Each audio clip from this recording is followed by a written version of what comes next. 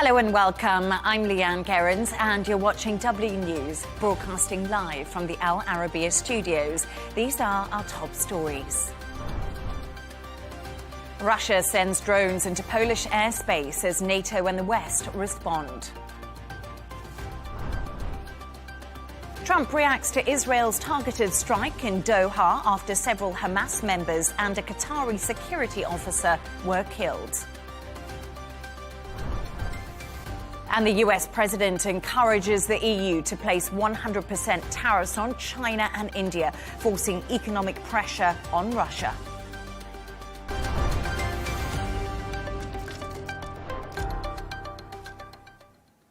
Now, Poland says that shot down 4 Russian drones, marking the first time strikes have entered NATO territory during the war with Ukraine. Ukraine's foreign minister claims Putin is attempting to test the West, whilst Poland's prime minister admits his country is at its closest open conflict since World War II. NATO Secretary General Mark Rutte condemned Moscow's actions and sent a warning to Vladimir Putin. Take a listen. The full assessment is ongoing. And to Putin, I mean, my message is clear. Stop the war in Ukraine.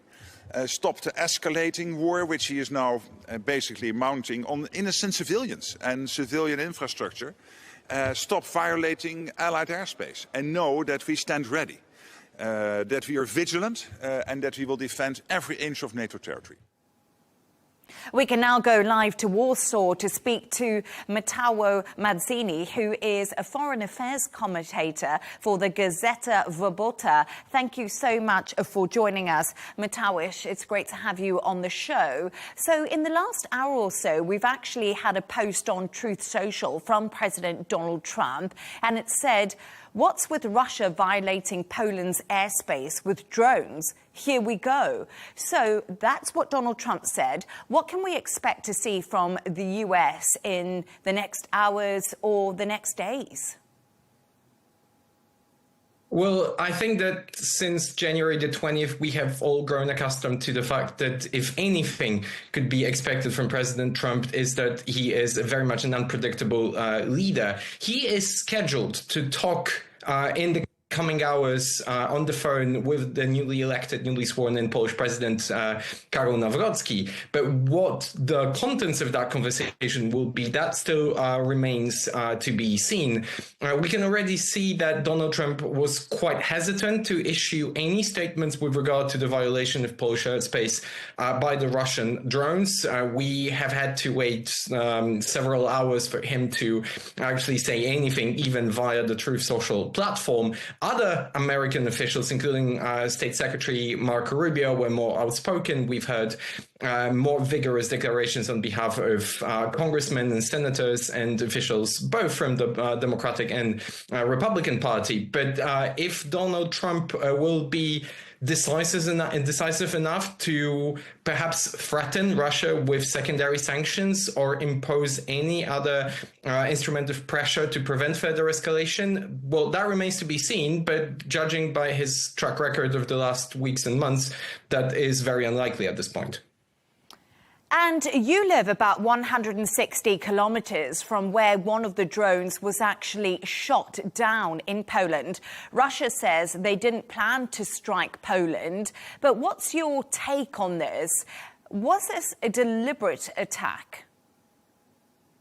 Well, if the Russian officials are actually admitting that these are Russian drones, quoting the Polish Foreign Minister Gad Saad, that's already an improvement, because Russia finally admits that it is waging war against democratic European countries. And when we're talking about 19 different drones, which is the case right now, I don't think it is even remotely possible for this to be a mistake or an accident. 1, 2, 3, perhaps even 7 drones. Maybe that would be a sign of Russian incompetence, but 19 is more than obviously a deliberate attack. And I think we need to remember that this will be very closely monitored over the next few days, because on September 12th, the Zapad military exercises are set to begin in Belarus, which is another country neighboring Poland, a client state, a satellite state of Russia, and the military exercises will involve 35,000 Russian and Belarusian troops. on Tuesday, as a precaution, the Polish government decided to shut down entirely its border with Belarus, fearing escalation and potential escalation through hybrid measures, especially refugee crisis and increased migration pressure. So this is definitely Russia trying to find out what the levels of preparedness are in Poland and other NATO member states, because we need to remember that this was a coordinated action on behalf of NATO with the participation of Dutch, Italian, and German forces as well. And Vladimir Putin is very well aware of what he's doing, because taking into consideration that he's waging a war in Ukraine, a war that's very costly, that he has so far failed to win for over 3.5 years, he still needs to show off and prove to the world, namely to Europe, that he commands a very mighty military power. And let's just talk about that a little bit more, because what you just basically said to me is Putin is testing NATO, and this is something that a lot of analysts are also saying. But Ukraine is Poland's next door neighbour.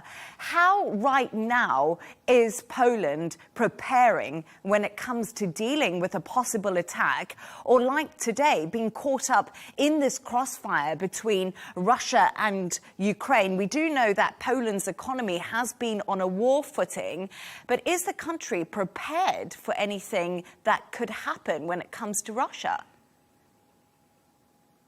I actually think, all due respect, that this is ill-suited to say that this was an incident of crossfire. This was a deliberate action on behalf of the Russian Federation to invade the Polish airspace and send drones on the Polish territory, 4 of which were shot down. So I'm more than certain that the officials in the Kremlin are perfectly aware of what they're doing. And coming back to your initial question, to what extent Poland or any other NATO member state, for that matter, is prepared for this kind of conflict, I think we need to remember that Russia has been waging hybrid war or using hybrid measures against Eastern NATO member states for over a decade, if not longer.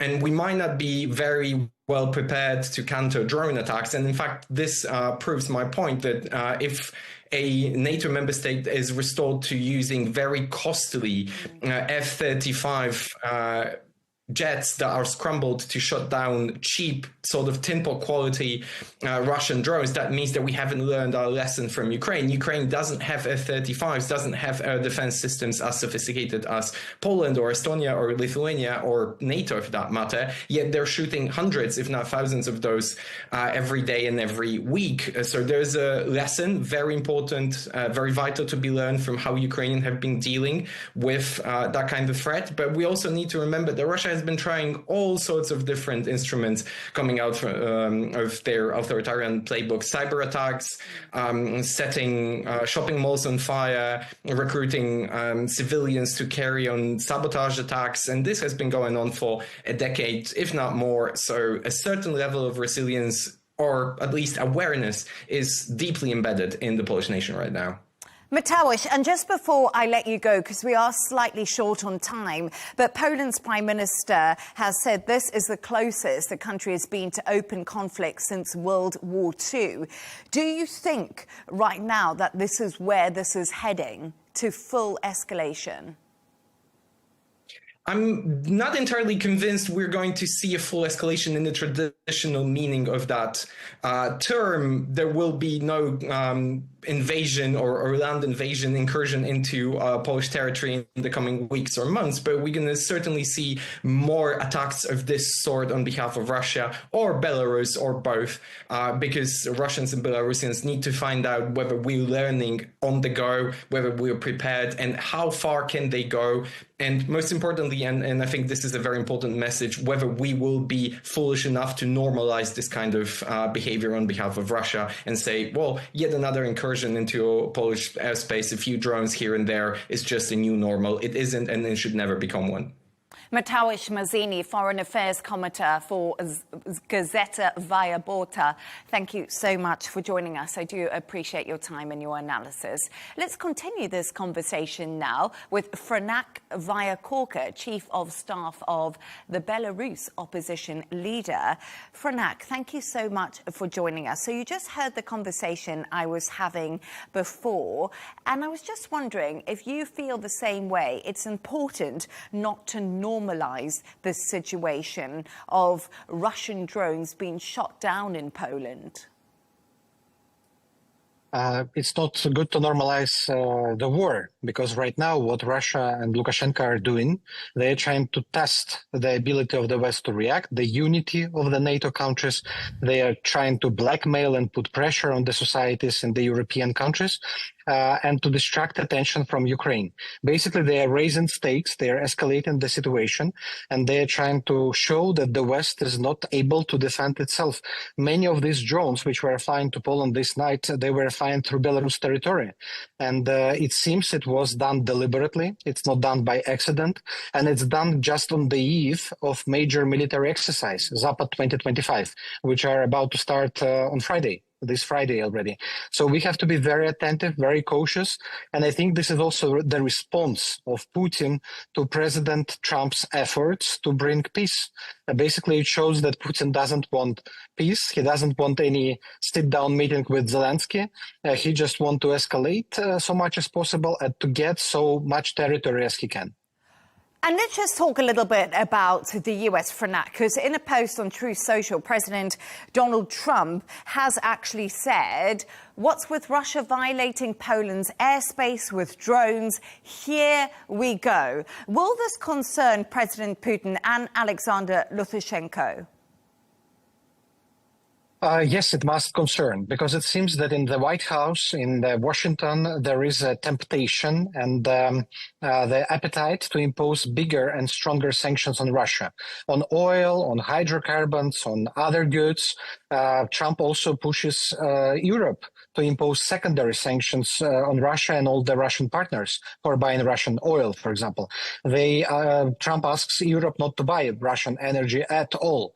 And of course, if Putin continues this way, will continue such attacks on Poland and other member states, Trump will get much firmer position, because last half a year, Trump was playing diplomat, but we realized that Trump can play hardball. Belarus claims the Russian drones that entered Poland had lost their track after the impact of electronic warfare. Was this an honest mistake by Russia, or is Belarus attempting to calm tensions in the region?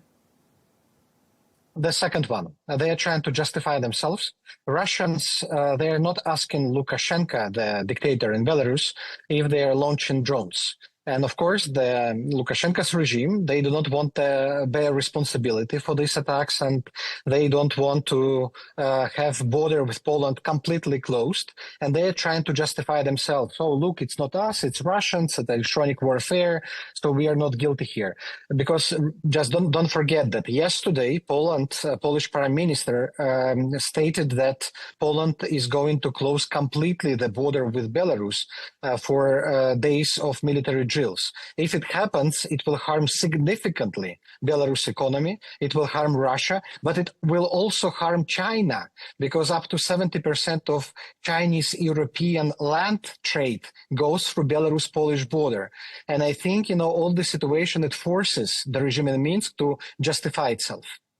So, Franek, do you think that Russia might have actually sent those drones into Poland because of this closing of the border with Belarus that Poland is doing? Do you think that that was something that provoked this reaction?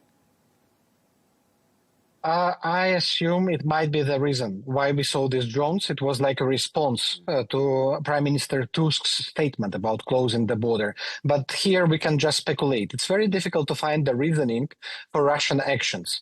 It's very difficult to explain Putin's activities and Putin's acts, what he does in Ukraine. So speculating, yes, it's possible. And Lithuanian military intelligence is reporting that over 30,000 troops from Belarus and Russia will be involved in these exercises that we were talking about a little bit earlier, and you mentioned to me. How concerned should neighbouring countries be about these exercises? Is it a big concern for Lithuania and the countries that do border Russia and Belarus? It's the biggest concentration of troops since 2022 when full-scale invasion has started. And don't forget, the invasion started with such exercises, which took place on Belarus territory, and then Russian troops finished exercise and they moved out, not directly to Russia, but through Ukraine. Mm-hmm. And Ukrainians, they started to defend themselves and they stopped this attack. And 30,000, it's not enough for opening new front. It's not enough for starting the war against Baltic states or Poland, but it's enough to create pressure. It's enough for provocations. We expect more drones flying over European and NATO countries next days. We expect more migrant attacks on the border with Poland, Lithuania, Latvia. So everything's possible. And also it's important to see not only what's happening during the exercise, but what's happening after exercise. How many of these troops, they will stay in Belarus on the border with Poland, Ukraine, and Lithuania. This is what matters the most. How many missiles will remain in Belarus? This is important. And also they promise the nuclear drills, the testing of the nuclear facilities. This is very dangerous for entire Europe. And just before I let you go, Franak, do you think Europe has done enough to support Ukraine?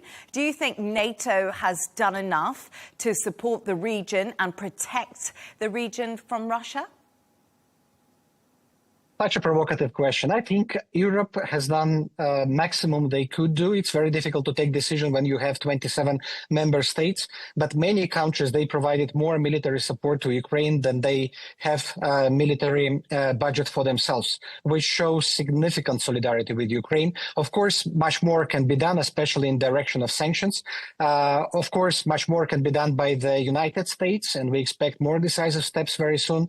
But Europe and the United States, but all the democratic countries, they must act together. Franak Vyakorka, Chief of Staff to the Belarus opposition leader, thank you so much for joining us and for your insights and analysis.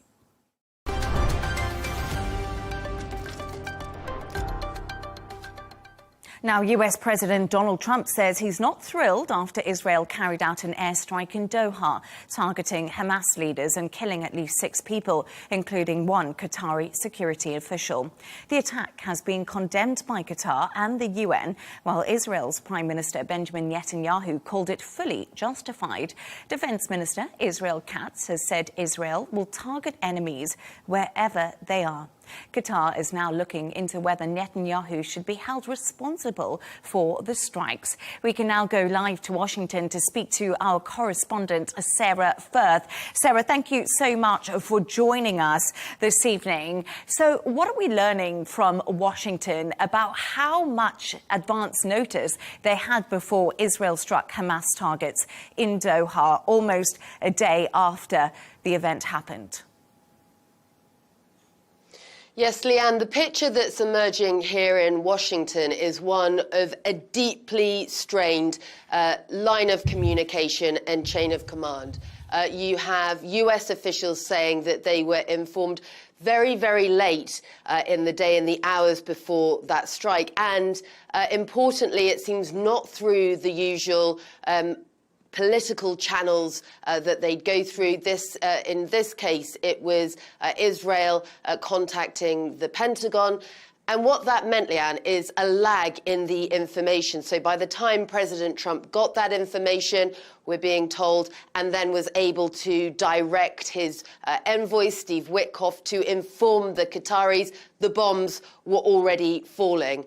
So that delay certainly raising questions here in Washington. We've seen both the president and the White House trying to distance themselves from that decision by Benjamin Netanyahu and Israel to carry out those strikes. President Trump putting out quite a lengthy Truth Social post in which he said that unilaterally bombing inside Qatar, a sovereign nation and close ally, was working very hard and bravely, he said, to broker peace in the Gaza conflict. It does not advance Israel or America's goals. So that's as far as he's gone in terms of a rebuke of Israel. But of course, it's not openly calling out Israel for those strikes. And I think that is a really good point, because the White House has called the attack unfortunate. But as you just said to me, Sarah, stop short of condemning it. But the other question is, what does it reveal about America's balancing act now between Israel and key Gulf allies like Qatar? Yes, it's a really delicate balancing act, Leigh Ann. I mean, you've got the language here, right, that's being used by the White House. They've called it very unfortunate. You also had President Trump in a walkabout in D.C. last night saying he was very unhappy with what happened. But that's the kind of diplomatic equivalent, if you like, of a furrowed brow. It is expressing clear displeasure with what happened, but not outright disapproval here. It's a very difficult situation that President Trump and the US now finds itself in. You know, on the one hand, they've got Qatar that's been a very close ally. They have been at the forefront, a pivotal role that they're playing, really, in trying to push forward the agenda for Trump's peace plan for Gaza, to get the hostages released, this latest plan that is on the table. They were in talks to get that moved forward. You've also got, of course, Qatar, home to the largest US airbase in the region. It is a key strategic ally for America. And then on the other hand, you've got President Trump trying not to break ties with Israel. We've seen that President Trump has advised his Secretary of State to finalize a defense cooperation pact with Qatar. Now, the question's going to be really, Qatar coming out and calling this 100% treacherous. Will those words from President Trump, that lengthy post he put out on social media, will that and this promise of the cooperation defense pact be enough to smooth things over diplomatically? You know, that peace deal that the US has put forward that Qatar were helping to broker, that looks in jeopardy right now. We are expecting to hear from President Trump a little later on today, and of course he will be facing questions over this balancing act and what potentially America does next in response to this. Yes, indeed. And just moving on to another story, looking forward slightly, President Trump is set to make an unprecedented second state visit to the UK. What do we know at this point about what might actually be on the agenda for that visit? Yes, it's unusual. You don't usually have United States presidents getting a second state visit. He'd already had his first, of course, and he had a private trip to Scotland just a short while ago. But we'd seen when the UK Prime Minister Keir Starmer was here, he hand-delivered that invitation from King Charles to Donald Trump. President Trump saying he was very, very honoured about it. He'll be meeting the monarch. It's the first time that he'll be meeting Charles since he did become monarch. So he'll be meeting the King and Queen in Windsor Castle. That's being used because there's refurbishments going on at Buckingham Palace. We don't have details of exactly what that three-day visit is going to look like yet, but it is clear that they're going to be talking about cooperation, transatlantic cooperation, and we know President Trump really likes to make use of this sort of political stage to show the strength of that relationship across the Atlantic. It's expected that on the trip you're going to have some pretty significant names in the world of tech. OpenAI's Sam Altman is expected to be on that trip, so possibly some tech deals will be being discussed as well. But with all the pomp and ceremony of that state visit, a second state visit for President Trump. Yes, indeed. The special relationship, as they like to call it, Sarah Firth in Washington. Thank you so much for joining us.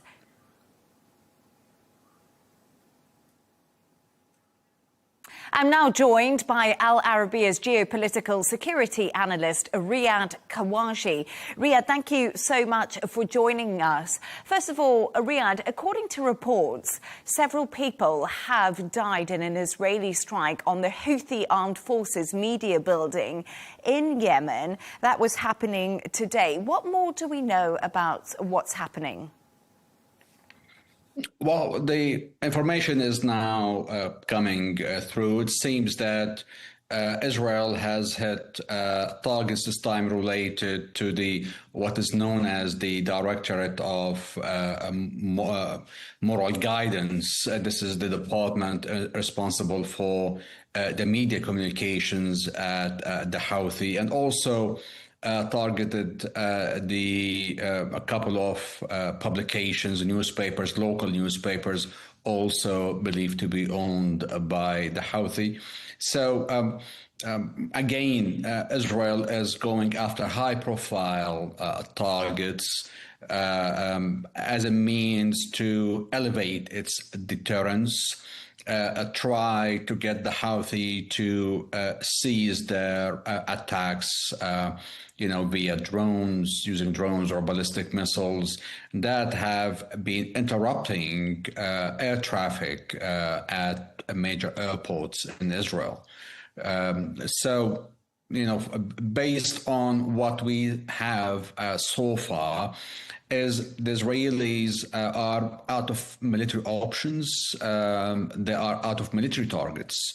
So now they're going after infrastructure and high-profile targets as well related to the political establishment, which I believe, as well as other experts do, it has a little of any impact on the decision-making of the Houthi leadership with respect to the continued firing of these ballistic missiles and drones.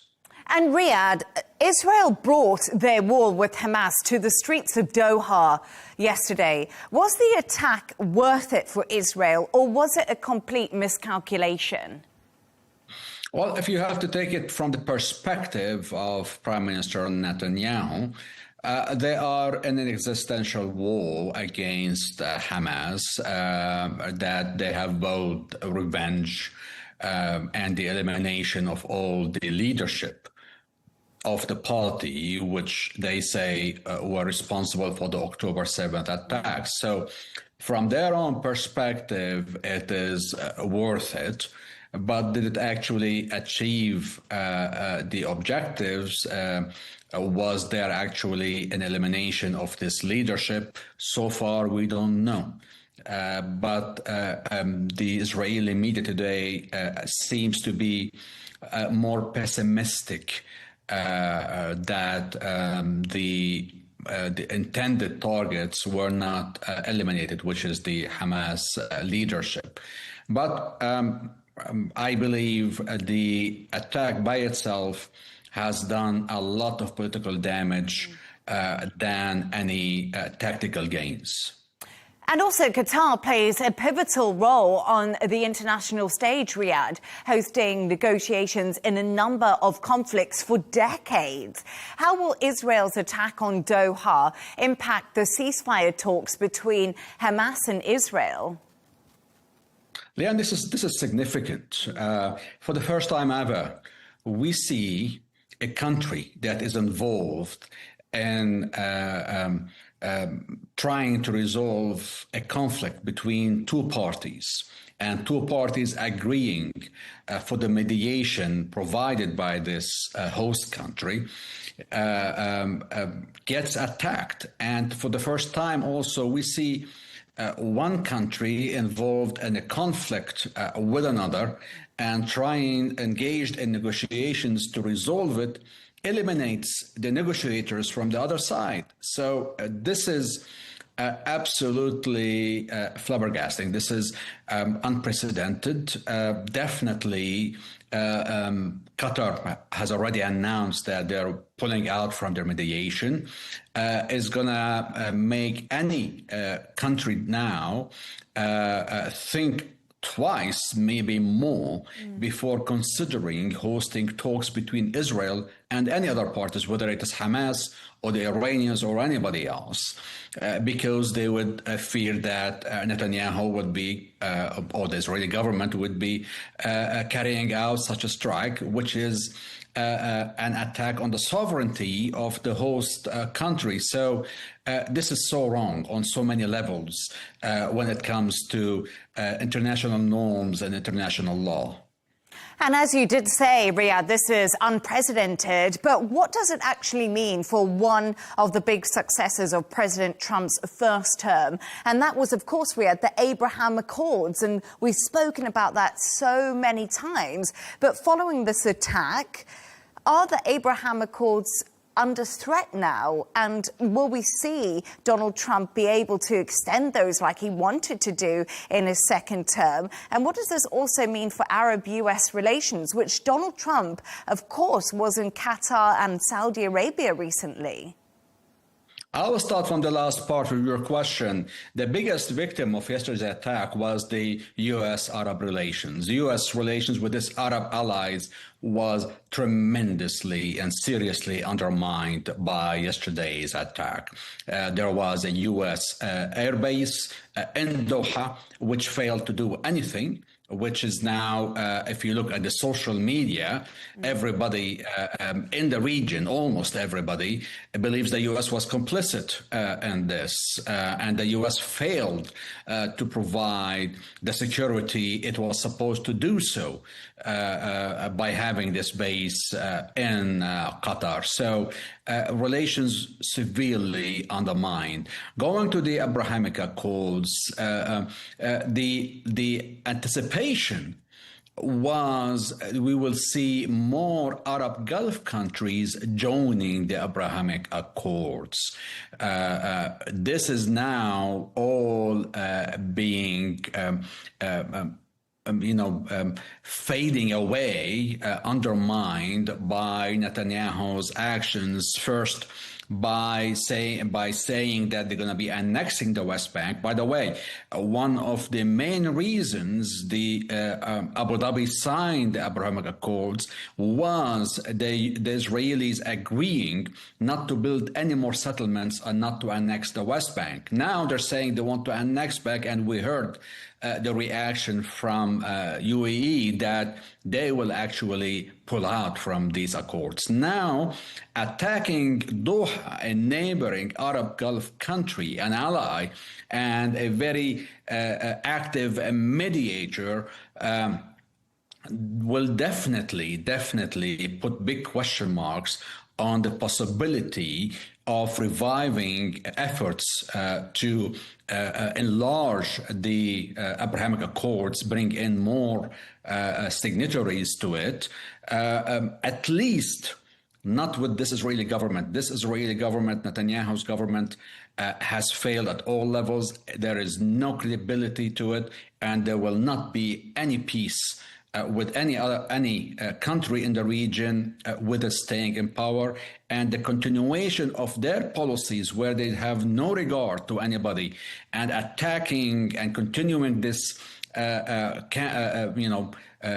continued military campaigns and widening to reach other places is now threatening the peace treaties Israel has signed with its Arab neighbors.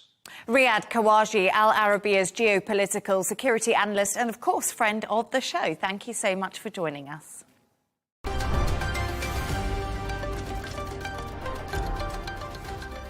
Let's take a look at some of the other stories making the headlines today. Protesters in France have kicked off block everything demonstrations, blocking highways and causing major traffic jams. Dozens have already been arrested, and officials say more unrest could follow. The movement has been compared to the Yellow Vest protest as anger over President Emmanuel Macron's leadership continues to build. And staying in France, as President Macron has appointed his close ally, Sébastien Lecornu, just one day after François Bayrou was forced out in a failed confidence vote. At the age of just 39, Lecornu becomes Macron's seventh prime minister, tasked with tackling France's massive debt and pushing through a budget despite fierce opposition. For the first time, more children around the world are obese than underweight, according to UNICEF. 1 in 10 children between the ages of 5 and 19, approximately 188 million, are now living with obesity as diets do shift towards ultra-processed foods. UNICEF is urging governments to step in and protect children's health from the food industry's influence. And Australian scientists have developed a chlamydia vaccine for koalas, aiming to curb a disease that kills up to half of wild populations. The single-dose shot can protect koalas from infections that cause blindness, infertility and death. Researchers hope it will cut wild koala deaths by at least 65%.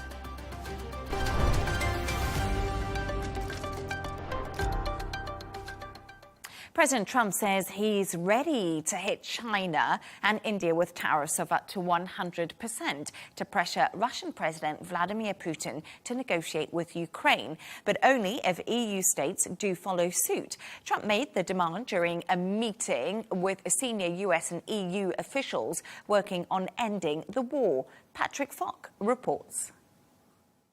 Well, as we know, China and India are major buyers of Russian oil, and that's seen essentially as what's keeping the Russian economy afloat. The request Trump made, which was first reported in the Financial Times, follows remarks made by the US Treasury Secretary Scott Bessent, who said Washington is prepared to ramp up pressure on Moscow, but that it needed stronger European backing. It comes also after Trump's deadline for Putin to hold talks with Ukrainian President Volodymyr Zelensky passed without any indication the Russian leader was genuinely interested in any sort of peace talks. But the messaging was somewhat confused by social media posts made later on the same day saying that the US and India were continuing negotiations to try and address trade barriers, and Trump expressed optimism the two sides could resolve their dispute. Washington has already doubled tariffs on Indian exports to 50% over its purchases of Russian oil. So it makes you wonder whether there's some sort of broader strategy on how Trump deals with New Delhi, or whether he might have been backtracking on potentially damaging comments. Prime Minister Narendra Modi, for his part, wrote on social media that he was confident about unlocking the limitless potential of the India-US partnership. The tariff proposal also contrasts with a softer tone Trump has taken with China. As we know, he is keen to secure a summit, in particular with President Xi Jinping. Beijing would likely retaliate, though, against any escalation, and any measures on China risked destabilizing China's supply of magnets, crucial for American manufacturing. Patrick Falk reporting there.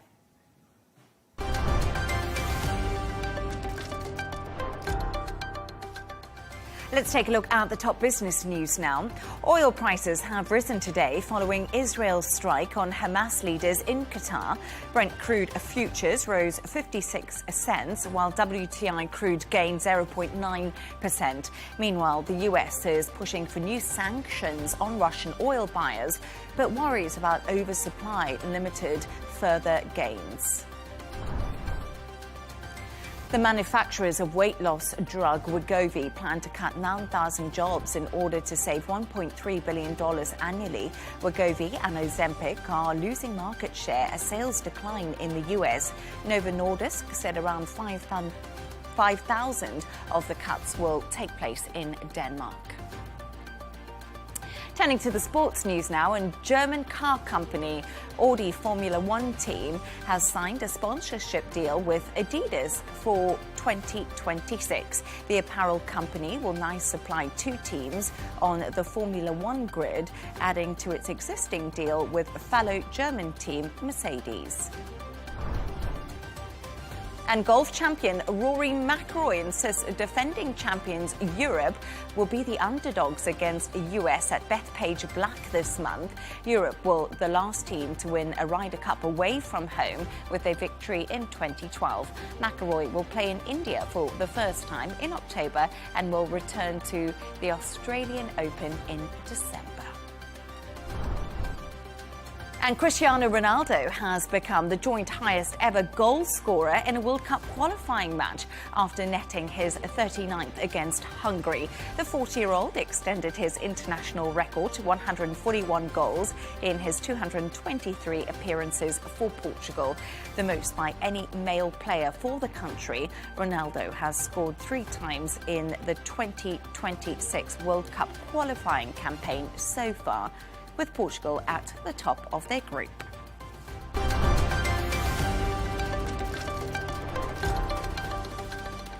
A reminder of our top stories. Russia sends drones into Polish airspace as NATO and the West respond. Trump reacts to Israel's targeted strike in Doha after several Hamas members and a Qatari security officer was killed. And the US president encourages the EU to place 100% tariffs on China and India, forcing economic pressure on Russia. And that's all from us on W News. Don't forget to subscribe to our YouTube channel and, of course, follow us on X. The Real Deal with Tom Burges Watson will be coming up next. Plus, of course, we'll be back in a couple of hours' time with W News Extra, including a very special interview with the former US ambassador to the United Nations, John Bolton. Goodbye and thank you.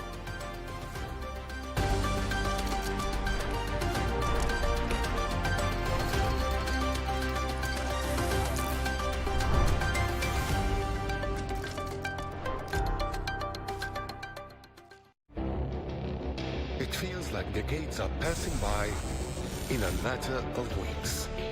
Seismic shifts in the world order. Never, ever will be part of America. With so much happening and then so much noise. Whether it's political upheaval, Canada has been ripping us off for years, economic shifts or social movements. And no one wins from tariffs. I think America can be more friendly to the rest of the world. The in-depth analysis and all the latest developments across the globe. To have an inclusive policy together. The meetings with Hamas gave me some hope. We're in another nuclear arms race. The most important development straight to your screen. Welcome to the dressing room. I'm on my own. I need backup. And an insightful look at the issues shaping our world today. It was not going to happen, that war, and it happened. Join us on Arabiya News, where the world talks.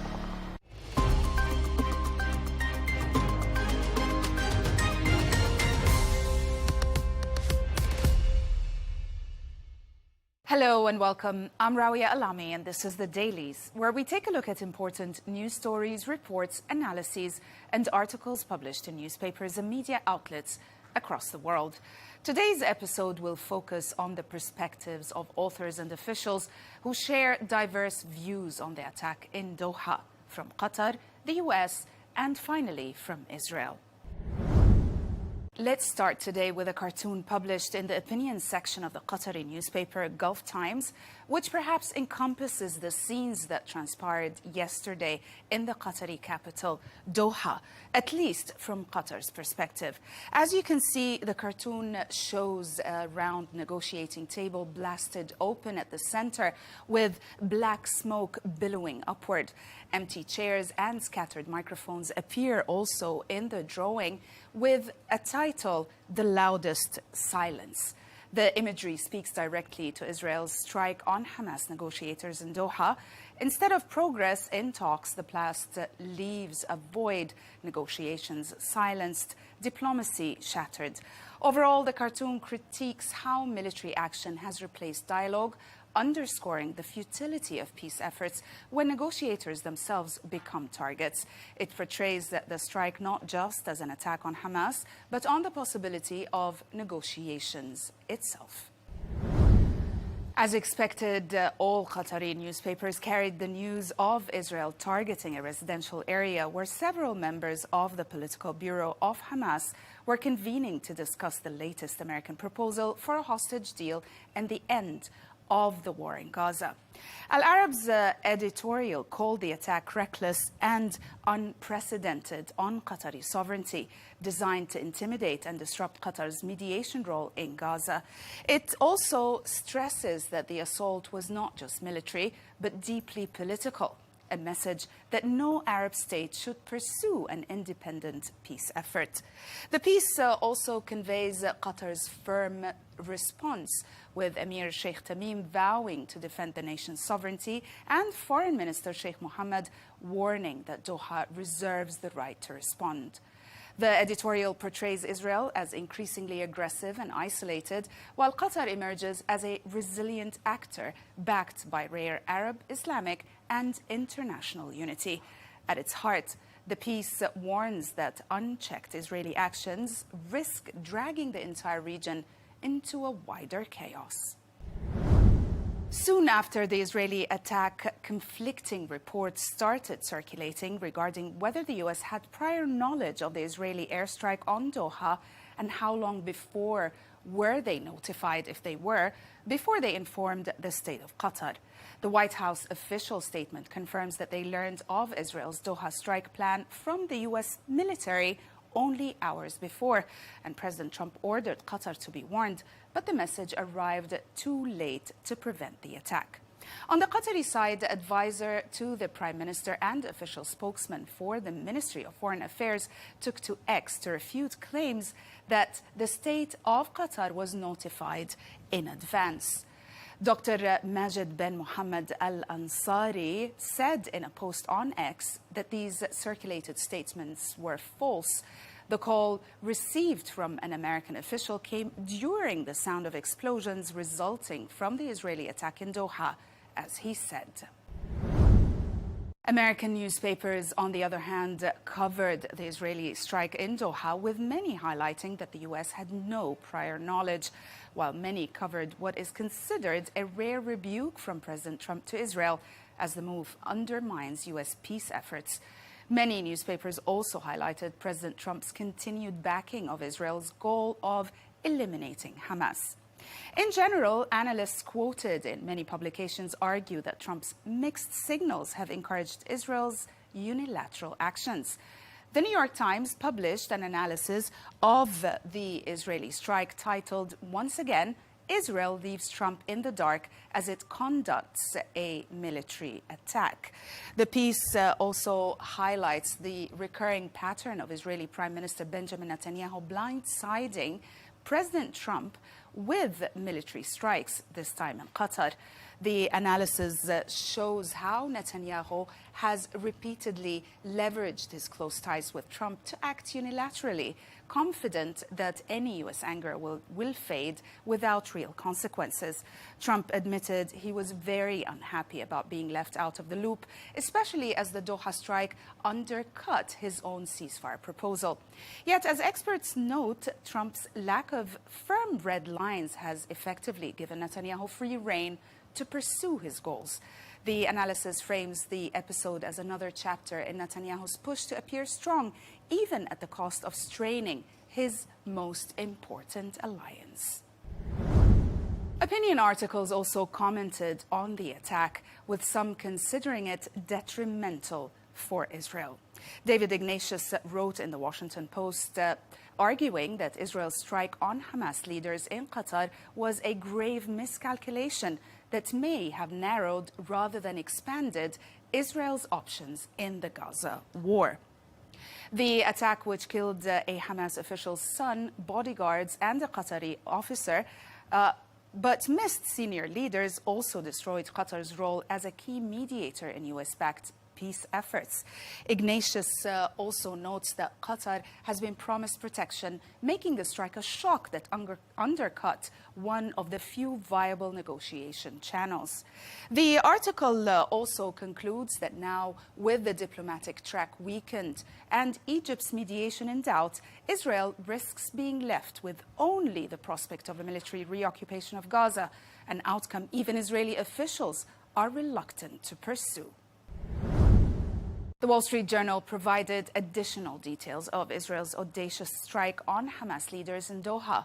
The report highlights how Israel had prepared for months, refining long-range tactics through operations in Yemen, Iran, and beyond to target Hamas figures abroad after killing most of its Gaza commanders. In the weeks leading up to the attack, Egyptian and Turkish officials privately warned Hamas to tighten security, signaling regional unease. The report highlights that despite these alerts, Hamas leaders gathered in Doha to discuss a U.S. ceasefire plan, giving Israel its opening. Deploying more than 10 jets with long-range missiles, Israel struck deep into Qatari territory, underscoring Netanyahu's willingness to ignore traditional red lines, even at the risk of diplomatic fallout with Washington.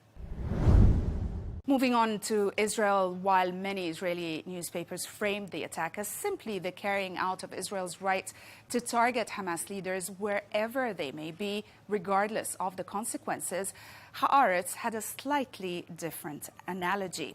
The left-wing Israeli newspaper, in its reporting of the Doha strikes, argues that Prime Minister Benjamin Netanyahu is using the Doha strike to shape his image as a leader who delivers victories. The report explains that Israel's attack on Hamas leaders in Qatar followed deadly assaults in Jerusalem and Gaza, but also reflects a strategy long discussed since October 7th. By pushing the operation now, Netanyahu hopes to show strength and determination, even if it complicates hostage talks or ceasefire efforts. The piece suggests his real goal is less about immediate military gain and more about creating a powerful image at home and abroad. For Netanyahu, the Doha strike is not only about defeating Hamas, it's about providing himself as, or proving himself rather, as Israel's victorious leader. On the other hand, Yediot Ahronot claims in one of its reports that the objective of the strike is to shatter diplomatic roadblocks and reclaim leverage in hostage talks, highlighting no sanctuary for terror groups' leaders. The report reveals how Israel's strike on Hamas leaders in Doha was as much about politics as it was about security. The attack, ordered by Prime Minister Benjamin Netanyahu and Defense Minister Israel Katz, followed deadly assaults in Jerusalem and Gaza. Officials explained that Hamas's overseas leadership had become an obstacle to a US-backed ceasefire deal, blocking progress on hostage negotiations. The piece highlights that by hitting Doha, Israel signaled that Hamas leaders would find no safe haven, even in Qatar. But the move also carried risks, as the report explains. Talks were suspended, Qatar accused Israel of undermining peace, and Hamas denounced the strike as a violation of sovereignty. Ultimately, the piece frames Netanyahu's action as a calculated show of strength to reclaim leverage and project victory. That's it for today. Thanks for watching.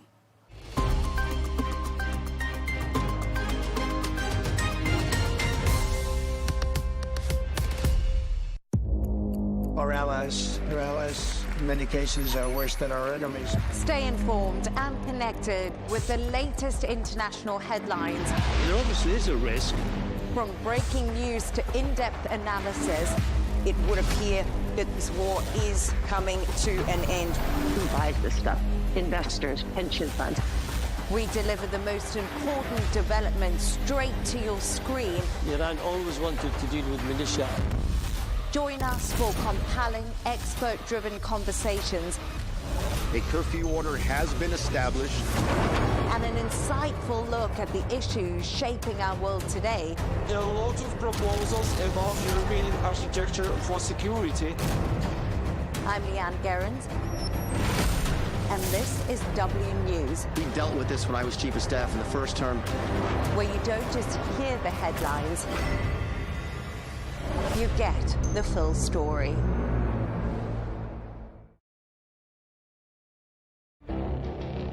It feels like decades are passing by in a matter of weeks. Seismic shifts in the world order. Never, ever will be part of America. With so much happening and so much noise. Whether it's political upheaval, Canada has been ripping us off for years. economic shifts, or social movements, And no one wins from tariffs. I think America can be more friendly to the rest of the world. For in-depth analysis and all the latest developments across the globe. To have an inclusive policy together. The meetings with Hamas gave me some hope. We're in another nuclear arms race. the most important developments straight to your screen. Welcome to the dressing room. I'm on my own. I need backup. And an insightful look at the issues shaping our world today. It was not going to happen, that war, and it happened. Join us on Arabiya News, where the world talks.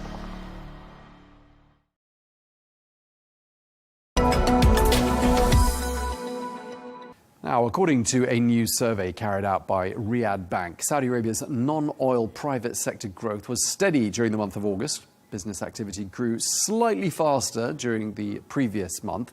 The seasonally adjusted Riyadh Bank Saudi Arabia Purchasing Managers Index rose to 56.4 in August, well above the 50 mark, indicating growth, which has been driven by multiple factors, amongst them further gains in employment.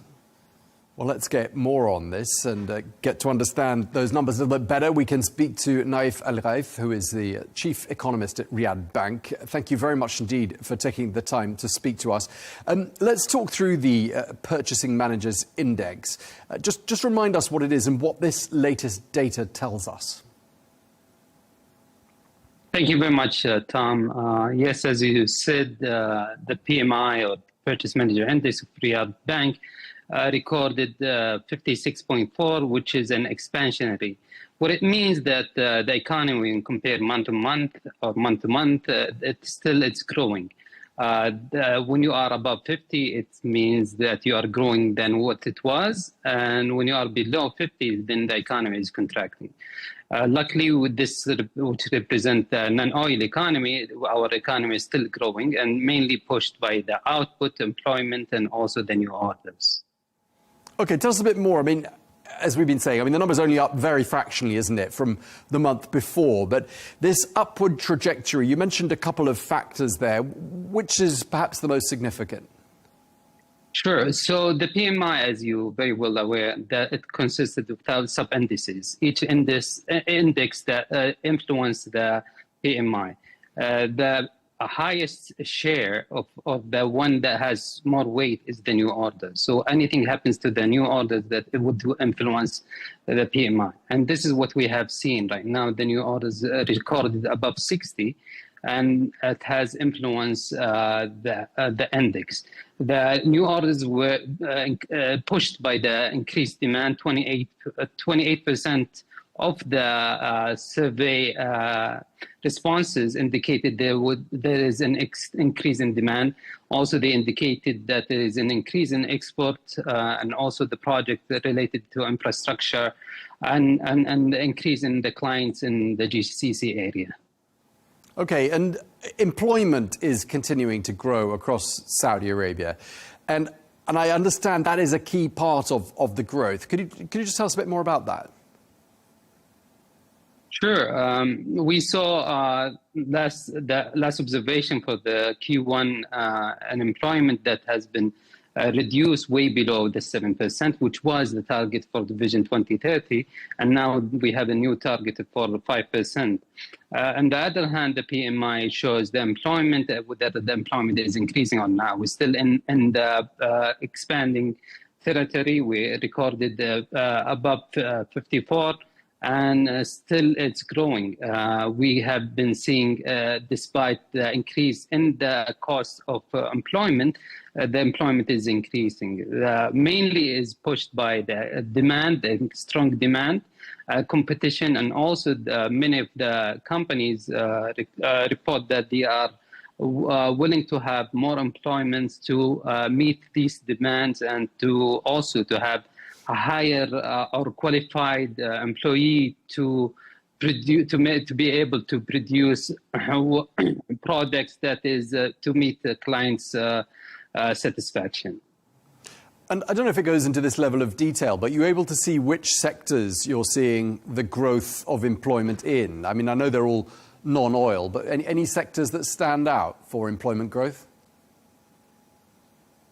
Sure. We don't have so many sectors, but some of the clients, they indicate which they have seen the growth.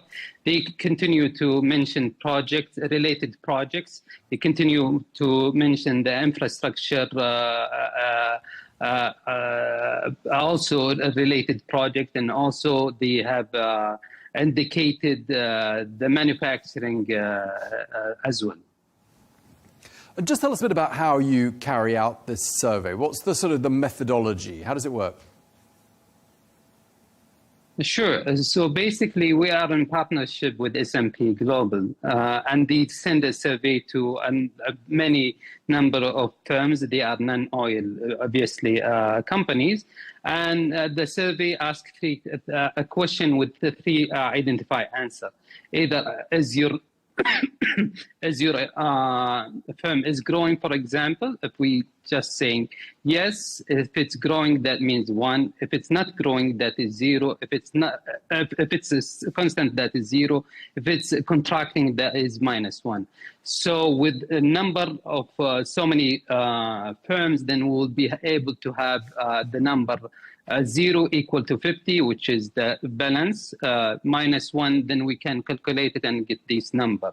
So whenever you have a number above 50, which means 0, then the economy or the firms or the sample we are having, it is growing. And therefore, it reflects in the PMI. The good things, if you see the PMI trend, always moves with the non-oil, and the PMI is ahead of the non-oil GDP, and always PMI is ahead of the GDP. GDP calculation is more complicated.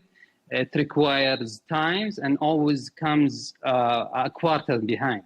So the good thing, we have observation 3 months ahead of the GDP, and we'll be able to paint a picture of what's going to be the expected reading.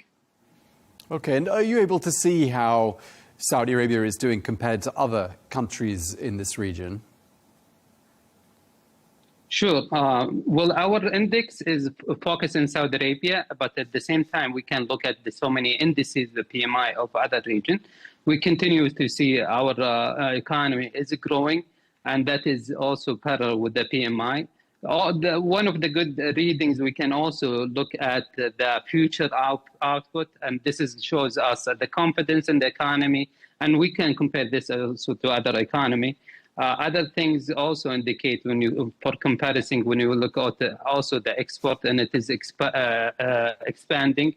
And many of the survey participants also, they indicate about how they are doing with their clients from the region. And this will give us also a good comparison with the neighboring country.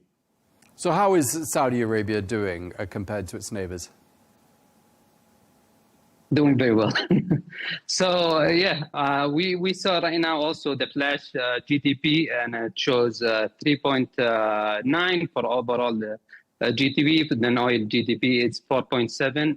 This is above the expectation of the IMF. The IMF is expecting 4.5 for this year. I expect we will record above the 4.5, from 5 to 4.5. Q1, we have recorded 4.9, so the trajectory of the non-oil economy is quite impressive. Okay, and just lastly, when it comes to overall business confidence? What are you seeing when you look at the numbers and you look at the survey results? As we said before, it's positive. The business sentiment is still indicating in the positive trajectory. We continue to see the confidence, and also one of the sub-indices is the future output, and the future output also right now is recording it's way better than the previous month. This also reflected by the increase in demand. Businesses also indicated some of the challenges they have faced. They have also indicated the increase in purchase costs or the input costs.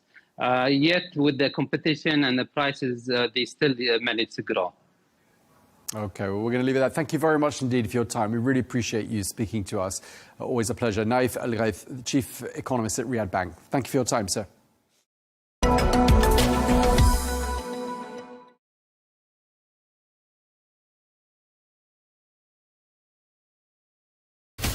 From the White House to Gaza, Kiev to Beijing, elections, economics and the environment compete with conflicts and other complex issues for our attention. In an age of fake news, deep fake and artificial intelligence, they've got to have a vote and a say. It's important to look beyond the loudest voice to understand the truth. From newsmakers to groundbreakers, my campaign is going very well. Presidents, prime ministers, princes and peacemakers, and cultural tastemakers. As Arabs, as Middle Eastern, we're too emotional. Join me on the Riz Khan Show for empowering conversation.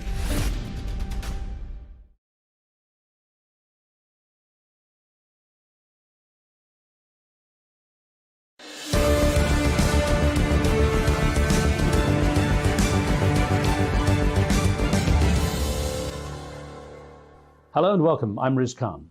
There are hopes that there will be progress in the conflict between Russia and Ukraine following the meeting in Alaska between the US President Donald Trump and the Russian President Vladimir Putin. There are talks that maybe bilateral and trilateral meetings will follow, but then there are also those who believe there will be no progress, largely because of Vladimir Putin's intractable position when it comes to Ukraine. One of those is the former UK Defence Secretary, Liam Fox. He joins me now to explain why he has that position. So, Liam, thank you for making the time. It's good to have a chance to chat with you, sir. First of all, we're seeing a lot of media reports now that there seems to be some progress when it comes to the Russia-Ukraine situation following the meeting in Alaska and the following talks. What's your opinion on that? There's a lot of rhetoric. There's a lot of staging. Are we seeing real progress? We don't know yet.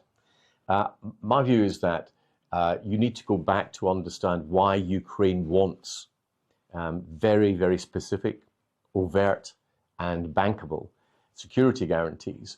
Remember back in 1994, Ukraine gave away the nuclear weapons that they had inherited from the breakup of the Soviet Union. And they did so on the basis that they had a security guarantee from the United States, from Britain, from France, but mostly from Russia, that their sovereignty and their borders would be respected. That guarantee was worth zero because Putin decided he wanted Crimea and he just took it. Now, if you were the Ukrainians and you are wanting to end the war, you will want to do so knowing that you have a much better guarantee of your security than came with that agreement, the Budapest Memorandum. So I entirely understand why the Ukrainians are where they are. And until they get those very bankable guarantees, I don't think we can move much forward. Those who play devil's advocate say that Russia was also guaranteed that NATO would never move 1 inch eastward, and that this was kind of also breached in terms of honouring an agreement. What's your view on that perspective? Well, Ukraine's not a member of NATO. The only countries that have joined NATO are Sweden and Finland recently, and that was in response to Russia's aggression in Ukraine. Free nations can choose what they want to do in terms of their defense, their foreign policy. They cannot be dictated to by Moscow, by a tyrant like Putin. Again, to play devil's advocate, if there was something, a similar parallel with Russia putting weapons on any kind of territory it has near the USA. How would the reaction be there? Well, Russia has weapons pointed at London, at Washington, at LA, at the other parts of Europe. It has troops along the borders with the Baltic states. So we don't need to be lectured by Russia about the threats to their neighbors. It's Russia that invaded Georgia in 2008. It's Russia that annexed Crimea in 2014. It's Russia that invaded Ukraine in 2022. So before people want to play devil's advocate, they better work out who the devil is in that particular equation. So hugely disappointing and sadly predictable is how you described the outcome of the Putin-Trump Alaska talks. Why was that? Well, I think Putin's playing for time. Number one, let me be very clear. Putin can't be trusted. His word is worth nothing. Here is a man who is a violent despot who will kill and has killed his political opponents inside Russia, who's killed his opponents outside Russia, including in the United Kingdom. He's playing for time. He's hoping that he can make advances on the battlefield before the United States or Europe apply further sanctions that will damage the Russian economy. And the Russian economy has changed a lot since 2022, since the Ukrainian invasion. Putin's turned his country into a war economy. 45% of his GDP is now taken up by the war in Ukraine or the defense and arms industries. He has a banking system that's barely functioning. He's got a bank base rate of 21% with an inflation rate of 11%, unsustainable if you were in any other part of the world. He's got a labor shortage, a chronic labor shortage, and is utterly dependent on technology to keep his economy moving. Now, these are big problems which will get worse. And in my view, we should make them worse in order to destroy Putin's ability to wage war in the future. I know your perspective is also to let the Russian oligarchs and those who've been sanctioned from shifting large sums of money out to actually have that opportunity, because it would actually have an impact on Russia's economy that would help to destabilize it, in your opinion, correct? Well, Russia has been able to maintain its war effort because its banking system has continued, because money has not been allowed to flow out of the system.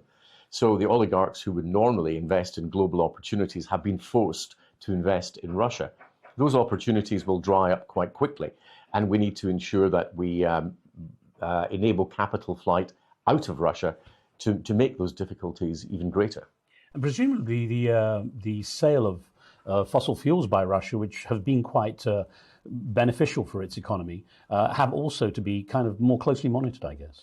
Well, you've seen the tension between the United States under the Trump administration and countries like India, where they are trying to apply pressure to India to stop buying Russian oil. If you're going to make that happen, I think you have to increase the flow of oil from elsewhere, whether that's the United States itself or out of OPEC. You need to ensure that countries that are going to help you in terms of security are not going to be disadvantaged in terms of the ability to fuel, literally, their own economies. So following Alaska, a bunch of European leaders, including the UK Prime Minister, went to the White House to speak with Donald Trump. And then, of course, the media started to talk a lot about the bilateral, possibly trilateral meeting with Putin, Zelensky and Trump afterwards. Do you see any value in the idea that this bilateral meeting might actually happen between Putin and Zelensky? Well, all the focus has been on the optics and the rhetoric rather than the substance. And that's where we really need to make progress. We need to make progress on, are we going to get security guarantees for Ukraine? Are we going to ensure that Ukrainian territory is not going to be sacrificed in all of this? When these big issues are sorted out, then you can work out who is going to talk to whom and where it's going to be. I mean, yesterday we had all this stuff about, will it be in Geneva? Will it be Istanbul? You have to have something to talk about first. So let's focus on the substance and let's have a little bit less focus on some of the lesser important parts. Ironically, Budapest was mentioned, which you mentioned earlier as the 94 site of the memorandum. So it would be an ironic venue if they chose that. Yes, it would be ironic, but there would be some who would think it was inappropriate, given that it was that memorandum in Budapest that was so badly betrayed by Russia. There have been reports that Europe would impose more sanctions on Russia if Vladimir Putin does decide to reject any bilateral or trilateral meetings. What impact could those sanctions have? Well, the biggest area where Europe could be effective would be in seizing Russian assets. Now, the Russian assets of about 300 billion have been frozen in Europe, and the interest on those has been used to help Ukraine. But if you really wanted to make a difference, you actually seize the assets and give them to Ukraine. 300 billion to Ukraine is more than we've actually spent in total between the United States and Europe so far in assisting them. And there is the question of reparations. Russia committed an act of aggression in breach of international law. They are required to make reparations for that. The chances of Putin actually parting with money and giving it to Ukraine, I would rate as absolutely zero. So what other mechanisms do we have? We've got those assets that were moved largely from America to Europe after 2014-15. Those could be used to help the Ukrainians arm themselves, protect themselves, defend their sovereignty, their people, their democracy, and also to rebuild the shattered parts of their country that have been destroyed by Putin's aggression. Well, Sir Liam, you've been very clear for many years now that you have zero trust in Vladimir Putin. If that's the case, if Vladimir Putin is such a risk, what real option is there to find a solution?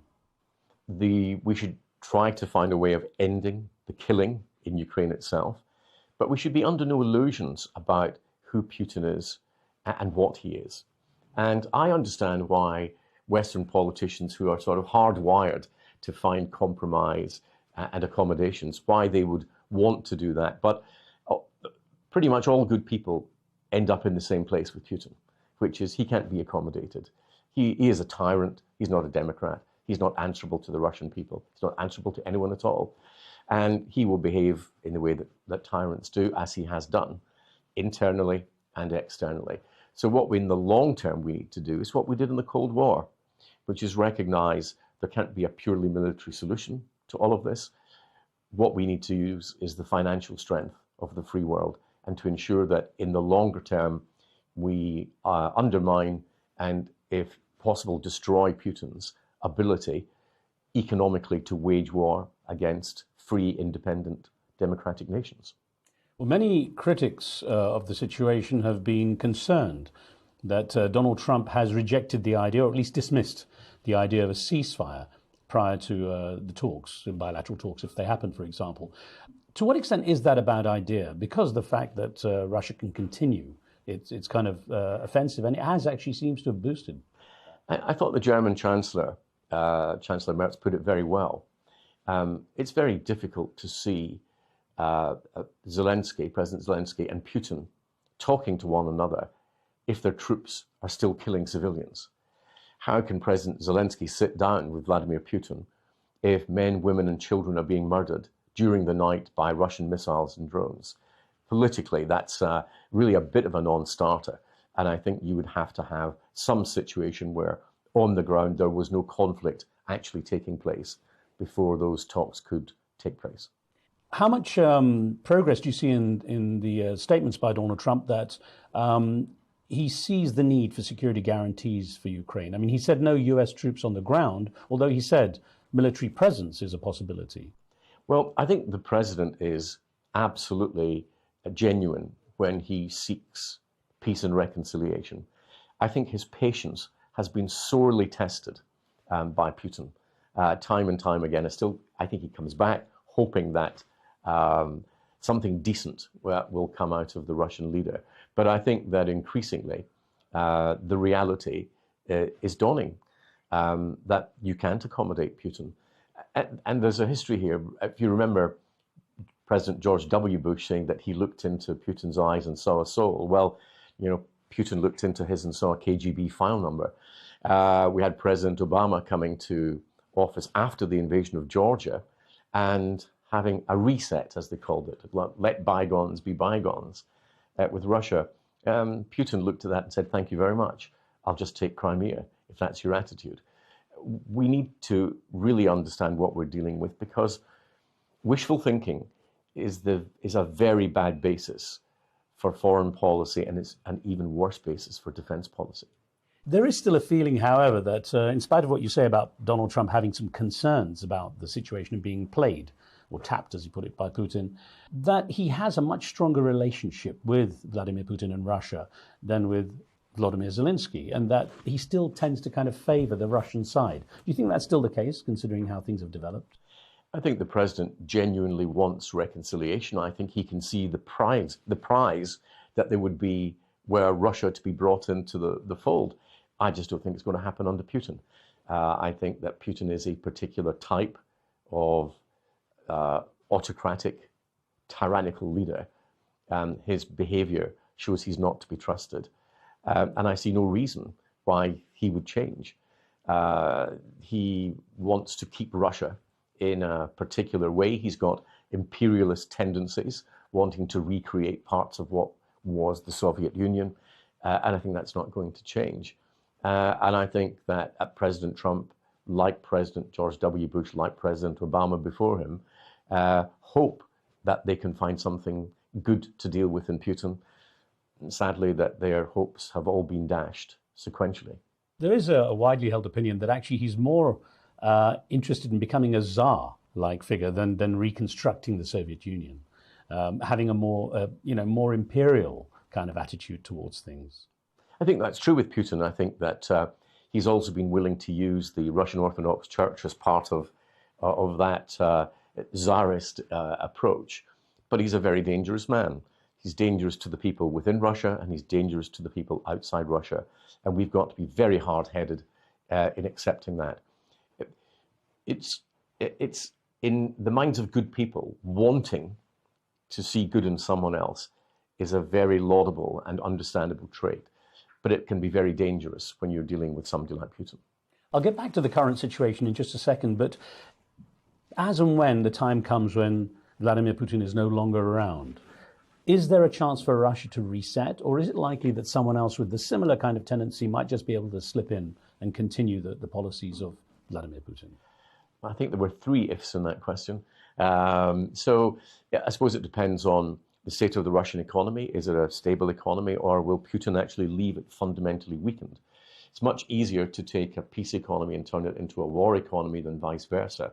So there are big problems ahead for the Russian economy. How Putin will manage that, we don't know. Who's coming behind Putin? Difficult to say. Most of his potential successors have left under, let's say, less than clear circumstances. The Russian people, do they have a yearning for democracy? They have a yearning, I think, to control their own future and to live in a country where they are much more able to determine what happens to their families, their communities, and their nation than they have today. But impossible really to know. Russia doesn't really have a strong historical experience in democracy, really at any point.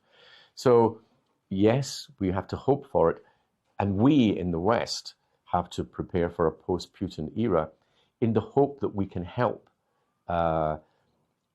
encourage change, but in a way much better than we did last time after the fall of the Soviet Union. There's a bit of a paradox in the fact that the Russian people did taste the fruits of a more kind of market economy, capitalistic society after the fall of the Soviet Union. And yet the statistics show that so many Russians seem to be behind Vladimir Putin's actions. Perhaps it's a patriotic or jingoistic attitude, but there is that strange paradox. Well, I think it's probably more likely to be the fact that there are no independent polls in Russia, and all the polls that we have are controlled by the Russian government. That will tend to produce the results that the Russian government want. But leaving that aside, so we don't actually know what the Russian people think. But if we are going to see reform in Russia, it has to be in a way that has tangible benefits on the street, and not just for the oligarchs and not just for the politicians, which is what we saw last time. And that needs to be better thought through. Considering your perspective on President Putin, do you see any value in him actually recently now agreeing that there should be security guarantees, that perhaps there could be some kind of monitoring system if there was a peace deal?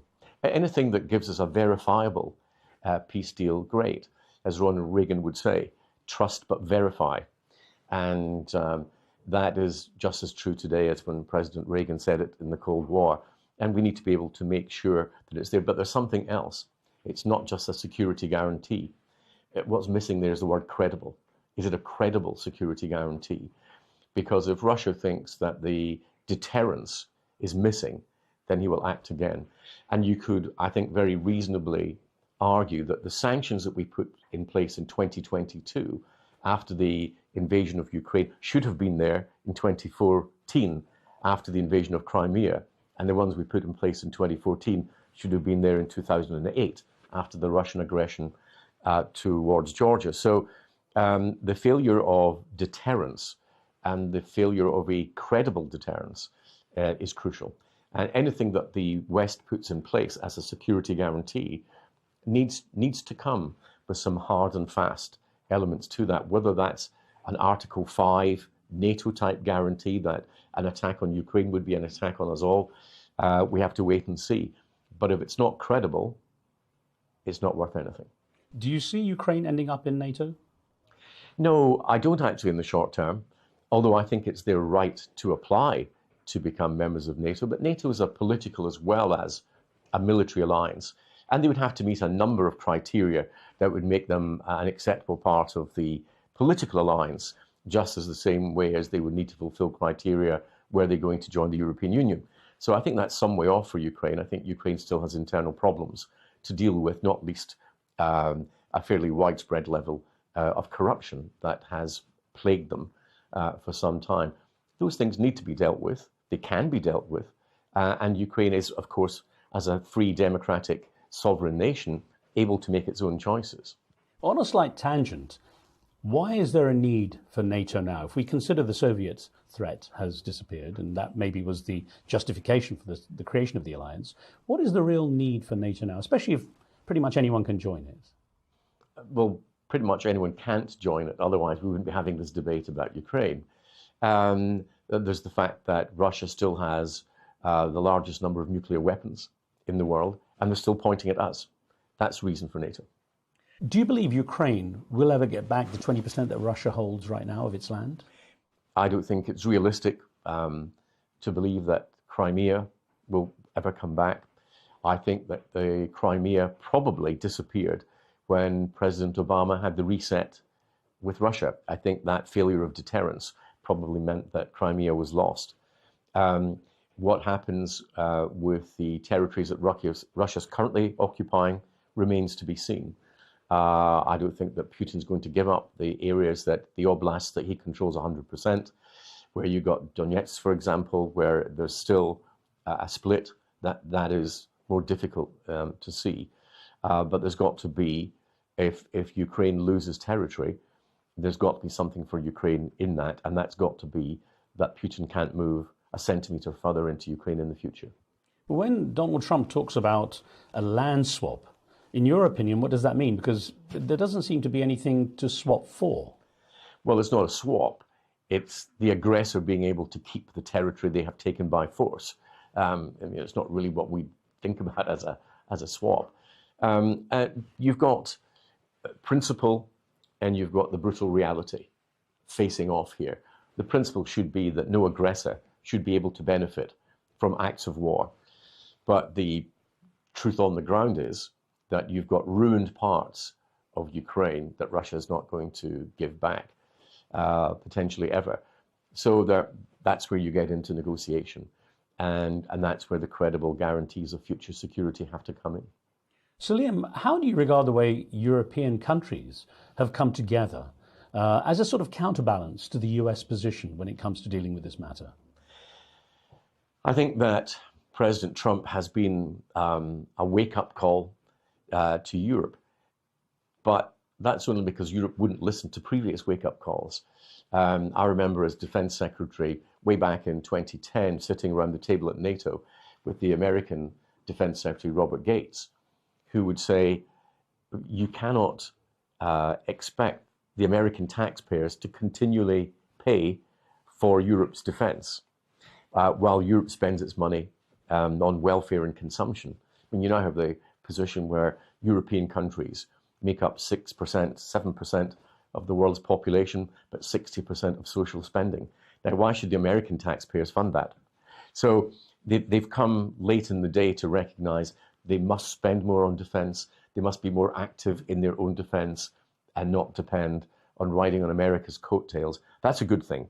That's a good wake-up call. And I think that they actually have responded quite well. And I think that British Prime Ministers, Boris Johnson, Rishi Sunak, and our current Prime Minister have all actually honourably filled the roles of good European leaders when it comes to understanding their responsibilities to the defence and security of the wider continent. To what degree do you believe that Europe's unity in this matter, perhaps, as we've just discussed, is a result of American pressure rather than internal European fears that Russia has been proactive in the sense of a grey warfare in its tactics with Europe? I think it's both. And I think that it depends where in Europe you are. If you are sharing a border with Russia, your view of your security post-Ukraine has very much diminished. So if you're in the Nordic states, the Baltic states, Poland, Romania, Hungary, and you're sitting looking right across the border at the country that has just by force taken part of Ukraine, killed tens of thousands of its armed forces, and killed and maimed civilians for no clear purpose, I think that you're probably a lot less sanguine about security than if you live in Western Europe. But considering Russia's taken quite a toll in this conflict as well, it hasn't been the kind of few weeks affair that people thought it would be going into Ukraine, as Russia seemed to be so dominant. Does Europe really have that level of fear, grey warfare apart? Does it really have a fear that Russia could stretch itself out so far to try and destabilize or be involved in taking over other countries? So what's the difference? The difference is that in Europe, we care about our armed forces. We would care about the human cost and the financial cost of a conflict like that.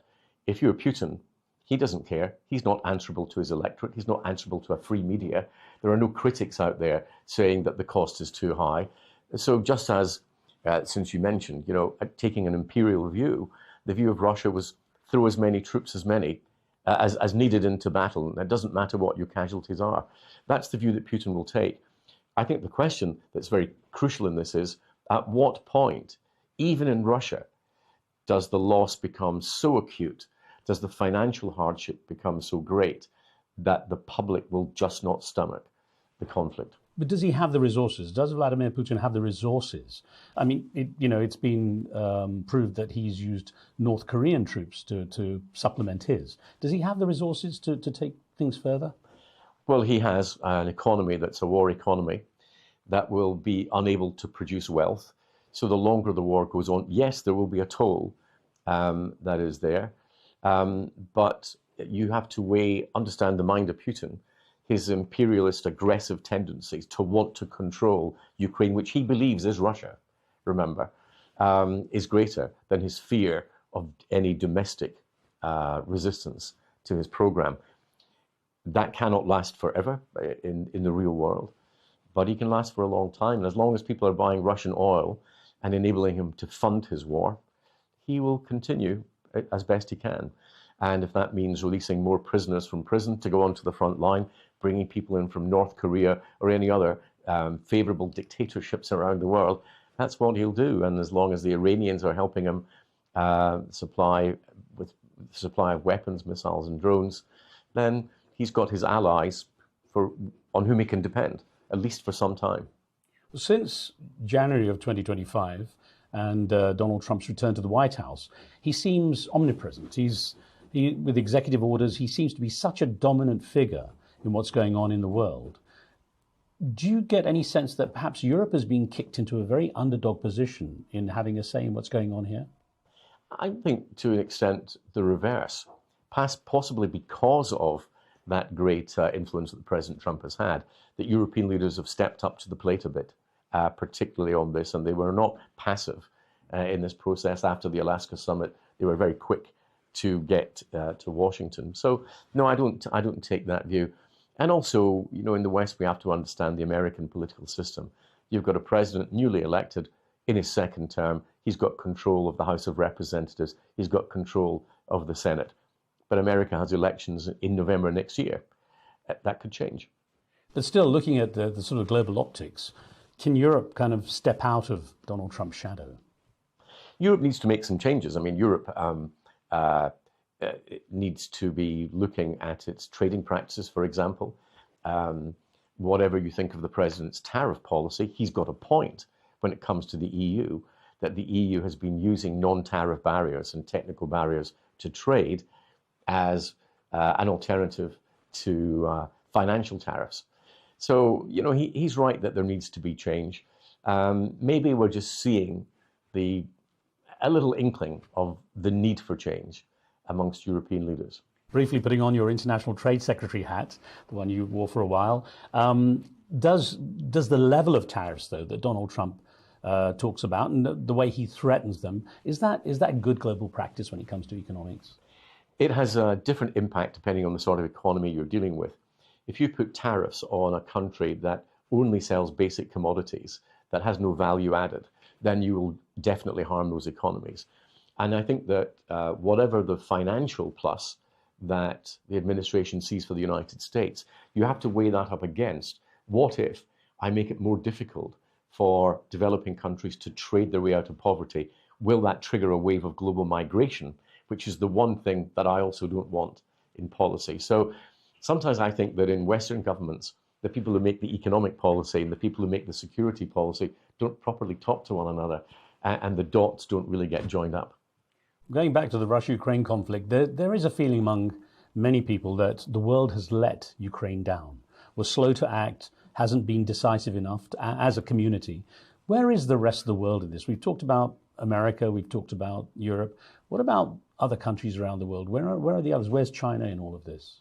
Well, China, I don't think is particularly bothered that the West and Russia are daggers drawn. That's not in the disinterest, if you want to put it that way, of China. Others are much less concerned. They see that as a European issue. I think that Ukraine was let down when we did not deter Russian aggression. And if I was to put my finger on it, I think that the reset under the Obama presidency with Putin was the ultimate failure of Western deterrence, and I think much has flowed from that. But is there also a tendency at a global level for countries to become introspective now? The US, of course, seems to be so much more introspective under Donald Trump, of course, his Make America Great Again policy. Is that what's happening? Are we deglobalizing? Well, I think at the political level, there is a tendency for countries to become much more introspective, to become, if not isolationist, at least more nationalist. And yet, at the same time, in the real global economy, we have had such a level of integration of supply chains that the idea of pulling those apart would cause so much disruption as to be not worth any economic gain that might come. And so again, you've got the world of politics and the world of business not necessarily being in the same place. I'm with the world of business. I think ultimately it's those interests that will be longer lasting, and they will be to the benefit, particularly of those parts of the world who don't yet share in the good luck of the wealthiest. Well, that's almost the perfect segue, talking about your role in business, to discuss your role as the chairman of the Abraham Accords from the UK perspective. Tell me about the work that's being done, because you're now planning to launch a fund as well. So we have something called the Abraham Accords Prosperity Group. It basically has 4 pillars. The Abraham Accord Prosperity Fund, which is an investment fund that we plan to launch in the near future. A project called REACH, run by the NAS group of companies, talking directly to young people in English and Arabic in the region to say, you should have opportunity. We will give you the chances to grasp that opportunity, but to talk to them in a language that is much more familiar and through social media. We also have a think tank network, including Trends in the UAE, including the Amadeus Institute in Morocco. And we have, fourthly, our advisory council, the great and the good, helping to guide us and promote us. And we're building those. And we're doing that because if you want to effect change, it can't be done just by a financial instrument. You've got to create an ecosystem which is sustainable. I've agreed to chair this grouping for 10 years. My wife thinks I'm mad, and maybe she's right. She usually is. But we need to show commitment, long-term commitment. Part of the problem is that the initiatives that we have had are very top-down. Where is the benefit on the Arab street, for example, of these initiatives? Unless young people can see that there will be something different for them, that they will get dignity and hope and opportunity from this, it is otherwise is meaningless.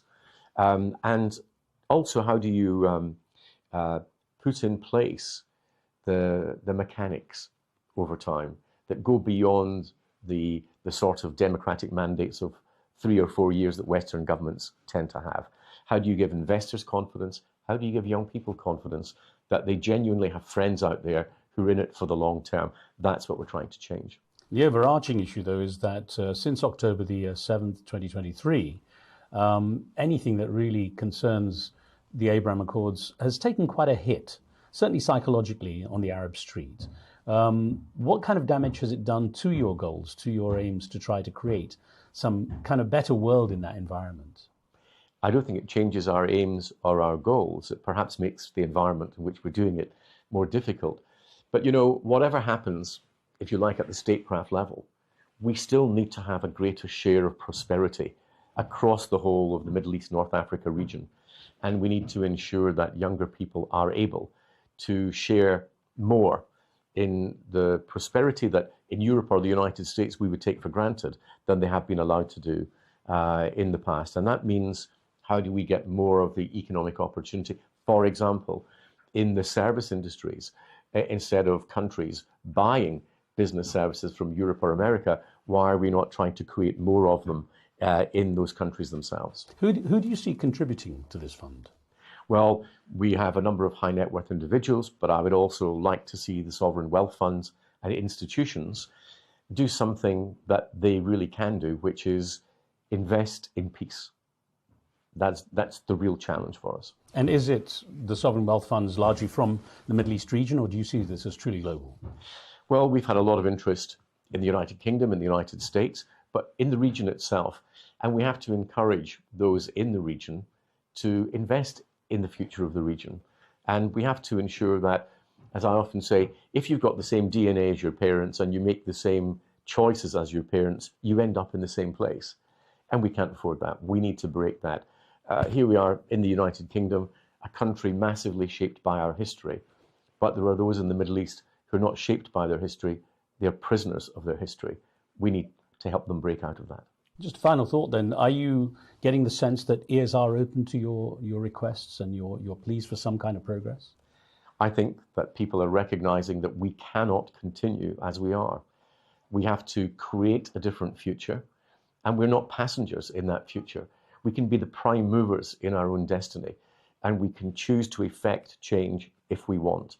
And people will say, well, this is a terrible time to be launching a project like that. Well, is there a good time to launch a project like that?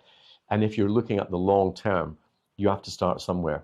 And I hope that those who support our aims will support our program, because it's something that has to be done as a whole global community if we're to achieve the results that we want. And its benefits will not just be felt in the Middle East, they'll be felt globally. And that should be as much an attraction to us as anything else. Well, Sir Liam, I wish you luck. Thank you very much for joining me, sir. Pleasure.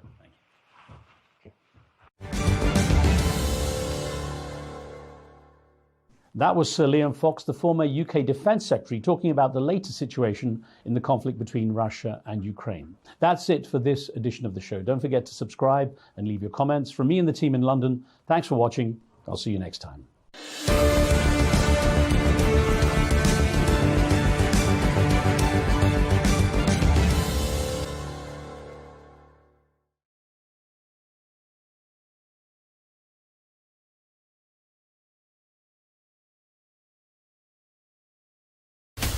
From the White House to Gaza, Kiev to Beijing, elections, economics and the environment compete with conflicts and other complex issues for our attention. In an age of fake news, deepfake and artificial intelligence, they've got to have a vote and a say. It's important to look beyond the loudest voice to understand the truth. From newsmakers to groundbreakers, my campaign is going very well. Presidents, prime ministers, princes and peacemakers, and cultural tastemakers. As Arabs, as Middle Eastern, we're too emotional. Join me on the Riz Khan Show for empowering conversation.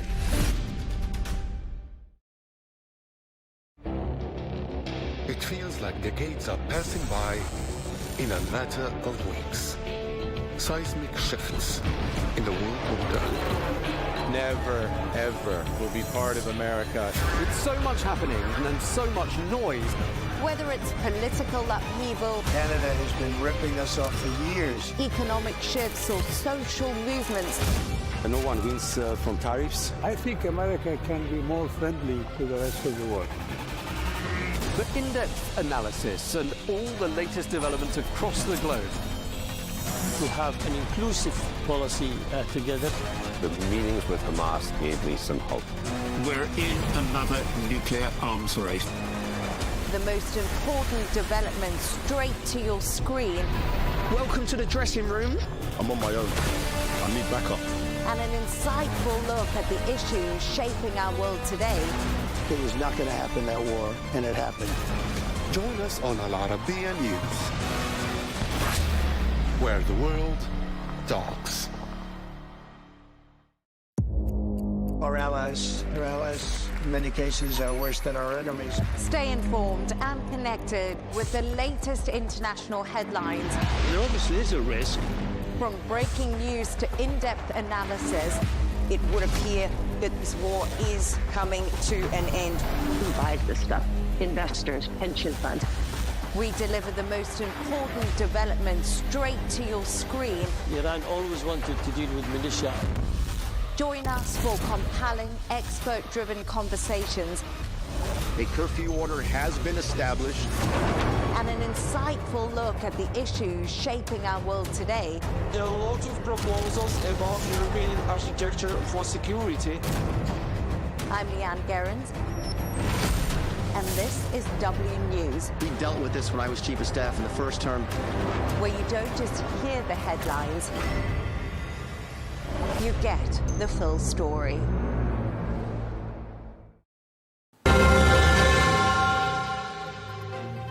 Israelis were unified in their shock, grief and anger following the October 7 attacks. There was a collective demand for a tough response. But 21 months on, is that unity fracturing? Opinion polls show domestic support for the war waning. Israel's allies are losing patience, and the end goal seems more opaque than ever. On a special all-Israeli panel, we ask, is the war in Gaza dividing Israel? That debate coming up on Counterpoints.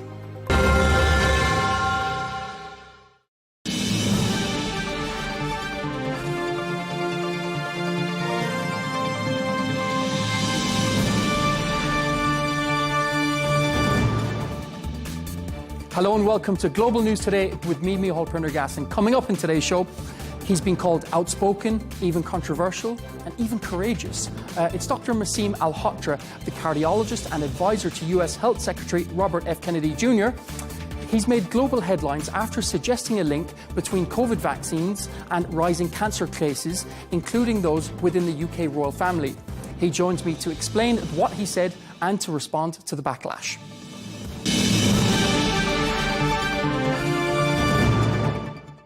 Thank you so much for your time, Massim. You've made a lot of global headlines over the past few days after your speech at Reform UK's conference, a party led by Nigel Farage, who are currently flying high in the polls at the UK at the moment. In a speech, you quoted Angus Dalgleish, a leading oncologist, who said, it's highly likely that the COVID vaccines have been a factor, a significant factor, in the cancers of the members of the royal family.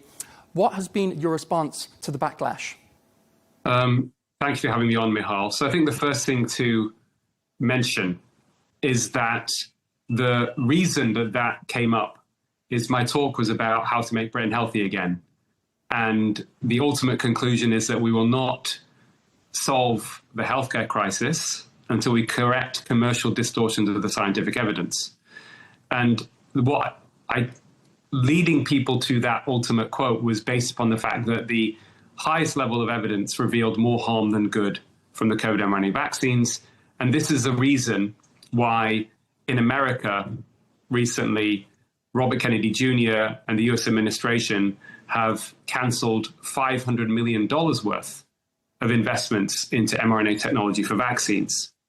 The chief medical officer within HHS, Stephen Hatfield, in an interview regarding the analysis that led to that decision, mentioned the fact that the mRNA vaccine is having lots of really detrimental effects on the body, short, medium, long term, including interfering with tumor suppressor genes. So for a doctor hearing that, automatically what that means is there is a suggestion from that one of the reasons that they have decided to stop this technology investment is because it may be causing cancer. And that really replicates it for quite some time now, at least a year or two. Professor Angus Dalgleish, who is one of Britain's most published and eminent oncologists, he was behind the original discovery that CD4 cells were involved in HIV. He's also an immunology background. He's very unique. He has been talking about the fact that, certainly from an observation to start with, in many of his patients who've had cancer, who went into remission, almost all of them who had boosters were having relapses. And that he then discovered there were many different mechanisms of harm, which are well published in the literature now, of potential mechanisms of how the mRNA technology can cause cancer. He said that many of his colleagues around the world in many different countries are seeing the same thing. So you've got published evidence, you've got mechanism of harm, we've got clearly people are aware that there has been an increase, certainly in many countries that are highly vaccinated, in cancer incidence in young people in particular. So I felt that it was important to mention this, and he asked me specifically to say that he felt, given the fact that, the whole world is still quite shocked with the fact that several members of the royal family, although I didn't name them, but you know who they are, have developed cancer, which seemed out of keeping with what you would expect their health to be, especially some of the younger members of the family.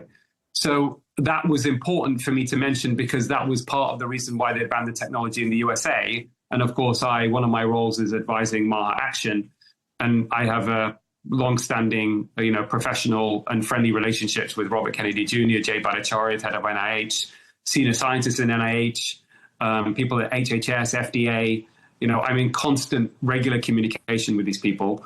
So that was the reason for making that statement.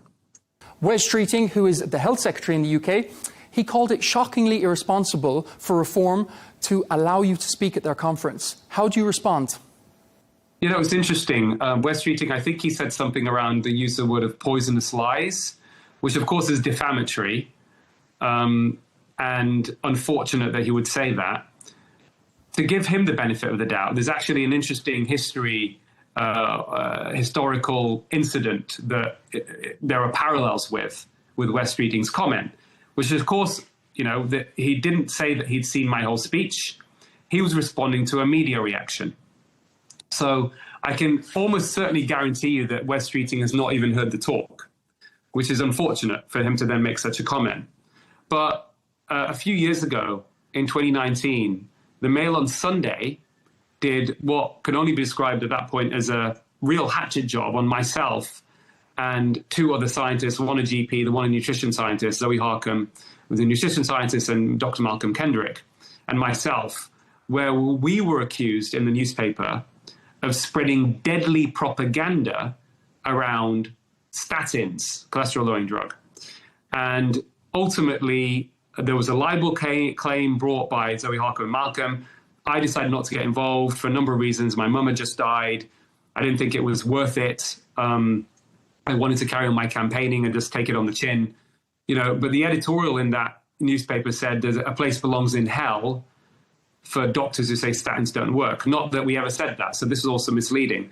But what made the headlines is that Matt Hancock, who was Secretary of State for Health at the time, he had been used clearly by the Mail on Sunday to say that essentially there's no place in the NHS for people like these or these lies, which is almost similar to what Wes Streeting said, which is quite interesting. Now, what emerged in the case is that Matt Hancock, I had met him a week earlier in Parliament when I went there to give a talk about how type 2 diabetes can be put into remission through a low carbohydrate diet. I gave him a copy of my book, The Piopi Diet. I had a good rapport with him. And as soon as this story came out, I messaged Matt and I said, Matt, I said, what's going on here, this story? And he said, Asim, I had no idea they were referring to you. So think about that for a second, Michal. The Mail on Sunday had basically gone to Matt Hancock, hadn't named who these people were, probably said something which was taken out of context. He responded to something which was misleading. And then that becomes the story where we are then essentially libeled. And they won the case. And it was reported in the BMJ last year that Zoe Harker and Malcolm Kendrick won that libel case. So this is a warning, by the way, to all journalists who are watching this, who have been involved in this particular situation, what can go wrong. And this is what I see has happened with Wes Streeting. It's an unfortunate comment. But the bigger issue is this, Michal. We have a massive problem right now of what I describe as a pandemic of vaccine injured, based upon best available evidence, that has been analyzed by independent scientists. I mean that independent of drug industry influence. And that has also, played out in the United States with this recent directive, which I mentioned earlier, on the mRNA. And this is not going away. And to attack those who are exposing this with good evidence in a measured way and mislabel them and smear them, what it does is it undermines the credibility in the media that are doing this, the legacy media, which is already on the way down, right? And this isn't good. We don't want legacy media to lose trust. We want good journalism. This is one of the main reasons, in my view, there's been a big rise in alt media, is because people ultimately see through this, and that alt media then has a bigger influence. And certainly when it comes to the US election, I have no doubt that the likes of Joe Rogan and Megyn Kelly and Tucker Carlson, Russell Brand, the people who have been giving people a more complete picture through their platforms, that has made people lose trust as well, contributed to further loss of trust in the legacy media because people are seeing greater truth. And that ultimately helped influence win Donald Trump the election by the margin that he won it by, because Robert Kennedy Jr. joined him. So I don't think this is a good thing because it creates more distrust in the establishment. And also one of the things that has, I've been accused of separately or been asked by is that, people like me who are raising safety concerns about the vaccine. I'm not anti-vax, I'm pro-vaccine safety, I'm pro-good science, I'm pro-ethical evidence-based medical practice in keeping with General Medical Council guidelines on informed consent. This is what I'm an advocate for, is that the real danger here, and this has been shown, is that when you are not honest and open when things go wrong, in particular around concerns of negative side effects of vaccines, and there's published literature on this, the people that withhold the information, they lose trust, increases anger, and the way to combat this, to sustain trust and reduce even fueling conspiracy theories, is to be honest and open when the information becomes available. You spoke about Wes Streeting, that he smeared you. He also said that your remarks are dangerous extremism. Is it dangerous for him to actually say that? Yeah, what's interesting is one of the things the irony in all of this, and people must please go and watch the talk. Ensure there's a link, for example, when you put this out for people to watch it. Okay, you can judge for themselves.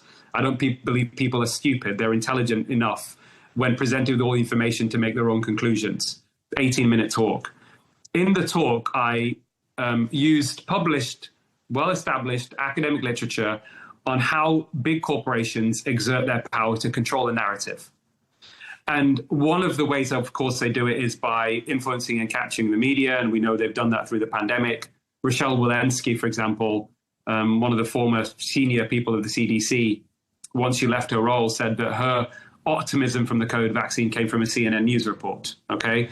So the media has a very powerful role to play, even influencing the minds and thoughts of people in senior health policy positions. And what Wes said, is it dangerous? Is it dangerous for politicians to come out with these sweeping statements without having the research? I think it is. But also the point I was going to make, Michal, is one of the ways that big corporations exert their power is through a mechanism called opposition fragmentation. So what that means is to stop this information getting out of people who genuinely have good science behind them, have integrity, care about patients, to expose the shortcomings of the drug industry and, for example, harms of various medications, lack of informed consent, is that there are character assassinations that happen. So for me, this response from Wes Streeting, and he may not be aware of it, is that ultimately he's being played by these corporate influences that are there to try and undermine the credibility of people like me So they sustain the status quo. But it's not working anymore because we've got other means of communication. The trust is declining. And just, I also take it as a backhanded compliment. One of my inspirations is Mahatma Gandhi, who, of course, effectively and rightly, advocated non-violent resistance, to unjust, unethical laws, for example. And Gandhi said, first they ignore you, then they laugh at you, then they fight you, and then you win. So for me, taking a step back, dispassionately, this is all predictable in many ways. But the point is, it's got out there. There was a standing ovation at the Reform Conference. Many people there came up to me, were really, I think, moved by my speech, because it's very clear when you watch it. And the irony is I almost predicted through my speech this was what was going to happen. This is following the corporate playbook, adopted initially set up by Big Tobacco, right? You've got to remember that for 50 years, they avoided any real regulation on cigarette consumption, 50 years from when there was links between smoking and lung cancer, by planting doubt, confusing the public, buying the loyalty of scientists, and outright denial, to the extent that in 1994, the level of that denialism was they swore under oath in front of US Congress that they did not believe that smoking caused lung cancer or nicotine was addictive. And, part of their strategy was to get doctors to endorse cigarettes, Michal. We're seeing history repeat itself in many ways with big pharma in general. And a lot of this is groupthink. I have no doubt in my mind, 99.99% of doctors are well-meaning. They're intelligent people. They want to do best for their patients. But one of the shortcomings or vulnerabilities within the medical profession is it is hierarchical and obedient, which is a risk factor for abuse of power. And that power is being exerted more than ever by big corporations who are pathologically self-interested when it comes to making money. And I made the point, for example, that Pfizer, in the summer of 2021, by that stage, there was evidence showing that the COVID vaccine had no significant effect on preventing from infection. Even Pfizer admitted they did do the studies to show it was not preventing transmission. And at that stage, we did have evidence from yellow card reports from VAERS system in the United States that the vaccine was causing significant harm, and certainly at that stage, at the very least, killing people, maybe in small numbers at that point in time. We know it's probably significant now. I mentioned, certainly if you go back to square one, it is highly likely, at a bare minimum, in the short term, that the COVID mRNA vaccines have either caused serious harm or killed millions of people around the globe. Anti-vaxxer is a term that's often used by your opponents to criticize you. Do you think the term has been weaponized, and how do you respond to people out there who call you a conspiracy theorist? Yeah, so I think, unfortunately, anti-vaxxer has been weaponized. And I tweeted out today, asking the question, should those that use the term anti-vaxxer be arrested? Should they? As a form of hate speech. As a form of hate speech, let me finish. Especially if they use that term against people who have been vaccine injured, who have lost a relative or child as a result of the COVID vaccines. It's quite disgusting and it's quite shameful at the very least, Michal. And I think we need to start calling it out. I myself have been diagnosed by a doctor. This is not something it didn't come from me, this came from them, and I was initially shocked, but it made sense to me, of being vaccine injured, because the COVID vaccine has been shown from research to obliterate, and certainly some people, and it happened with me, one of the most important gut bacteria called bifido, and mine was at 0. And I had symptoms because I had a flare-up of an autoimmune condition. I'm still dealing with it. It's getting worse slowly, unfortunately, which is psoriasis. I had clinical depression. Of course, I've had a lot of tragedy in my life. That can also be part of it, but that can also explain why you get depression as well. So I'm vaccine injured. My father, who died, in my view, almost certainly as a result of the COVID vaccine that he'd taken 6 months earlier through a mechanism of accelerating heart disease, had a cardiac arrest, is also a victim of vaccine injury. So those people who are, they need to think a little bit more of who they are using this term against. One of somebody I know who was also a patient of mine, who's been very public, a very powerful advocate standing up for vaccine injured, is a man called John Watts from Scotland. And he was described, he very boldly questioned Rishi Sunak about the fact that the vaccine injured have been forgotten, if you like, on a debate that was featured by Sky News last year. And I won't name this person, people can look it up, but there was a well-known, respected broadcast, he's a journalist for the Daily Mirror. And in response to that, he talked about this anti-vaxxer heckling Rishi Sunak. This man has been debilitated quite significantly for long periods of time from vaccine injury. So therefore, I want to repeat this. Use of this term anti-vaxxer is unhelpful, and I think it is disgusting and it is shameful. You're an advisor to Robert F. Kennedy Jr., who is currently the US Health Secretary. He called the COVID vaccine the most deadly in history. Is the US more open to your views than the UK?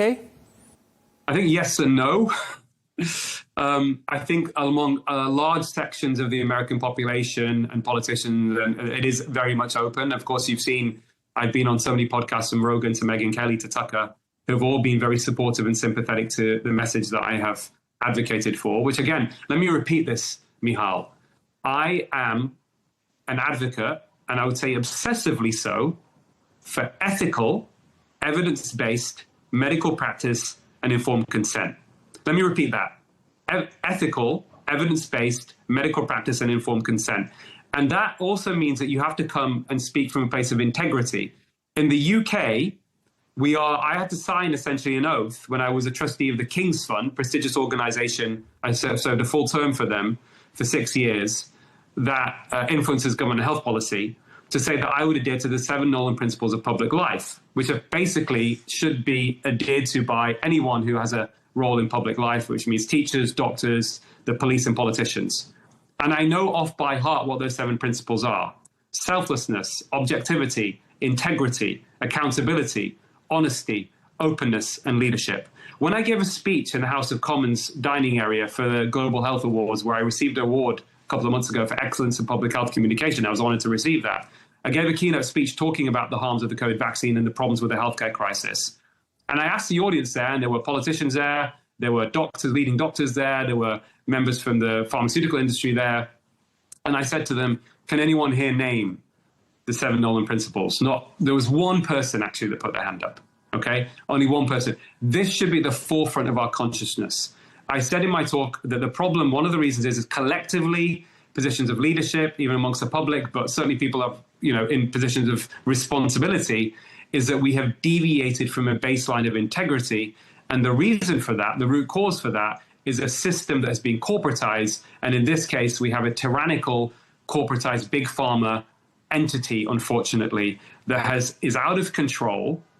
And everything we are seeing being played out now, in terms of the backlash and the conflict, is, in my view, as a result of that. How can you win against big pharma? We have a gross injustice going on. I believe in freedom of speech and democracy. And ultimately, my aim is to help my individual patients and improve population health. So one is, first of all, an understanding that medical knowledge is under commercial control, but most doctors know that, so we make it exposed. And then things will change accordingly, where we have to remove commercial conflicts of interest over health policy and medical decision-making. How do we do that? As Gandhi taught us, my inspiration in many ways, continue to make the injustice visible. And that's what we're doing. That's what you are doing right now by giving me an opportunity to respond to all of the media frenzy and shoddy journalism, let's call it out for what it is, across many mainstream newspapers in the last few days. Speaking of that, Asim, it was Ed Balls, the former Shadow Chancellor of the UK. He said he was flabbergasted by you. What's your response to Ed Balls? You know what was interesting? I'm glad you've raised that. Is that this was on Good Morning Britain, and they didn't name me, which was interesting, okay? Good Morning Britain, by the way, who follow me on X, they have come to me over several years. I've been one of their so-called favorites as doctors to come and talk about health issues. In 2020, I was the one who suggested Boris Johnson likely got admitted to hospital with COVID because of his weight. It became a big story. And ultimately, Boris Johnson agreed with that. I said this has likely played a role from all the analysis of the research I'd done, but it was quite obvious to me.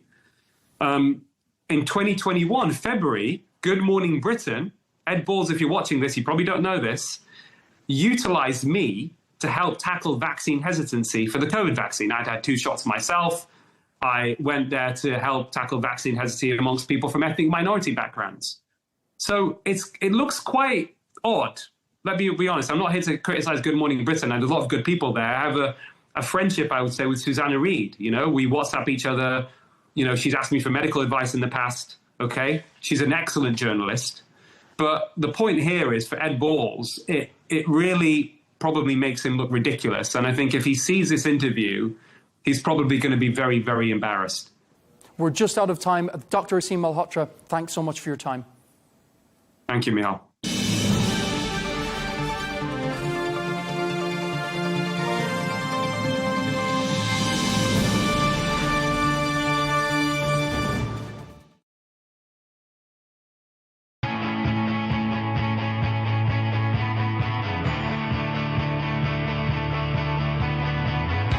Welcome to the Metropolis,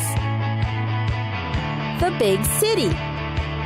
This is where tech, trends, and culture meet. Meet the people. See the sights. Walk the city streets. And experience the lifestyle.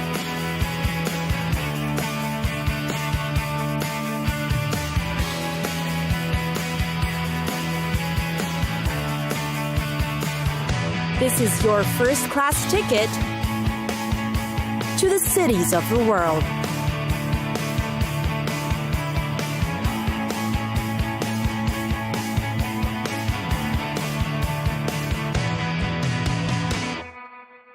Atlanta, capital of the state of Georgia, which is the most populous city in the U.S.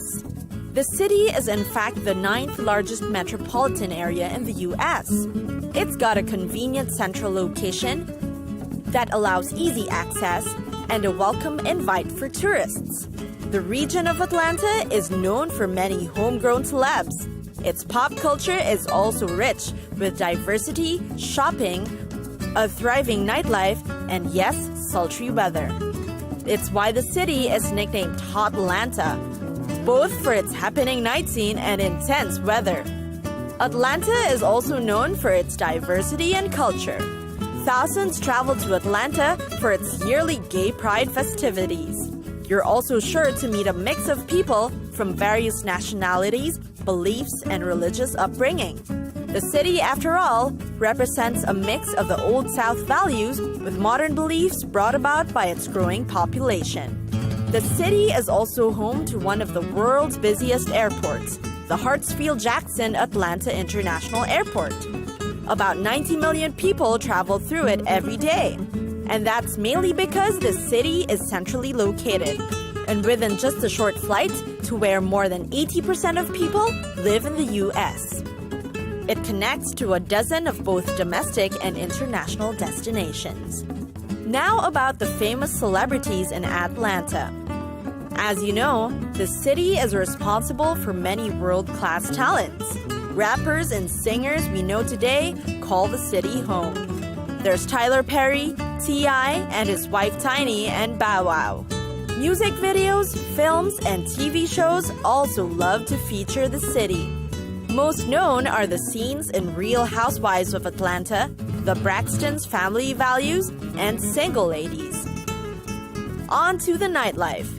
You can try nightclubs and comedy bars, high-energy parties, and low-key jazz and poetry readings. Some even flock to Atlanta just to be able to experience the hottest nightclubs. Celebs also make a stop over to the city for the club's luxurious VIP areas. Last but not least is, of course, the shopping. You'll find anything, yes, anything, to buy in Atlanta. Dozens of malls line the city, along with hundreds of shopping centers in practically every corner.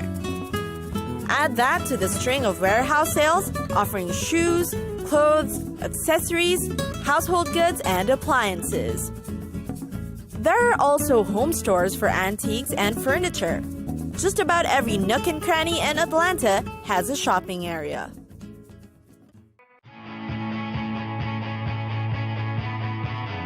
It's time for us to go. Pack your bags and get your tickets ready. And we'll see you on the next destination. Catch us again next time on Cities of the World.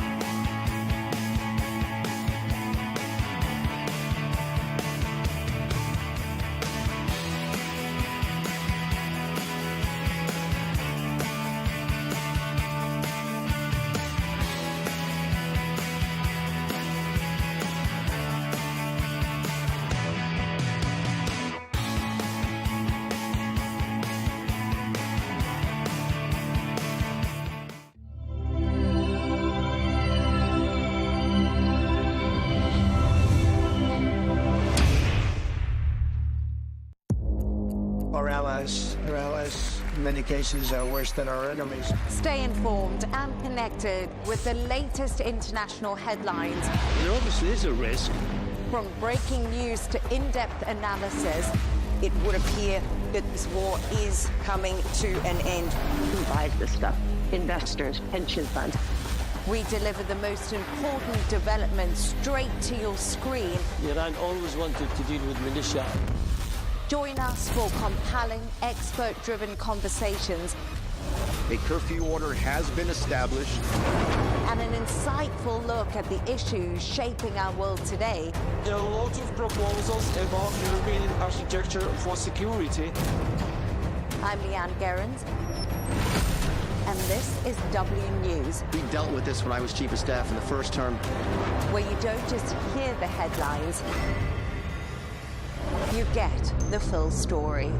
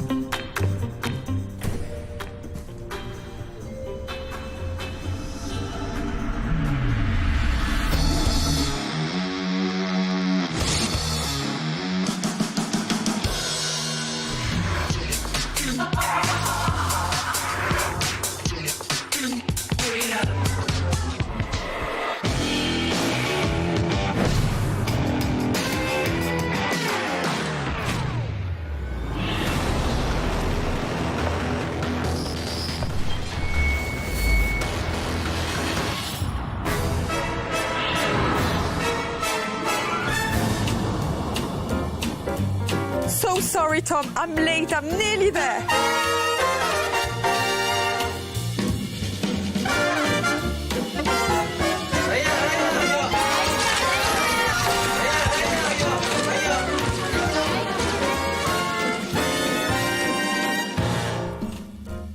Talking about iconic locations, I know the film was shot in Abu Dhabi and also in Wadi Rum in Jordan. Where did you get to go and what did you think? We were in Wadi Rum together in Aqaba. It was just, you're pinching yourself too. Most importantly for the acting, it helps a lot that your environment is informing it. Which we were very much We were in it. In it. We were like getting the sand There's no off. light. He used natural light. Yeah, you're right. There was no, I don't think we shot one thing in Jordan that had any sort of artificial light. So that was it was thrilling. And then immersive. It was immersive. And then Abu Dhabi was incredible too because I just never been to a part of the world that's so hot consistently. And you leave your hotel room at 3 a.m. and it's 110 degrees. Right. How much are you usually aware of the fan expectations? I mean, it's obviously there, but does it influence you in many ways? I mean, it's a bit of a catch-22. I mean, it adds excitement to the process of making the film, but it also adds pressure. And yeah, like I said, it was very exciting and fun to be on set and know all of the secrets, but it also was very pressurizing because we knew that we needed to deliver on quite a high level. I I think animation is pretty cool as well because it's very freeing. You're not self-conscious of the acting. You're just conscious of the voice acting. It's difficult, but it's also freeing. I find it freeing. Do you agree?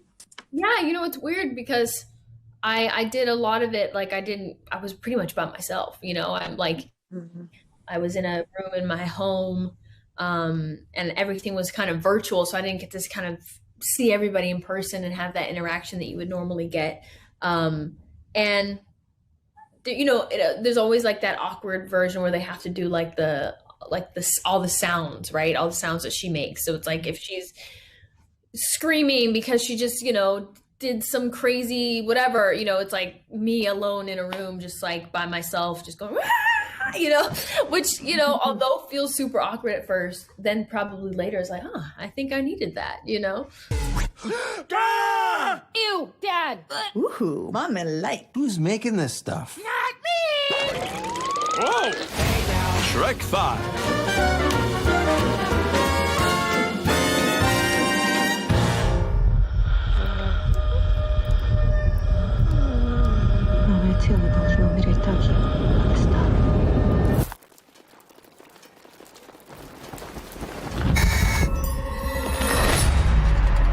Was it a little bit more daunting to do the follow-up to Talk to Me just because of the runaway success of the first one, and there's just a little bit more responsibility when it's successful before? Yeah, 100%. It was way more stressful, way more pressure. We still feel that pressure because the movie hasn't come out. It hasn't come out yet, and the biggest pressure is letting either A24 or Sally Hawkins down, because they both trusted us so much, and we feel like very inferior to them. It's that thing is, no one expected anything from Talk to Me. So now that, you know, you had this pre-established, you know, these eyes on you and this expectations, it gives it way more pressure. This is my new sister and brother, Oliver.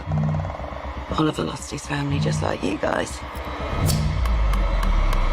Needed someone that could give him special care. We're on set.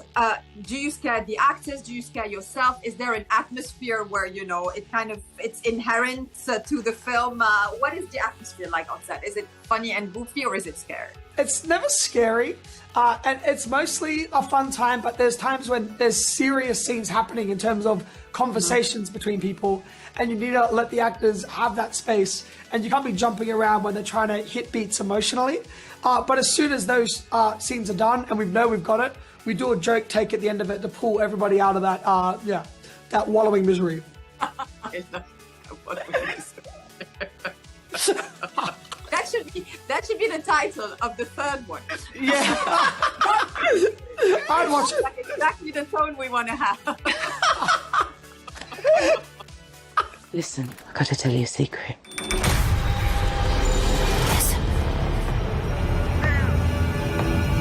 It's like a little angel.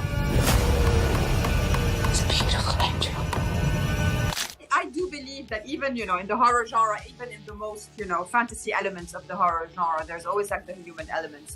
And for that, how important is it to find the right actors for those types of roles? Because they need to render that kind of emotion. You just need to find people that you know are right. And like for the younger actors, you know from their audition tapes, when you see them, you know that they're that character. It hits straight away. And then there's performers like Sally Hawkins. You can just picture them embodying anything. And like once I start getting obsessed with an actor, or like looking at their filmography, I can't let the idea go of casting them. And the same with Miranda Otto with our last film, and more so with this film with Sally. It does beautiful things. Listen. Listen.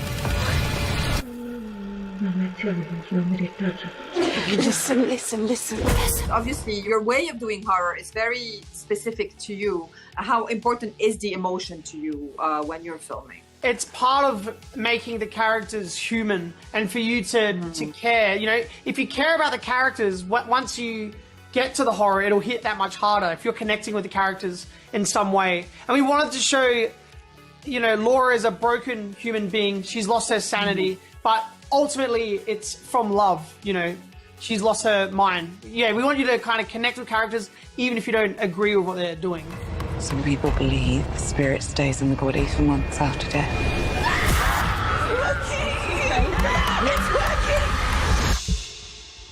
We can bring her back.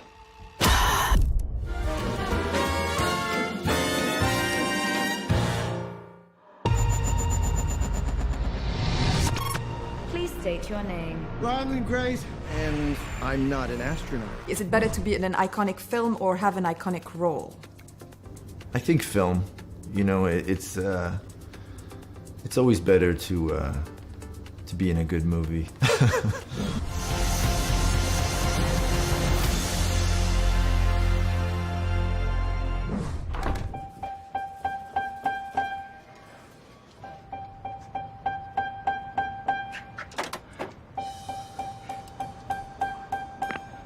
Rise and shine. Bat an eyelash. We always joke when I interview you that you don't like simple roles. Everything has to be very energy consuming.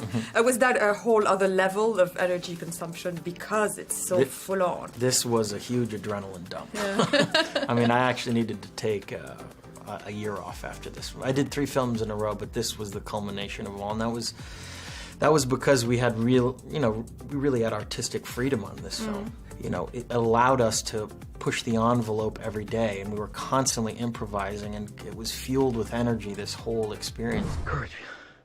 Yeah. Thank you. Hey, thank you, Sensei. Thank you, Sensei. Thank you. God damn it! Viva la revolution!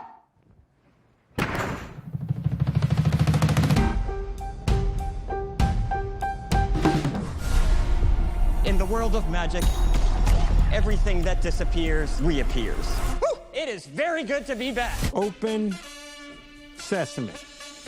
Way to represent, Merritt. Worth a try, was it? You think it's a little bit the same for illusionists as actors? You know, you're kind of born with the talent of being an actor. It feels inherent to you. I was a very slow learner, and I don't think my talent as an actor was inherent to anyone but somewhere inside me, you know? That's the most important thing. Yeah. I think you do know.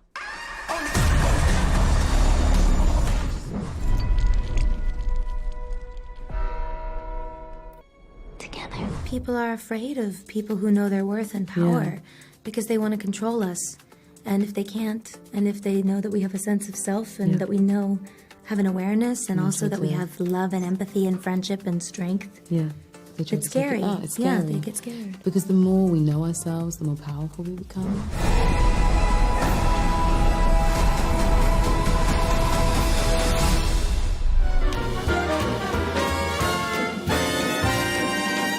Jessica Chastain!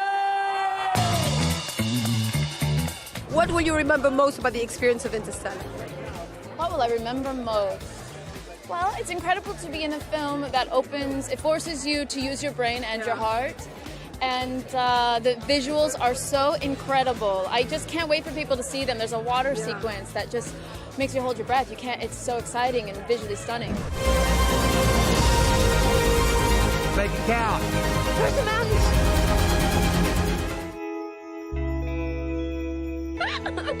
It's a movie about several points of views on grief, not only her or his. It's how the family is dealing with it. Does it make it like a big ensemble, like everybody being together? Oh, yeah. Those are my favorite kind of movies as an ensemble. And what I love so much about the film is, I think of all the female voices we have in it. We have Viola Davis, we have Isabelle Huppert, Jess Weixler, like these incredible actresses. And I just got to be in Saints and watch them. It was amazing because every day I showed up for work, it was with another pro, another great who really taught me a lot. And yeah, everything seems so limitless. It still is. You're the star of my life story. Did celebrity change your life? Because obviously you've been a film actress for such a long time. You've been an actor for such a long time. How did celebrity change it? I mean, obviously more attention on you, but for you personally? To be honest, I know this is going to sound crazy. My life hasn't changed so much. The beautiful thing is now I have a lot of options for films, which is really exciting to me because I'm an actress, because I love films and I love directors and writers and all that. Those men that attacked you, they work for dangerous people.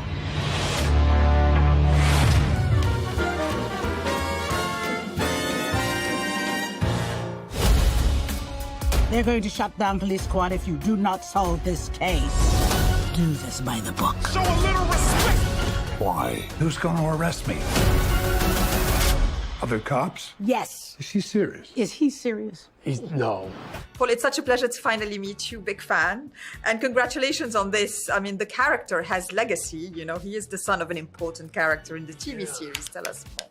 I love the original movies, and I love that sense of humor where you can be silly, where you can surprise people, and have jokes come from out of nowhere. I mean, that's such a fun way to operate. And we haven't really seen it in a long time, so this was a really cool experiment to try to bring that back. Absolutely. It does feel like we all need to laugh these days. Yeah. But the tone has to be right, especially for these slapstick films. The tone has to be the right recipe, the right dosage, doesn't it? It's a very specific type of humor. I was telling somebody, you know, if comedy was rock and roll or something, it's like, this movie is reggae. Like, it's a very specific thing. Thankfully, we have the brilliant Akiva Schaffer directing the movie, and everyone from the editor to the studio to the cast. I felt like everyone understood the assignment and we were all making the same movie, you know? Police squad has always been the elite of the elite. Hi, Daddy. It's me, Frank Jr. Love you. Hey, Dad. Boy, do I miss you. I just spoke to Akiva, and he said that he wanted the most serious actors to come in and have like this very, film noir kind of atmosphere and then make it slapstick. Was that a fun exercise? Yeah, absolutely. And I thought that too when I saw the cast that was being assembled, and I thought, wow, Danny Houston, Kevin Durant, like these are, in my opinion, these are like actors. CCH Pounder, like these are people that you believe what they're doing. So that is really smart to try to cast dramatically adept people, because then the comedy is more out of left field.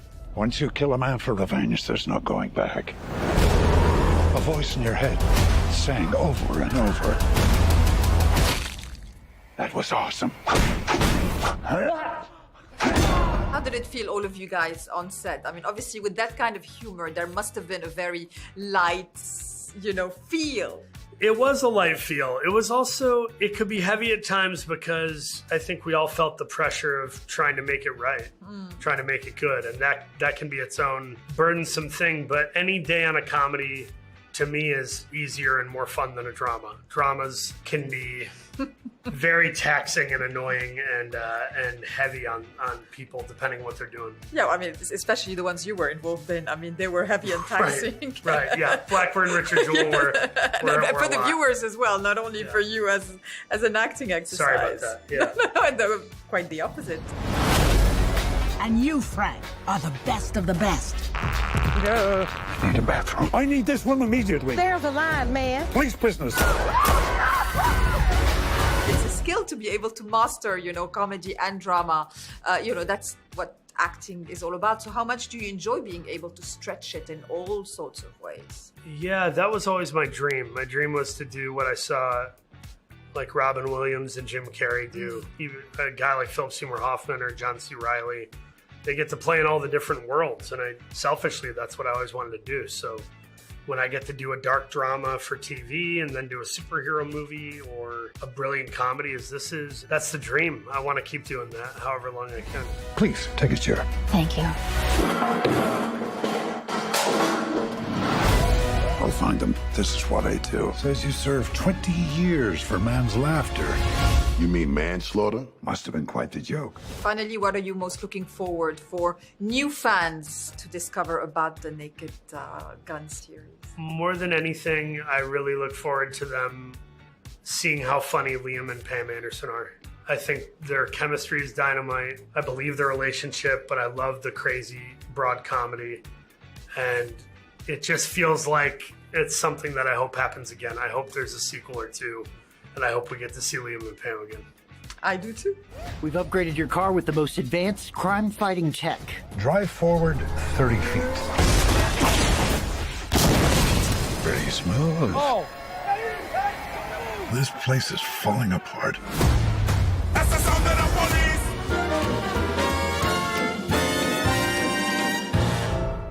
Once you kill a man for revenge, there's no going back.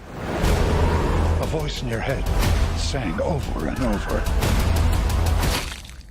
That was awesome. It's a pleasure to talk to the both of you. You are the duet we never knew we needed. So how did it feel to the both of you when you realized that there was that type of chemistry? It was a lovely wake-up call for me. Not that I went into this thinking, oh yeah, okay, I'll do this, I'll do that. But it's just, I'd never met Pamela before. I'd done 4 movies now with Danny Houston, some of the crew I'd worked with before. But meeting Pamela was just, it was wonderful. I could tell we had a chemistry that was been nurtured, and it was like, I didn't want to analyze it around it. It was just, oh, this is going to work. Over here, Lieutenant. I think someone murdered my brother. Please, take a chair. Thank you. It's important that it worked because of the tone that is needed for those types of films. I mean, it's slapstick comedy, but you have to find the right dosage in a duet. I think that the tenderness in the relationship, the sensitivity, the groundedness of the characters, I think, is a nice base, and then everything happens. But it's nice to see true chemistry. I think that helps, and to play it real. Yeah, play it real. Yeah. And you, Frank, are the best of the best. Need a bathroom. I need this one immediately. There's a line, man. Police business.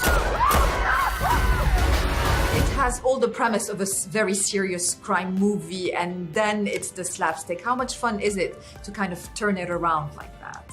Well, the script, the original script, was good, you know. Seth MacFarlane, Akiva Schaffer, his co-writers from this world of comedy, television, movies, you know. So we were in safe hands, you know. But yeah, it was important to have a through line of a story, you know. And especially in this day and age, these billionaires that are changing the world as we speak, or trying to. And Danny Houston's character is that mega rich guy who wants to change the world. You know?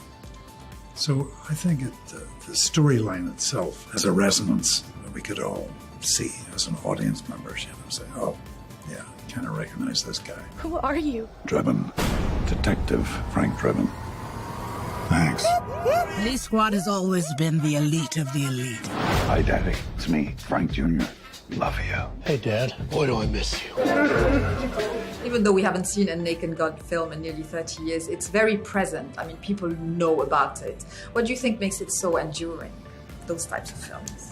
I think it's just laugh after laugh, belly laugh. You know, there's comedies, and then there's these, you know, high comedies that are just so entertaining. Laughter is good medicine. Yeah, it is. We need it. Especially these days. Yeah. They're going to shut down Police Squad if you do not solve this case. Do this by the book. Show a little respect. Why? Who's going to arrest me? Other cops? Yes. How much is LA a character in those types of films? Because of the homage to the, you know, film noir. Again, although it's comedy, there's a lot of tributes to a lot of things. Mm-hmm. Sure. And we shot it in Atlanta, Georgia, you know. And we did... What now? We did a little bit. Yeah, we did a little bit in Los Angeles.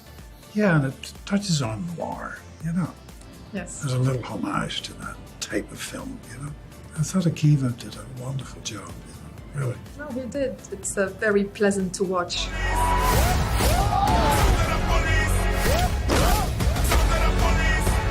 Rest assured, I won't stop until I've found justice.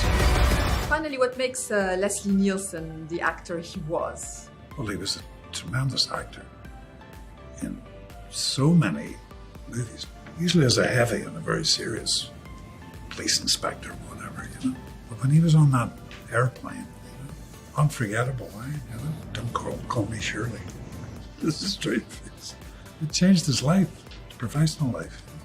I just loved those films, and I'm not really familiar with Leslie Nielsen's earlier work, but I knew he came from a dramatic background, which sounds familiar. It's nice to surprise people.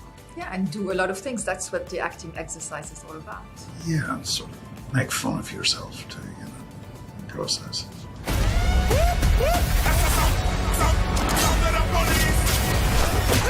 Nobody messes with Police Squad.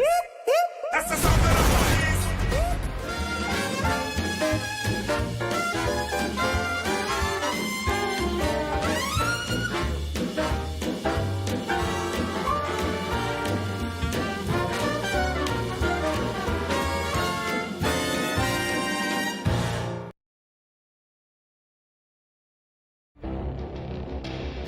like decades are passing by in a matter of weeks.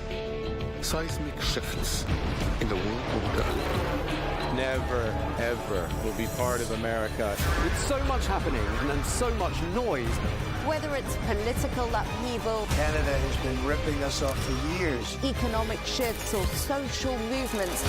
And no one wins from tariffs. I think America can be more friendly to the rest of the world.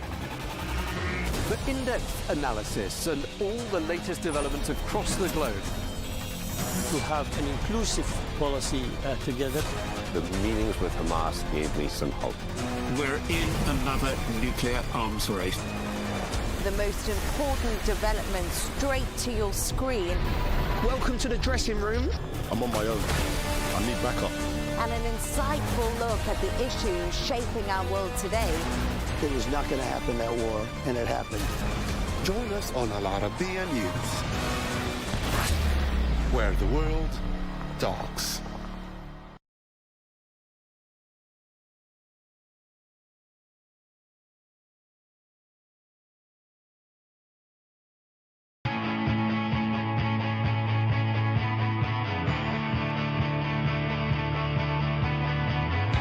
Welcome to the Metropolis,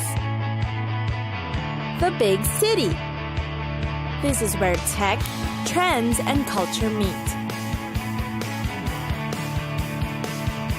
Meet the people. See the sights. Walk the city streets. And experience the lifestyle.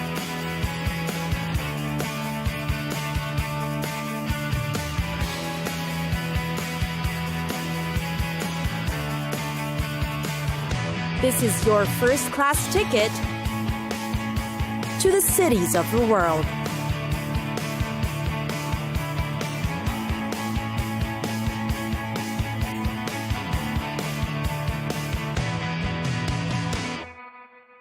Luxor, the famous city of Luxor, Egypt. On the outside, the city is admittedly not all that charming. So what is it that will make you visit the city, with its scorching hot weather and dust-choking streets? Dare to explore deeper into the sun and sand to find its hidden gems. Egyptian sites, monuments, tombs, and temples. Amid the ancient sites are modern attractions as well. First is the Temple of Karnak. It's a massive ancient site that has several different temples that are dedicated to specific gods. The hypostyle hall is a pinnacle part of this temple. The pillars, so grand, will make you feel like you're in the middle of a canyon with cliffs surrounding you. Visit this majestic place that will make you want to learn more about the ancient gods and their beliefs. Next is the Temple of Luxor, a rather easily accessible place right at the center of town. It was founded by Amenophis III, but altered in later years by Tutankhamun, Horemheb, and Ramses II. The secret is to pay a visit at night, as you will see the illuminated yellow lights that paint nicely on the ruins and statues. It's a calm and curious place to sit by and hang out, or watch the people or little children playing. There's also the Luxor Museum, another breathtaking tourist spot. It houses some of the most important relics collected from temples and tombs around Luxor. The Valley of the Kings is also worth the trip. You can access it from across the Nile from Luxor. It's tucked beneath a barren mountain, and you will see its top like a triangular pyramid. The valley is hollowed out like an anthill. Buried beneath it are some of the most legendary pharaohs of ancient Egypt. It is considered a sacred place that secures and ensures eternal life. You will surely be amazed at the relics, reliefs, hieroglyphics, and spells plastered on the walls and carved into the stones. Nearby is the Valley of the Queens. The place has been hailed as the resting place of royal family members and relatives. It is where princes, royal children, and of course, queens are represented. And then there's Deir al-Bahri. It is the mortuary temple of Queen Hatshepsut, the only female pharaoh to rule Egypt. its interiors are quite deteriorated, but the view of its facade, with its multiple terraces and colonnades, is impressive. Indeed, a visit to Luxor gives you a dose of heavy history and a culture you won't have in any other city.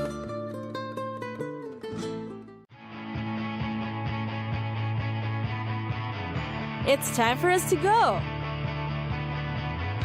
Pack your bags and get your tickets ready. And we'll see you on the next destination. Catch us again next time on Cities of the World.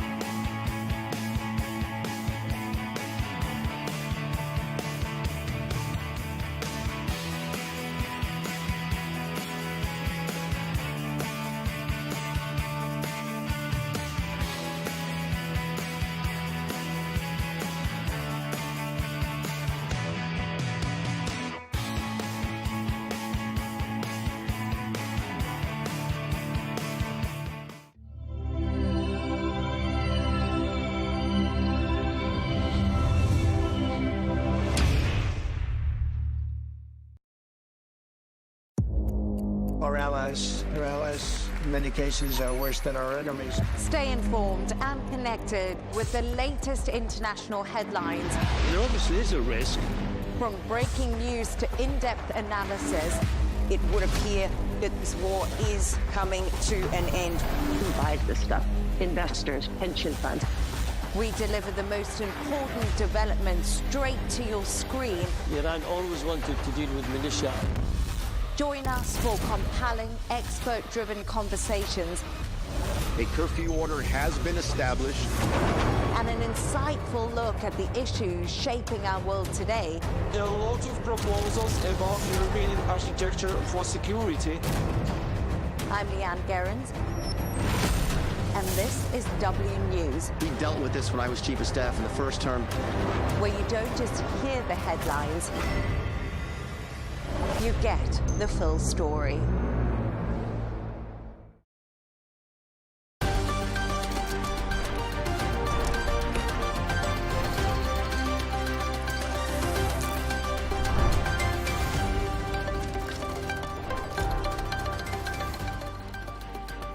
Hello and welcome. I'm Leigh Ann Gerrans and you're watching W News Extra, broadcasting live from the Al Arabiya studios. These are our top stories. Russia sends drones into Polish airspace as NATO and the West respond.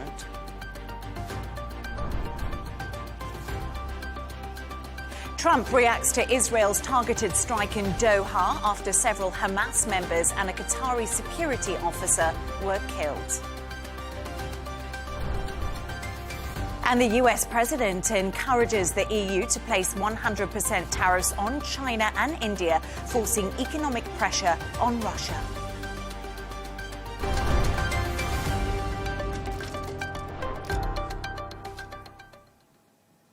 President Trump says he's ready to hit China and India with tariffs of up to 100% to pressure Russian President Vladimir Putin to negotiate with Ukraine, but only if EU states follow suit. Trump made the demand during a meeting with senior US and EU officials working on ending the war. Patrick Falk reports. Well, as we know, China and India are major buyers of Russian oil, and that's seen essentially as what's keeping the Russian economy afloat. The request Trump made, which was first reported in the Financial Times, follows remarks made by the US Treasury Secretary Scott Bessent, who said Washington is prepared to ramp up pressure on Moscow, but that it needed stronger European backing. It comes also after Trump's deadline for Putin to hold talks with Ukrainian President Volodymyr Zelensky passed without any indication the Russian leader was genuinely interested in any sort of peace talks. But the messaging was somewhat confused by social media posts made later on the same day saying that the US and India were continuing negotiations to try and address trade barriers, and Trump expressed optimism the two sides could resolve their dispute. Washington has already doubled tariffs on Indian exports to 50% over its purchases of Russian oil. So it makes you wonder whether there's some sort of broader strategy on how Trump deals with New Delhi, or whether he might have been backtracking on potentially damaging comments. Prime Minister Narendra Modi, for his part, wrote on social media that he was confident about unlocking the limitless potential of the India-US partnership.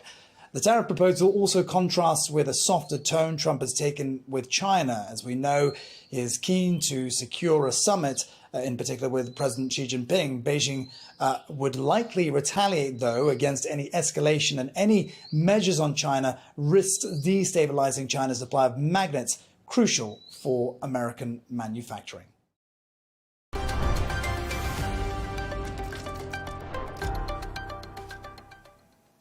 Let's take a look at some of the other stories making headlines today. Protesters in France have kicked off Block Everything demonstrations, blocking highways and causing massive traffic jams. Dozens have already been arrested, and officials say more unrest could follow. The movement has been compared to the Yellow Vest protests, as anger over President Emmanuel Macron's leadership continues to build. Staying with France, President Emmanuel Macron has appointed his close ally Sébastien Lecornu just one day after François Bayrou was forced out in a failed confidence vote. At the age of 39, Lecornu becomes Macron's seventh prime minister, tasked with tackling France's massive debt and pushing through a budget despite fierce opposition. For the first time, more children around the world are obese than underweight, according to UNICEF. 1 in 10 children between the ages of 5 and 19, approximately 188 million, are now living with obesity as diets shift towards ultra-processed foods. UNICEF is urging governments to step in and protect children's health from the food industry's influence. Australian scientists have developed a chlamydia vaccine for koalas, aiming to curb a disease that kills up to half of wild populations. The single-dose shot can protect koalas from infections that cause blindness, infertility and death. Researchers hope it will cut wild koala deaths by at least 65%.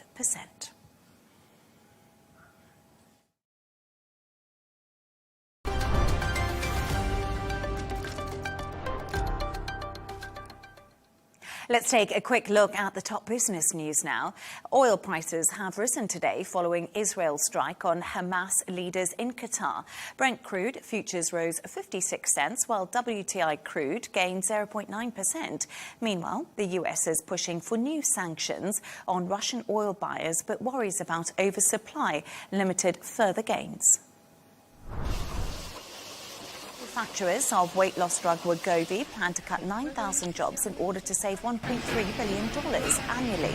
Wegovy and Ozempic are losing market share as sales decline in the US. Novo Nordisk said around 5,000 of the cuts will take place in Denmark.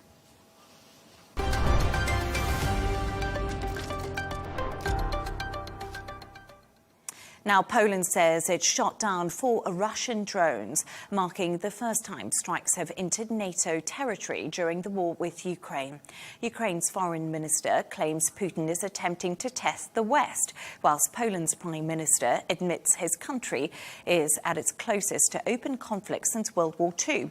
NATO Secretary-General Mark Rutte condemned Moscow's actions and sent a warning to Vladimir Putin. Take a listen. The full assessment is ongoing. And to Putin, I mean, my message is clear. Stop the war in Ukraine. Stop the escalating war, which he is now basically mounting on innocent civilians and civilian infrastructure. Stop violating Allied airspace. And know that we stand ready, that we are vigilant, and that we will defend every inch of NATO territory.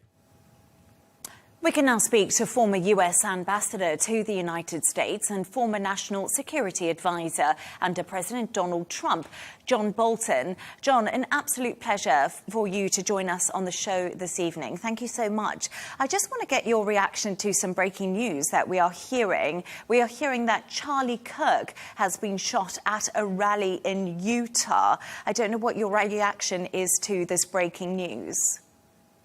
Well, it's very disturbing. I mean, this is unacceptable. I can't imagine what could have motivated somebody to do this. We can only hope that it's not a serious wound, but we don't really have any more information than that. Unfortunately, this is just not something that should happen. Yes, John, as we're hearing from Fox News, his condition is unknown at the moment, and more on that throughout the show this evening. John, thanks so much for reacting to that. But just if we go back to some of the news we were talking about earlier, in a post on Truth Social, President Trump has said, "What's with Russia violating Poland's airspace with drones? Here we go." What can we expect to see from President Donald Trump in the coming days or hours? And will this rhetoric now be concerning Vladimir Putin? Well, I'm not quite sure what Trump means by that. I mean, he has said that he wanted to solve the Ukraine war because he thought it could lead to World War III, and that may be what he's reflecting. I mean, I think this is clearly the moment that should have come before, that to say to the Russians, we don't accept this kind of behavior. I find it very hard to believe that 19 drones penetrating Polish airspace over an extended period of time was simply poorly targeted drones, the rest aimed at Ukraine. I think this could very well be a Russian effort to see how much resolve NATO has. So I think it calls for some very strong sanctions. I think it should reinforce what I think many NATO members already believe, that Putin, after the Anchorage summit, thought he had a free hand. He was disregarding what NATO was saying and our determination to make sure that the Russian aggression in Ukraine doesn't prevail. So this is a new and additional reason, but I think it underlines what should be NATO's basic strategy, which is not to accept unprovoked aggression from Russia or anybody else. And it's really interesting because Warsaw has asked to invoke NATO Article 4. This is not a military response, John. Do you think this response is just far too weak? And does NATO need to do more now in the face of Russian aggression? Well, invoking Article 4 means that a country thinks its independence or national security is threatened, which I think is clearly the case here. The rhetoric that I've heard from Polish leaders indicates they think it was deliberate. And so the first thing you'd want to do with NATO allies is consult and make sure people are reading it the same way. The next logical step after that could be Article 5 and the use of military force. But at an absolute minimum, this shows why the sanctions against Russia not only need to be tightened and extended, they need to be enforced better. We've had 3.5 years of going on 4 years now of this war where, honestly, Russia's been able to evade the sanctions. I think many of the sanctions have been poorly written, poorly drafted, trying to achieve contradictory objectives. But there's at an absolute minimum, this has got to result in a vastly extended economic pressure on Russia, just for starters. OK, so 3 weeks ago, President Donald Trump hosted President Vladimir Putin in Alaska. The red carpet was rolled out. But since then, nothing has changed when it comes to Russia's actions. Some people would argue they've actually become even more violent and more provocative since. Now, what has gone so wrong in the relationship between President Trump and President Putin? And what does the US now need to do to get President Putin to actually stop? Well, I think Trump misread the relationship with Putin from the get-go. He thought he and Putin were friends. I don't think Putin ever thought that. I think he knows exactly what he thinks Russia's national interests are, and he has for many years used his KGB training to manipulate Trump, and I think he manipulated him in Alaska.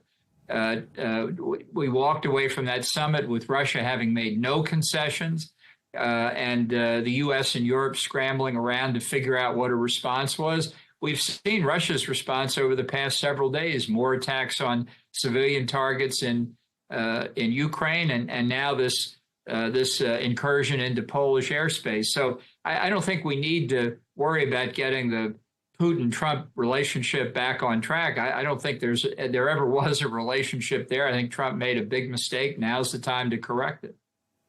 And when we have a look at the sanctions that have been threatened on Russia, Donald Trump hasn't put any economic sanctions on Russia. Yes, he's put sanctions on India for buying Russian oil.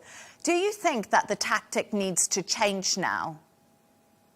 Yes, the pressure needs to be on Russia. You know, India, nobody appreciates India buying the oil, but they did not violate the sanctions. They apparently purchased the oil under the price cap that was a reflection of the contradictory objectives of the sanctions: deny Russia funding for the war in Ukraine, but don't limit global supply of oil for fear that it would increase price of gasoline at the pump in the U.S.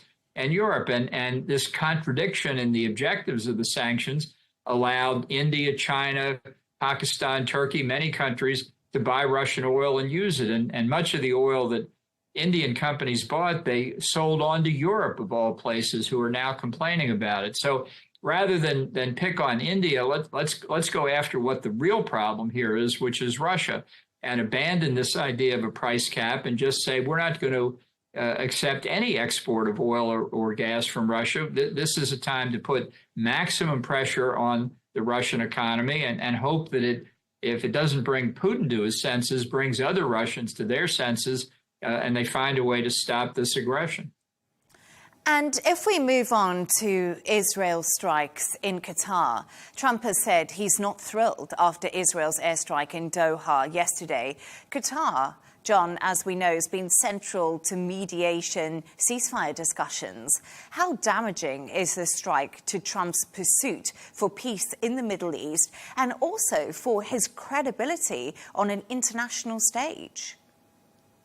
Well, I think there's not going to be peace with Hamas and Israel. I don't see that happening. I didn't see it happening before this strike in Doha. I think the real problem here remains Iran. I think that is the leader of this ring of fire strategy against Israel, and that's where we should all be focusing our attention.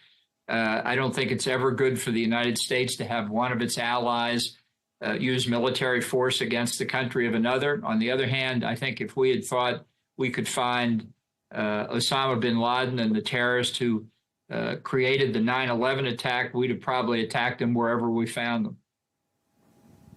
And John, also, just another topic I want to touch on with you is all about the Epstein files. There seems to be a leaking, dripping tap that just isn't being escaped by Donald Trump's administration. And of course, we saw the release of the birthday book, of Epstein's birthday book, including a sketch and note allegedly written by President Donald Trump. Are you at all surprised by this list? And what are the political ramifications on the Trump administration right now? And how on earth do they handle this political fallout?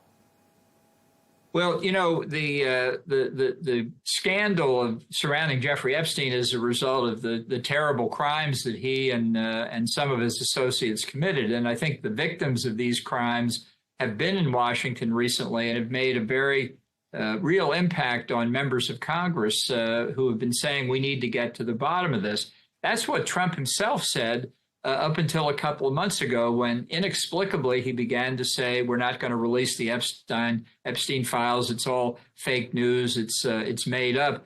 You know, for a president who said he wanted to be transparent, and as to whom there's no evidence I'm aware of that he engaged in any of these heinous crimes that Epstein and his other associates committed. So the inexplicable part here is why Donald Trump doesn't want to release more of the information the Justice Department has and other information that could shed light on who else may have participated in this terrible activity. And that's what's causing him political trouble with his base. It's his own apparent reversal on the transparency he originally called for. So if Trump wants to end the political pain, it's really pretty simple for him to do. And why he's not doing it, I don't know of anybody who has a good explanation for it.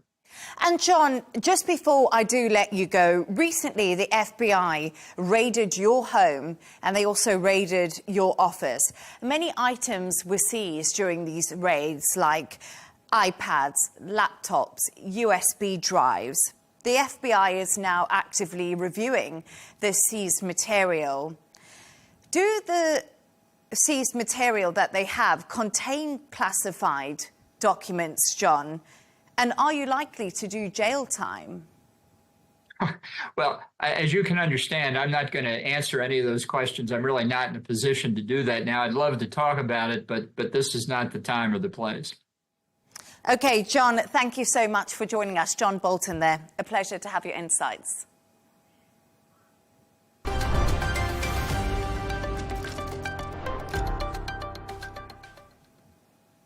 Now, US President Donald Trump says he's not thrilled after Israel carried out an airstrike in Doha, targeting Hamas leaders and killing at least 6 people, including 1 Qatari security officer. The attack has been condemned by Qatar and the UN, while Israel's Prime Minister Benjamin Netanyahu called it fully justified. Defense Minister Israel Katz has said Israel will target enemies wherever they are. Qatar is now looking into whether Netanyahu should be held responsible for the strikes. To discuss this and some of today's other stories, I'm joined by correspondent and columnist Gemma White, who's in the studio with me, and correspondent Sarah Firth, who is joining us from Washington. Sarah and Gemma, great to have you both on the show. So, Sarah, I just want to react to some breaking news that we are just having through, just quickly to see if you have any reaction for us. But we are hearing that Charlie Kirk has been shot at a campus event in Utah. And Donald Trump is saying that we need to pray for Charlie Kirk and we must reject political violence as politicians react to the shooting. Do we have any information? Yes, Leigh Ann, this is a pretty major developing story here in the US. Charlie Kirk, a 31-year-old right-wing activist. He was giving a talk at Utah Valley University. There's video circulating online. You can hear a shot. You see Charlie Kirk recoiling and there's blood coming from his neck. It's really quite graphic viewing. We're being told by authorities that he has been taken from the campus by his security team, taken to get medical treatment. We're also hearing that they have got a suspect in custody. That is according to an alert that the university has put out to students. As you said, Leigh Ann, the president has reacted to this. Charlie Kirk is a well-known right-wing activist here in the United States. He's a big name, and he's a very well-known supporter of President Trump. President Trump calling him a good guy, saying that we must pray for him. You've got an outpouring of reaction from shocked elected officials all across the board, Republicans and Democrats. The Democratic governor for California, Governor Newsom, he has called the attack vile and reprehensible. You've had the Vice President J.D. Vance also say this is a father, he's a good guy, and reiterating the president's calls for those prayers. This is a developing story. The FBI say they are closely monitoring reports of that shooting. That is according to FBI Director Kash Patel. Leigh Ann, just shockwaves across the board here tonight in the US with news of that shooting breaking. Yes, indeed, and also shock at the White House as the news breaks, as we see the reaction coming out of that. And of course, Charlie Kirk has very, very many followers on YouTube and is extremely popular. Sarah, thank you so much for bringing us that breaking news. Let's just go to another topic, Sarah, that we have been discussing today, and we're actually learning from a few other things. What are we learning from Washington about how much advance notice the Trump administration was really given before Israel struck Hamas targets in Doha yesterday?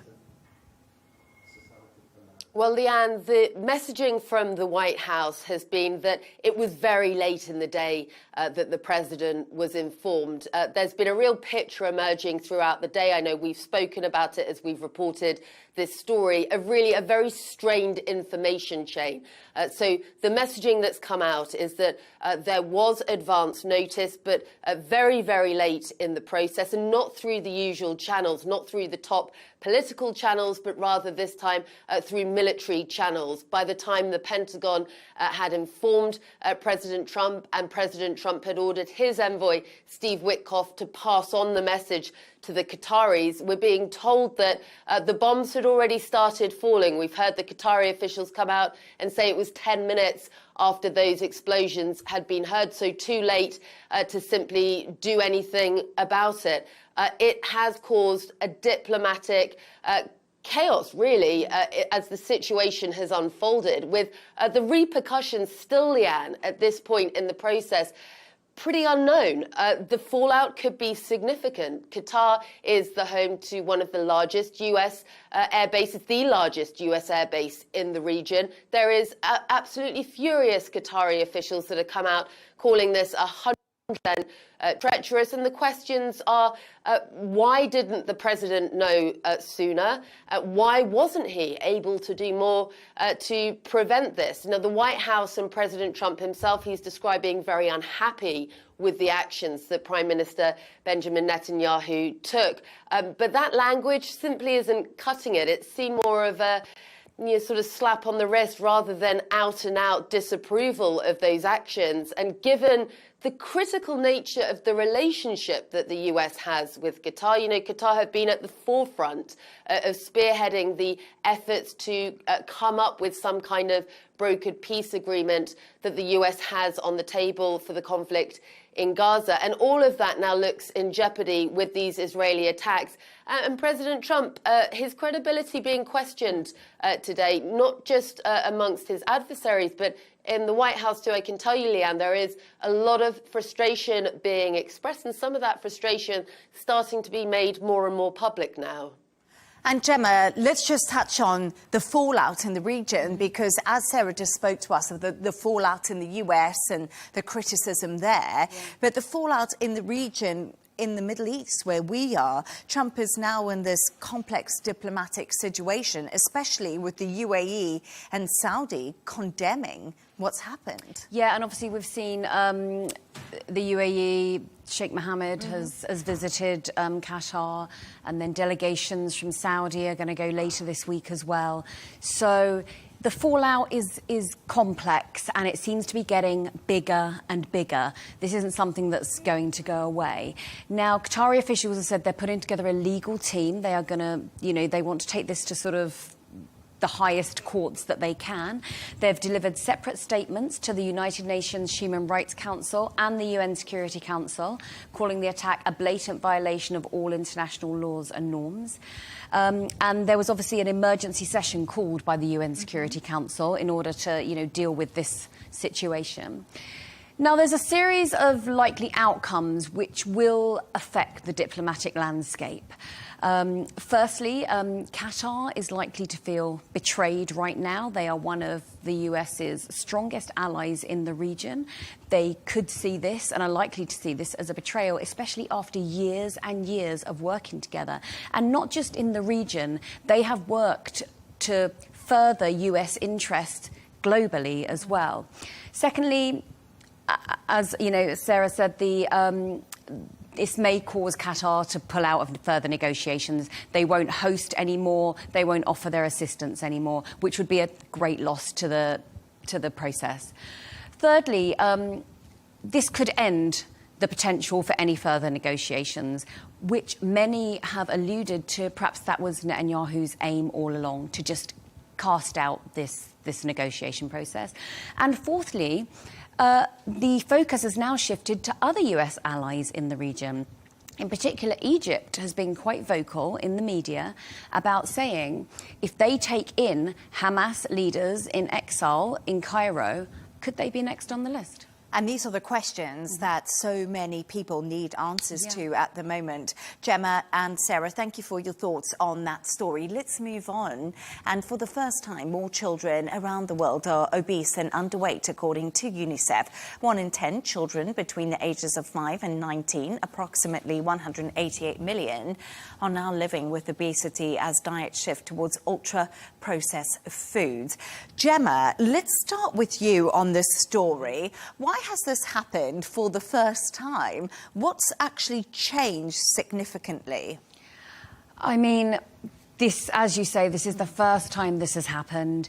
The study found that 391 million children across the globe are overweight, and of that amount, 188 million are considered obese. So that's 1 in 10 children between the ages of 5 and 19. And obesity now exceeds underweight in all regions of the world except sub-Saharan Africa and South Asia. Now, I think what I've found interesting as well is it's causing health experts to redefine what malnourished means. Now, malnourished used to mean that you weren't getting enough food, you know, you'd probably be very, very thin. But now malnourished can mean that you are obese and you're not getting any nutrients from the food that you're eating. And that's something I never actually thought about in reality, because that's fascinating. So basically people are just eating this food that's got nothing to it, but they're still putting on weight. Absolutely. But essentially they're really malnourished and unhealthy. Exactly, just empty calories. Now, the main blame is on the fact that traditional diet has gone out the window. People aren't cooking at home anymore. And obviously, ultra-processed foods are super cheap and super convenient. You know, a family who's been at work all day are more likely to grab something to feed their family than go home and then spend hours cooking from scratch. Society has changed and times have changed. But also, I think it is a lot to do with money, a lot to do with cost, and a lot to do with time constraints. And I think it's all of those things. If you look at it from a whole, it's very difficult, isn't it, to cook a good meal from scratch and have the time to do that if you are a busy family. And Sarah, do we need to see more aggressive marketing restrictions on ultra-processed foods going forward? Because Gemma just outlined why it's so difficult in many respects for people to eat healthily. So difficult, and the reasons behind that so varied. And as you and Gemma were talking about then, you know, the blame can be pointed in various directions, but UNICEF are pretty clear that yes, when it comes to the marketing around some of these very high-calorie, ultra-processed foods, that there does need to be targeted intervention. And this is really governments around the world, not just low-income countries, high-income countries as well. Here in the United States, I think it's 21% of 5 to 19-year-olds who are now considered obese, 27% considered obese in Chile. So what the UNICEF charity are calling for is a targeted intervention by governments around the world. They are saying that they need nutritious and affordable food, the diets of young children to be available to children, for those children's diets to be protected. They've also said that there needs to be policies that support the parents and caretakers. So touching on what you were both talking about there, which is that, you know, when it comes to that sort of first line of defence, it does tend to fall to the parents. And why is it that so many children, it seems, are simply slipping through the net? I mean, here in the United States, you know, the marketing around these ultra-processed products is just off the charts. It's absolutely everywhere. And even when you're sort of informed about updates like this one from UNICEF and those warnings that are out there, it's very easy to not have that information at your fingertips, to ignore the information. You know, it's a super size me kind of culture here in the United States. Interestingly, guys, there was a teenager in Pennsylvania last year, 2024, who tried to sue major food companies. He claimed ultra-processed food had caused him to develop type 2 diabetes. Now, ultimately, the judge dismissed that case. There were simply too many foods that he'd named. It was too vague, too many companies involved. But it is an interesting question that's clearly coming up more and more as this problem grows as to, you know, how much responsibility do these ultra-processed fast food companies have when it comes to children's health. And this UNICEF report clearly pointing to the fact that there's quite a lot of responsibility. But you know something? I think you made a good point there. Sarah, she said this first line of defence. It's the parents. Yes. It's the education at home. And that's something that needs to be instilled in families. But also governments, like the British government, they put a sugar tax on sugary drinks. That did nothing. It caused outrage with the companies and also with people buying them. They put on the colour codes to say how much fat and sugar were in certain foods. They have tried to remove advertising early in the day for sugary drinks to try to get kids not involved. But are parents not doing enough? Is it what's happening here? There is only so much that governments can do. Yeah. They are not on the front line. They're not in the household providing the food and cooking. I do also wonder, there is so much information about diet and nutrition out there that it can be overwhelming. I do think a lot of people would just like to start from scratch, you know, sort of be given some basics, but we have moved away from the home cooking. But I do agree with you. I do believe that parents are at ground zero for this. They need to take responsibility, and if they feel they're not educated or they don't know enough, they need to educate themselves, because there is plenty of information out there. And that's a really great point. And like we were saying earlier, governments have tried and tried all different techniques, and I've seen them throughout the years in the supermarkets, and it doesn't seem to be making a difference. No. But thank you, Sarah and Gemma, for your thoughts on that. Let's move on to another story. And in the last couple of hours, Prince Harry has met King Charles for a private tea at Clarence House in London. It's believed to be their first meeting in more than a year.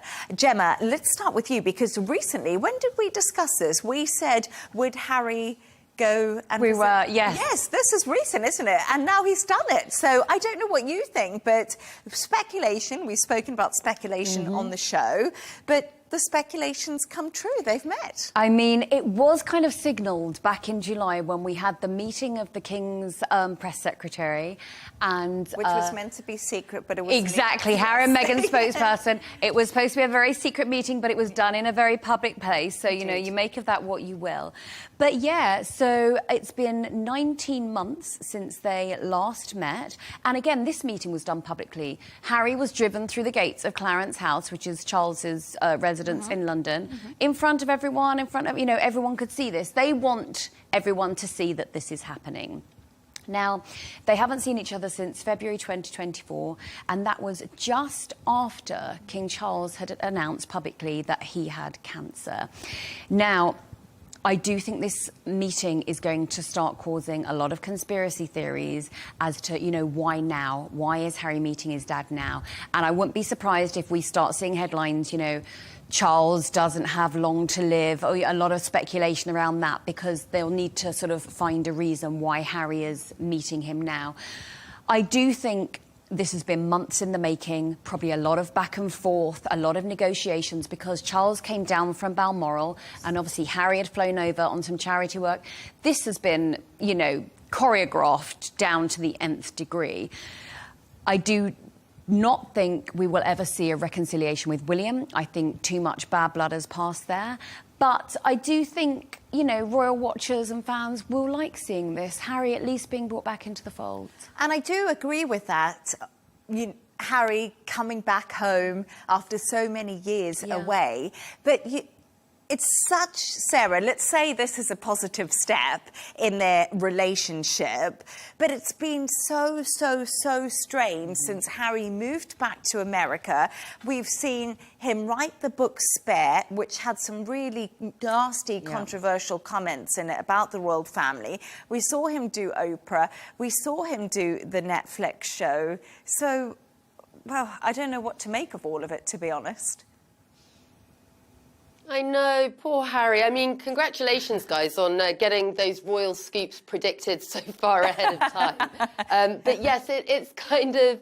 It's kind of a sweet story, I think, that finally, you know, Harry has openly expressed in pretty recent months that he would love a reconciliation with his family. You know, there's reports that come out quite often from friends saying that he's homesick here. Yeah, I can sympathise with that. You know, I do miss Britain for all its grey and rainy days. Here in the US, you know, it is a different world. And he is very far apart from his family. And as you and Gemma were just talking about, what is it, 19 months apart since he'd seen his father, and his father facing those health issues. So I think given that Harry's sort of been so vocal about wanting this reconciliation with his family, it's lovely to see that the meeting has now happened. I mean, the question, of course, is whether that leads to a longer-term reconciliation. And as Gemma was saying, you know, Harry himself has acknowledged in interviews that some of the damage done is probably too deep to ever truly perhaps be forgiven with those interviews, with some of the accusations made against the royal family. But he's back on British soil. He is meeting his father. He's seen his father.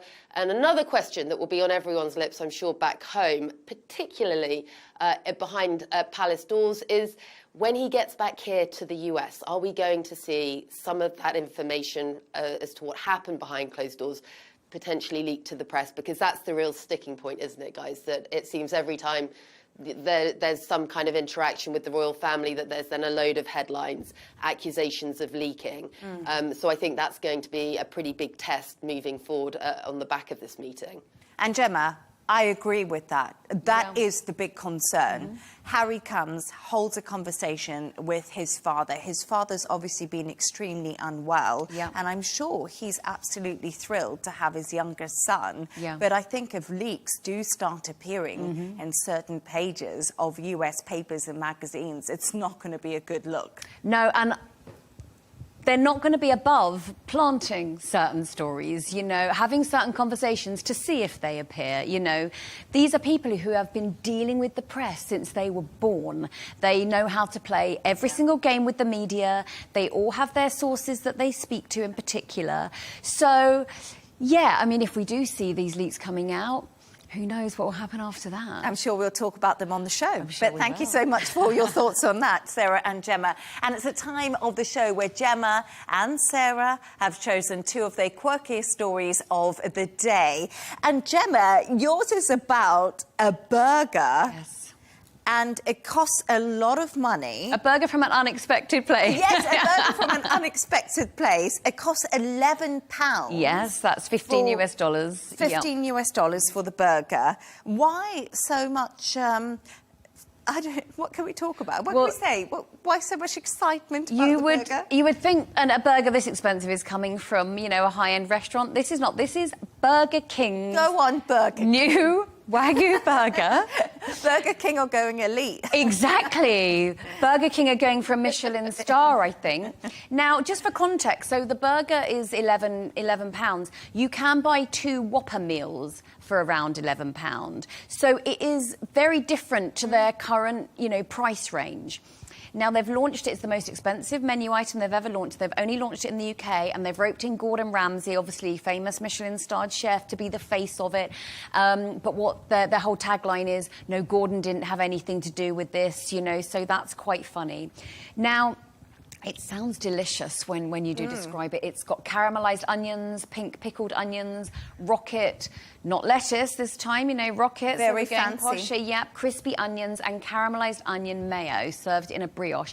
And it's served in this black box as well, which kind of, you know, adds a bit of ceremony to it. And a bit of mystery. A little bit of mystery, yes. And the taste tests, which I've been reading, have actually been quite positive. But you have to wonder who they're aiming for. You know, Burger King is traditionally something that you grab on the way to somewhere. You know, you don't go in and sit down, you know, tuck a napkin in and tuck into your Wagyu burger. So, yeah, you've got to wonder, is it a bit of a gimmick or is it something they want to start introducing on the menu? Surely they must have done their market research before releasing an elite burger. But Sarah, you're over in the US. $15, did you say the burger was? $15 for a burger, is that acceptable?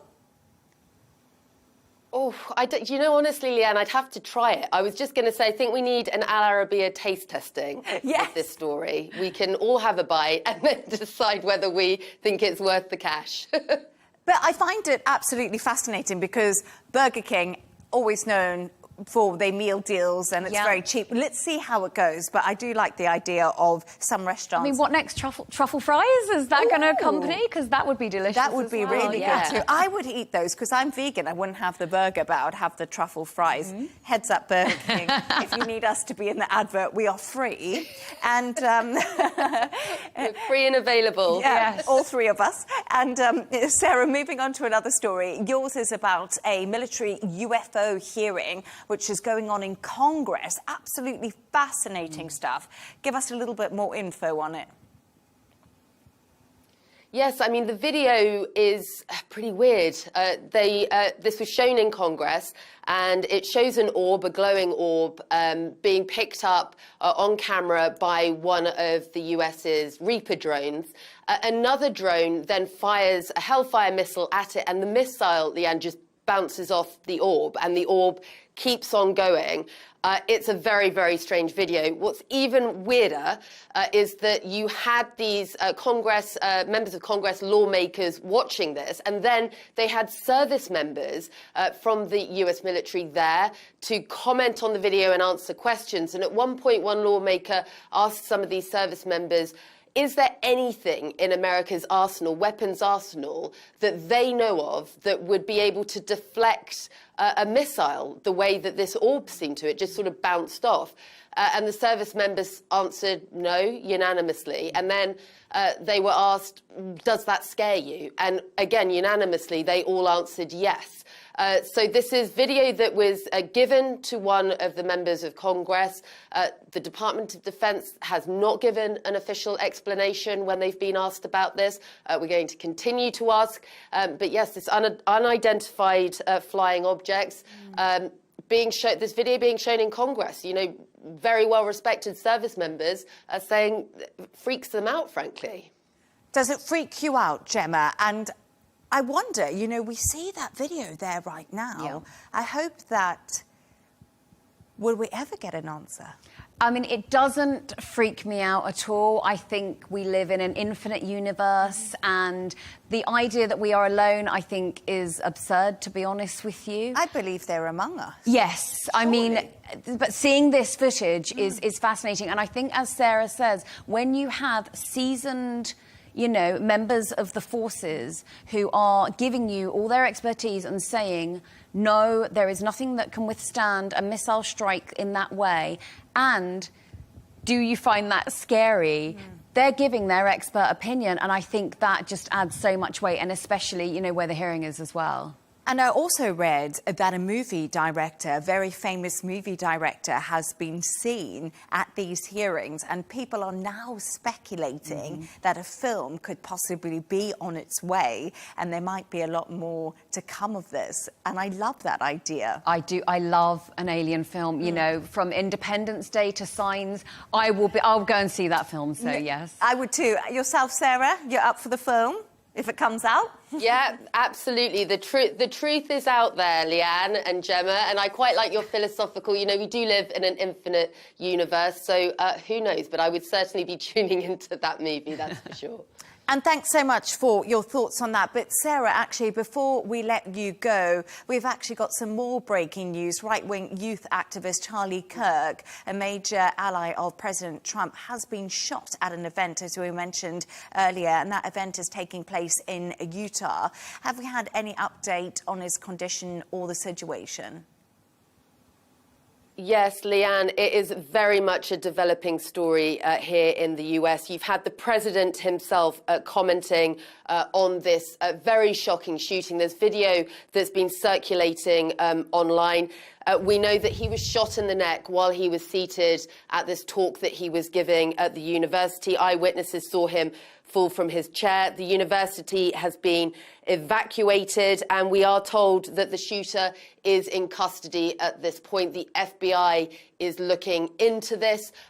very, very shocking events. You're getting an absolute outpouring, Leigh Ann, here this evening from lawmakers across the aisles, Republicans and Democrats, absolutely horrified by what's happened. As we said, that very, very shocking video emerging online. Charlie Kirk, 31-year-old right-wing activist, father of two, elected officials, the president himself calling tonight for prayers for Charlie. His condition at this point remains unknown, but a very, very shocking incident and a developing story that, of course, will be keeping viewers across. And as you said, Donald Trump and Vice President J.D. Vance are urging people to say prayers for Charlie Kirk.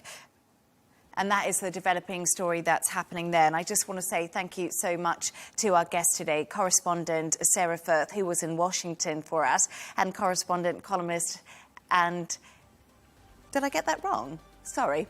No. Did I get it right? Gemma White, correspondent and columnist Gemma White. I just wanted to say, and that's all from us on W News Extra. Don't forget to subscribe to our YouTube channel and, of course, follow us on X. GNT with Michal Prendergast is coming up next.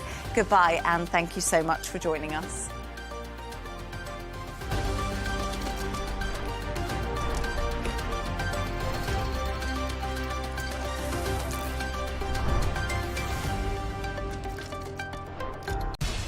We have to take care of our people, and we're going to take care of our people first. For in-depth analysis and all the latest developments across the globe, make sure you join us every weekday. President Trump is trying to negotiate a ceasefire.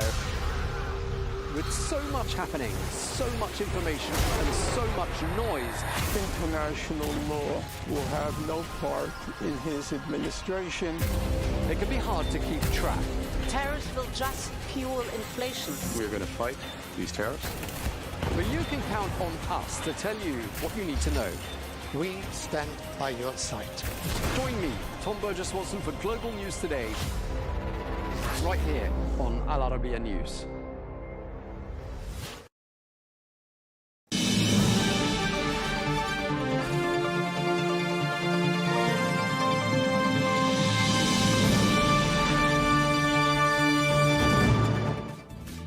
Hello and welcome to Global News Today. I'm Michal Prendergast, and joining me today is Gad Saad, the visiting scholar at the Declaration of Independence Center for the Study of American Freedom at the University of Mississippi.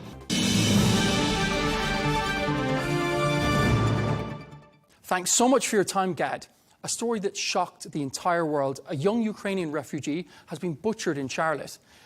Isn't this a textbook case of suicidal empathy? That's the name of your upcoming book. I don't want to name the assailant himself. He's a scumbag and he doesn't deserve any publicity.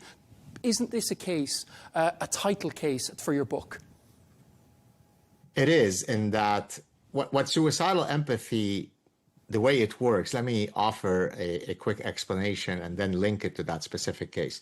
So empathy is a beautiful, noble virtue. It is something that we need to have as a social species. For you and I to have a meaningful conversation, Michal, I need to have theory of mind, as you do. In other words, we need to put ourselves in each other's minds to be able to have a meaningful interaction. So it is perfectly reasonable to argue that empathy is a laudable, noble virtue. The problem arises when empathy misfires. And before I explain how it misfires, let me draw an analogy. Obsessive-compulsive disorder is the misfiring of an otherwise adaptive process. So, for example, the fact that you and I shake hands and I notice that you have a cold, I might go ahead and wash my hands because I don't want to catch your cold. That is perfectly adaptive, and it makes evolutionary sense for me to do that. But OCD is when I spend 8 hours a day washing my hands in scalding water until my skin is falling off. I can't make it to work because I'm obsessed with washing my hands. So what started off as an adaptive mechanism becomes maladaptive when it misfires. So that's exactly my argument for suicidal empathy. When empathy starts misfiring in ways that you target your empathy toward the wrong target, you're orgiastically empathetic for all of the wrong times and the wrong situations, that becomes suicidal empathy. So in that particular case, what you have is an incredibly lax justice system, penal system, that basically argues along the following lines. It is unfair to not give hardened felons 637 chances or second chances because they've already been victimized by the racist society of white supremacy. Therefore, what is the point of us punishing them harshly? Don't they deserve a 138th chance? And it is literally what happened in this case. This guy had been arrested for 14 prior crimes, but yet we should give him a 15th chance at redemption. It results in suicidal empathy and the death of this beautiful Ukrainian refugee. The alleged killer had 14 prior arrests. A judge released him after his 15th. Should judges like this face justice themselves?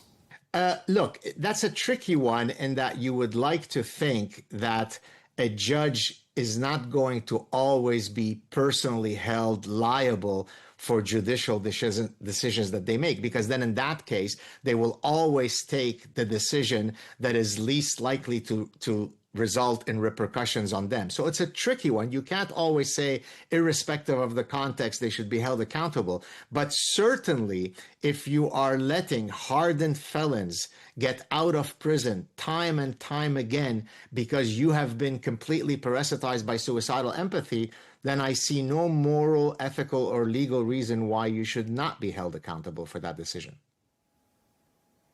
And Elon Musk himself, he has shone a huge amount of light on this story. A lot of the mainstream media ignored it. I think this is the perfect example of the importance of freedom of speech and the importance of him buying X.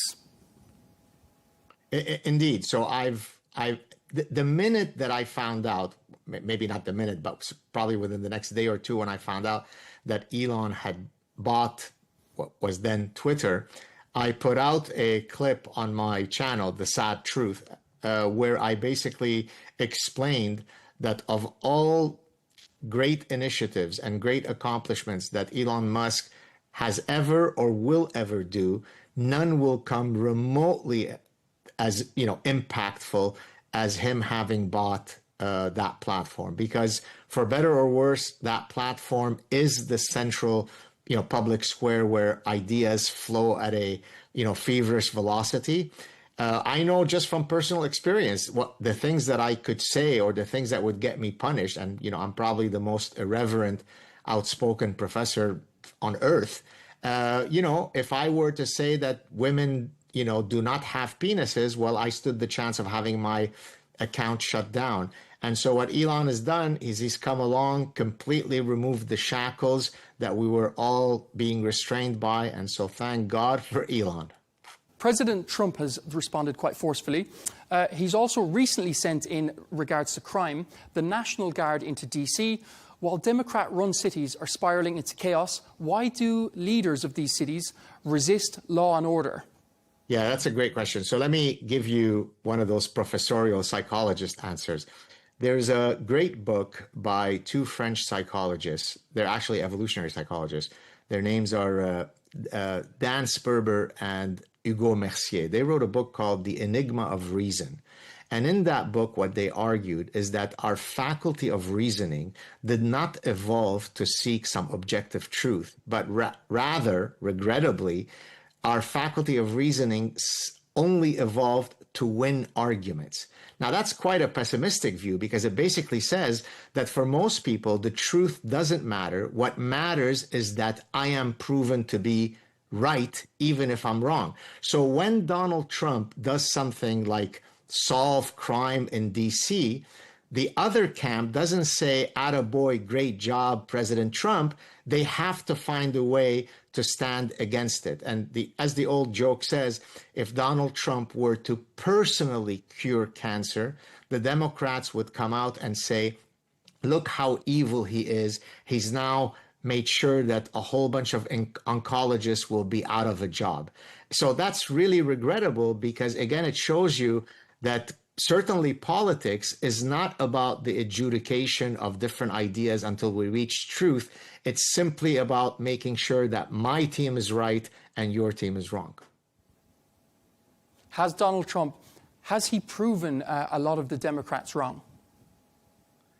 My goodness, what hasn't he proven them wrong on, right? I mean, did we need in the 21st century to have, as I think it was his first executive order, that there is such a thing as male and female, and we know exactly what those two sexes are?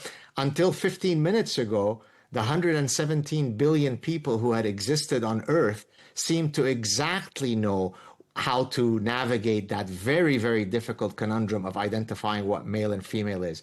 But when you are parasitized by idea pathogens, as I explained in my book, The Parasitic Mind, you then have to have an executive order by the President of the United States saying that there are only two sexes called male and female, and we know what they are. So he proved them wrong there. He proved them wrong about closing the borders, right? It took him 15 seconds to close the borders, right? He proved them wrong on pretty much anything and everything. So ideas matter, and you know, people think that, you know, I've got posters of Donald Trump in my bedroom. It's not that, right? I don't succumb to the cult of personality. As a matter of fact, I'm Canadian, so it's not as though I've got a direct dog in that fight. But certainly, if you believe in American freedom, then you have to believe that the Republican Party and Donald Trump exemplify those American freedoms much more than the Democrats do. And you're an expert in evolutionary psychology. How did we go from protecting the tribe to protecting predators at the tribe's expense? Well, that's where suicidal empathy comes in, right? So I argue that history is basically the following story that I'm going to explain now that the average 5-year-old will understand. History is the following. There are two tribes on each side of the river. Each members of each tribe look at the resources and other desired objects on the other side of the tribe and want to steal it, right? That's why the 10 Commandments have do not covet thy neighbor's wife, right? Covetousness is a ugly trait. Envy is an ugly trait. But the only thing that stops tribe A from, you know, attacking tribe B is that they know that the people in tribe B are likely to have men who are not going to be very happy about that approach, and therefore they have to think twice before attacking. And it is that mechanism that keeps people in check. Now, imagine if you become parasitized, for example, by orgiastic pacifism, right? So that the highest virtue in my society is one whereby I will never, under any circumstances, respond to you with violence. Well, what do you think will happen to a society that is organized around orgiastic pacifism? It likely will cease to exist very quickly. And so that's why I use the framework of the parasitic mind and suicidal empathy to explain the nature of your question, because nothing else could explain. From a survival perspective, we've evolved the most fundamental need for survival, to protect ourselves, to protect our loved one, to protect our children. But once those instincts become sublimated in my desire to demonstrate to the world that I am infinitely tolerant, compassionate, generous, and empathetic, we end up having major problems. Elon Musk has offered $1 million to fund murals of Irina Zarutska across US cities. Is this not the kind of moral clarity and courage that's needed right now? Exactly. I mean, one of the reasons why Elon Musk, Donald Trump, first of all, our gentlemen that I admire greatly, is because to me, they exemplify something that I discuss as a key call to action in the last chapter of The Parasitic Mind, which is activate your inner honey badger. So some of your viewers or listeners may not be familiar with why I'm using that imagery.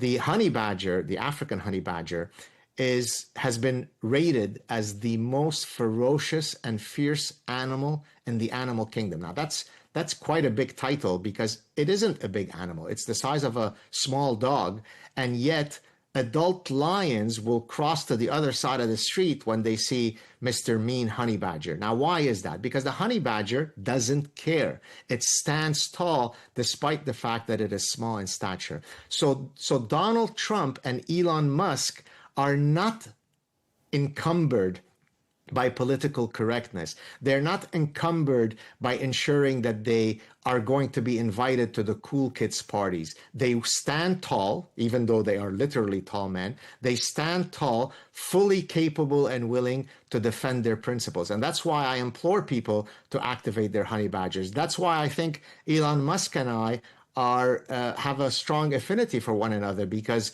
regrettably, while I'm not nearly as tall as him in stature physically, I'm certainly someone who walks like a honey badger. And so that tends to attract similar-minded people. Whereas on the other hand, most of my academic colleagues are what I call members of the invertebrate castrati, meaning that they don't have any spines, nor do they have any, I hope I can say on your show, any testicles.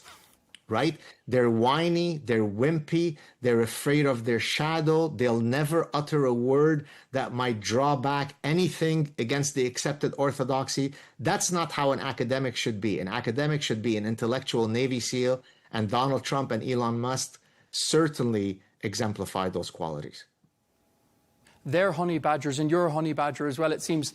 Elon Musk has proved himself to be a staunch defender of free speech. I seen you say on Twitter that he deserves a Nobel Peace Prize for his ultimate defense of free speech. 100%, 1,000%. Listen, Barack Obama won a Nobel Prize.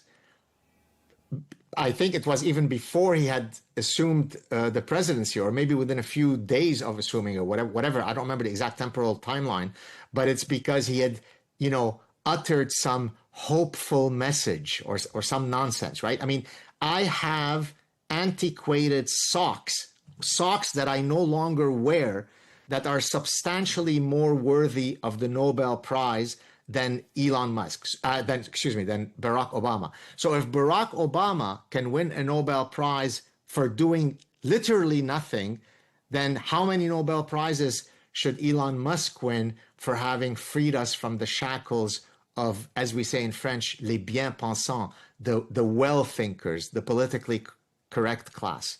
He deserves it ASAP. People have spoken ad nauseum about Elon Musk. You said in your last interview here on the station that he's a very humble man. He is. We've had a chance to meet. I spent maybe 4.5 hours with him at his home. He had invited me down to discuss all sorts of important issues. We had a chance to both have, an intimate discussion about family dynamics, but we also discussed, preserving human consciousness and interplanetary travel. And we were able to oscillate from very personal, intimate things to very grand, abstract things. No ego, no obnoxiousness, no attempts to, try to, outrank each other. Just two guys, hopefully with good ideas, sitting together, who respect each other, having a fun conversation. I felt as though he had zero ego.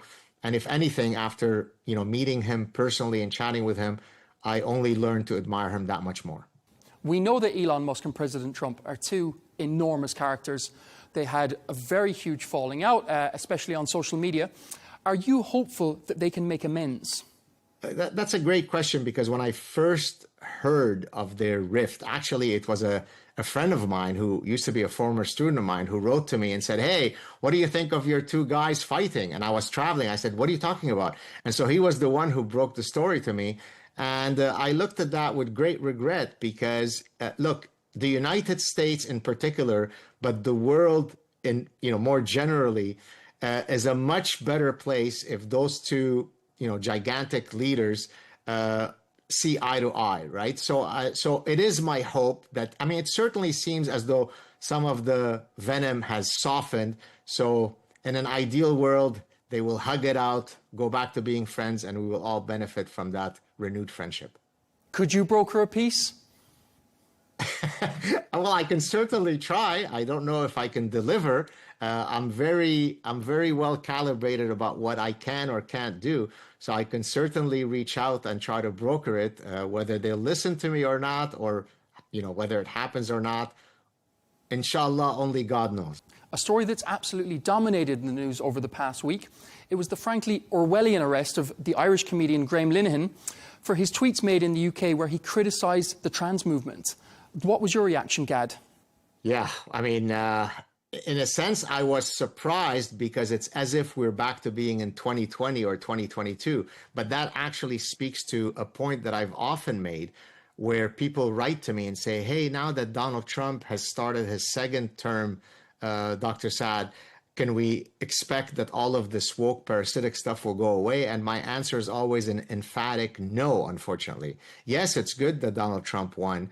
That doesn't mean that all of the nonsense and the Orwellian degeneracy is going to magically go away. It took 50 to 80 years for many of these ideas to first be spawned on academic campuses. So it's going to take a while for us to fully eradicate them. But to your more specific point, I'd like to contextualize what happened with that comedian with something that I talk about in The Parasitic Mind, and that is the distinction between deontological and consequentialist ethics. So let me break it down for you very quickly.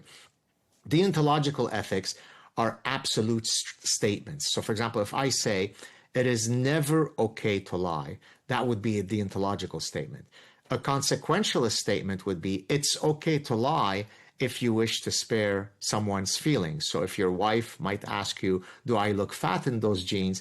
Then you might want to put on that consequentialist hat and say, absolutely not, you've never looked more beautiful. It might be a small white lie, but you're doing it out of love for your partner. And so there's a consequentialist ethos to it. But when it comes to foundational principles, presumption of innocence in the justice system, freedom of speech, freedom of inquiry, by definition, those have to be deontological. The second that you say, I believe in freedom of speech, but the second you put the but qualifier, you're a degenerate who doesn't understand what freedom of speech is. I am Jewish. I've had a very rough upbringing in my childhood in Lebanon, yet I support the right of Holocaust deniers to deny the Holocaust. There is almost nothing that you could think of that is more offensive than denying the Holocaust. Yet if I wish to live in a free society where freedom of speech is an enshrined principle, I have to put up with idiots, imbeciles, racists, and anti-Semites. So when Starmer says, hey, by you saying this, you are marginalizing the noble, holy trans people, that is exactly a consequentialist ethos. And it hurts me to no end that Britain, the place where many of these original principles, were spewed, is now turned into such a, not only Orwellian, but Kafkaesque reality. Terrible. And speaking of Keir Starmer, what are your thoughts on him? Well, Mrs. Starmer needs to see if there's a way for her to find some testicular fortitude. Now, I say this, some people will say, oh, but why do you speak in such a direct manner? Why can't you be more empathetic and kind? You know why? Because I'm disgusted that a country as founded in the principles that we now call liberty and freedom in the West, including in the United States, right, has sunk to such a low. When you can't talk about the grooming gangs in Britain because you don't want to offend a particular demographic group, where you care about managing the feelings of that group more than you care about protecting the bodily integrity of your children, that's probably not a good leader. So I don't have too many good things to say about that, Prime Minister. You and your family escaped the civil war in Lebanon. Did real violence make you immune to the fake trauma obsessions in the West?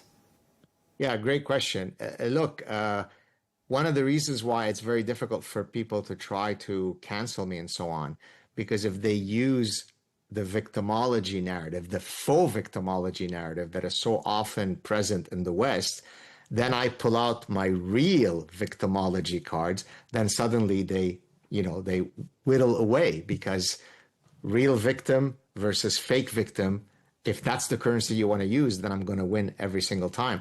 So because of that, because of the horrors that I've seen growing up in the Middle East as a Lebanese Jew, my parents were kidnapped by Fatah and tortured. We escaped execution. Death awaited us at every corner, every second of every day for that first year of the Civil War. Then I'm not very sympathetic, not only to faux victimology stories, but intergenerational victimology stories. Slavery did happen in the United States, but not today. So you don't get to wallow intergenerationally because something happened to someone who may or may not have been related to you 200 years ago. That doesn't minimize the horrors of slavery, but it says that what makes you stand tall and with dignity in Arabic, since I'm speaking on Al-Arabiya, it's someone with shakhsiyya. Shakhsiyya means they have a strong sense of self, someone with sharaf, someone who has honor. I overcome my victimology. Let me just for you to know. So my family escaped the Lebanese civil war. My parents were kidnapped and tortured by Fatah. My grandparents escaped Syria because they were Syrian Jews.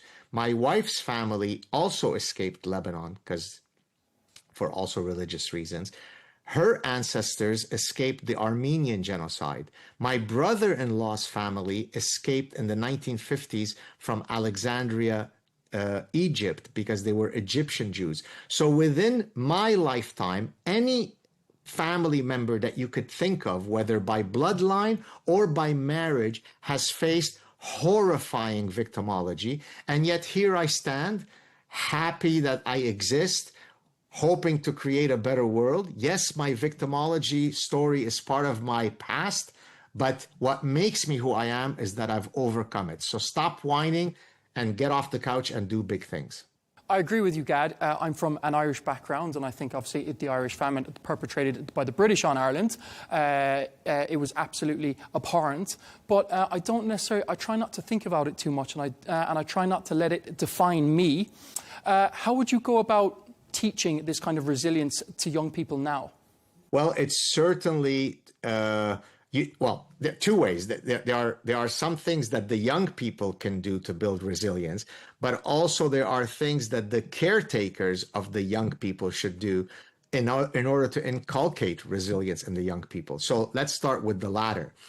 When COVID finished, and I actually discussed this in my forthcoming book, Suicidal Empathy, when COVID finished and we were back to teaching in person, one of the first, if not the first departmental meeting we had was bathing in orgiastic, misplaced empathy. So here are the types of things that I would hear. Well, the students are no longer capable because of the COVID lockdowns to actually sit for 3 hours in a lecture.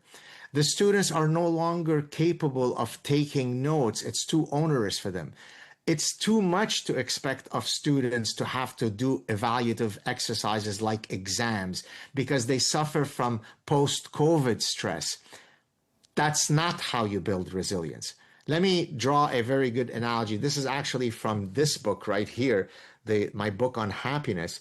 I start one of the chapters, which actually deals with resilience and anti-fragility. I use a quote from the great Stoic Roman philosopher Seneca.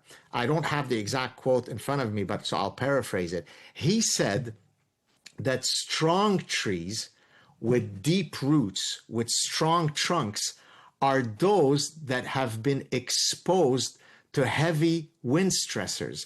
That's precisely why they then evolve those strong roots. That's precisely why they evolve the strong trunk.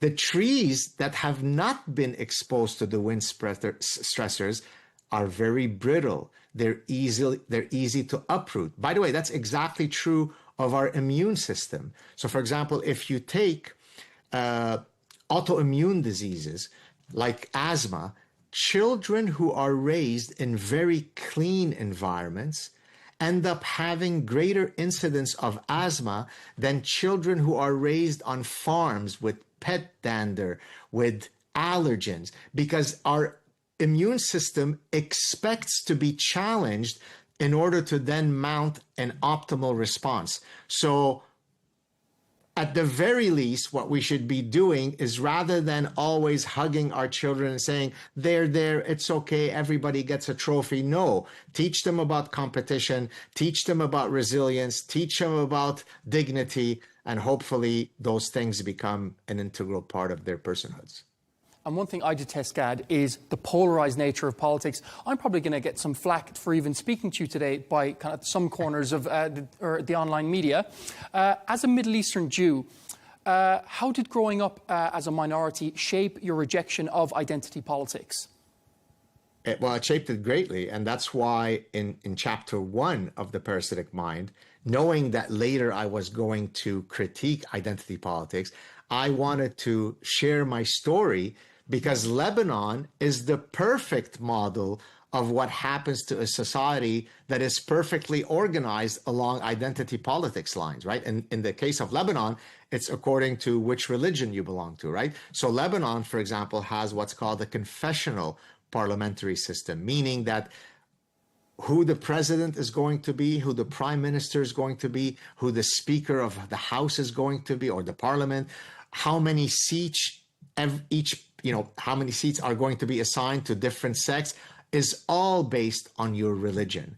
And as we know from Lebanon and Rwanda and Iraq and Syria and the Balkans, these kinds of fractured tribal identity politics societies don't really end up, with great outcomes. And so it very much shaped my subsequent positions, because what I love about the West, and I know it sounds as though it's just a cliche at this point, but it isn't. It's a really important lesson. Individual dignity supersedes collective identity. Yes, I may be a Lebanese Jew, and that is one marker of my identity, but I present myself to the world and to Al Arabiya as Gad Saad. I'm not a representative of the Lebanese people. I'm not a representative of the Jewish people. I'm not a representative of people who have green eyes. And so you judge me based on my qualities and my frailties. And so therefore, there is nothing worse than collective tribalism. And but by the way, if people only hear the last minute of what I just said in the Middle East and truly internalize it, the Middle East would be one of the most stunning, gorgeous places imaginable on Earth. That's what we hope, Gad. You're penning a new book at the moment called Suicidal Empathy. Do you feel like a kid in a candy shop with the amount of real-world examples you're able to cover in your book? Well, the running joke is, because now, I've been speaking a lot about suicidal empathy for, a long time, so that it's gone completely viral. Millions and millions of people in perhaps 60 languages are now quoting and citing my suicidal empathy concept. But so people will write to me and say, God damn it, when is this book going to be ready, Professor? And I say, how can I be ready? How can it ever be ready when every single day when I wake up and I go on X, I now need to increase the size of the book by 50 new pages? And so one of the most difficult parts, frankly, has been to try to rein that in, because I've already cut 11,000 words from my book, because rather than using the 35,000 examples that I can use as a manifestation of suicidal empathy, I now have to ask myself, okay, I can't put all of these in the book. How should I strategically pick the best ones? So the biggest challenge for me has not been to write the book, but rather to cut out sections of the book. It could be a trilogy. From your lips to God's ear. We're just out of time. It's been an absolute pleasure speaking with you, Gad. All the very best. My pleasure. Take care. Cheers.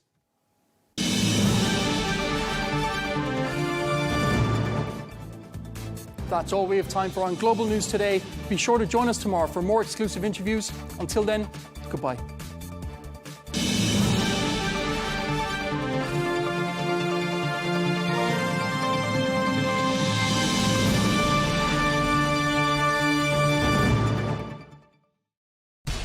We have to take care of our people, and we're going to take care of our people first. For in-depth analysis and all the latest developments across the globe, make sure you join us every weekday. President Trump is trying to negotiate a ceasefire. With so much happening, so much information, and so much noise, International law will have no part in his administration. It can be hard to keep track. Tariffs will just fuel inflation. We're going to fight these tariffs. But you can count on us to tell you what you need to know. We stand by your side. Join me, Tom Burges Watson, for Global News Today, right here on Al Arabiya News. Our allies, in many cases, are worse than our enemies. Stay informed and connected with the latest international headlines. There obviously is a risk. From breaking news to in-depth analysis, It would appear that this war is coming to an end. Who buys this stuff? Investors, pension funds. we deliver the most important developments straight to your screen. Iran always wanted to deal with militia. Join us for compelling, expert-driven conversations. A curfew order has been established. And an insightful look at the issues shaping our world today. There are lots of proposals about European architecture for security. I'm Leigh Ann Gerrans, and this is W News. We dealt with this when I was Chief of Staff in the first term. Where you don't just hear the headlines, you get the full story.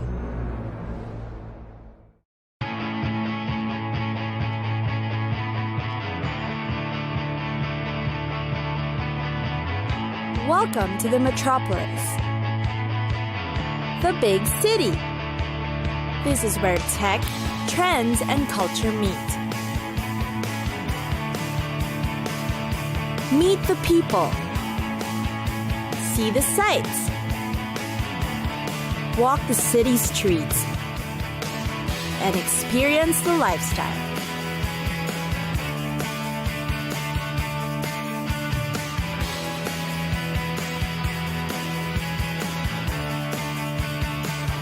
This is your first-class ticket to the cities of the world.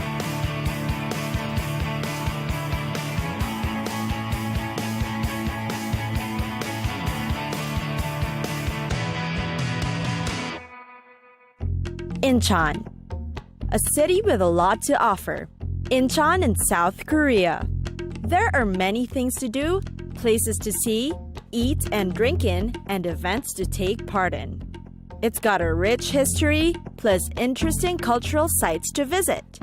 It's probably most known for being the home of the International Incheon Airport. Incheon City is located in the northwestern area of South Korea.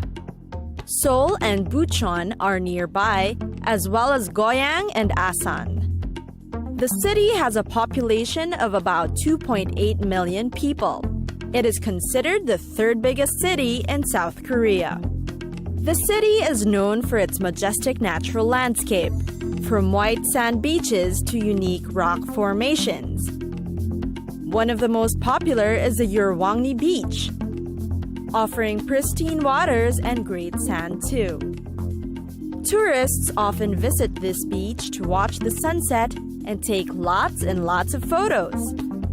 The beach is also surrounded by a grove of pine trees, completing the picturesque view. Aside from Incheon's beaches, being a sight to see, it's also where you can try activities such as swimming, fishing, and some water sports.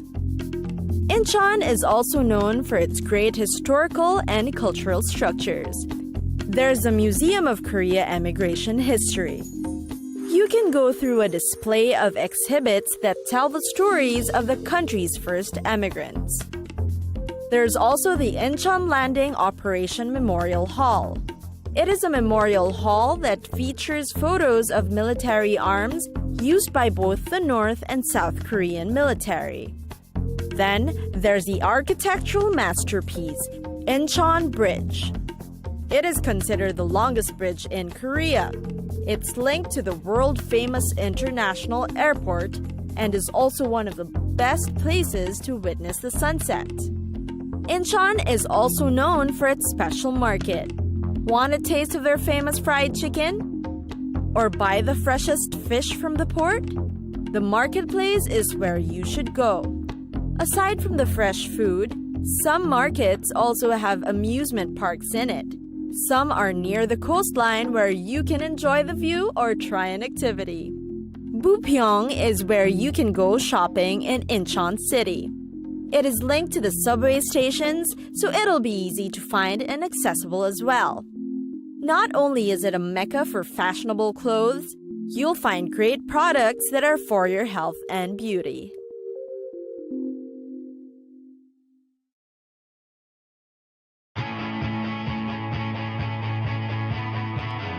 It's time for us to go. Pack your bags and get your tickets ready. And we'll see you on the next destination. Catch us again next time on Cities of the World.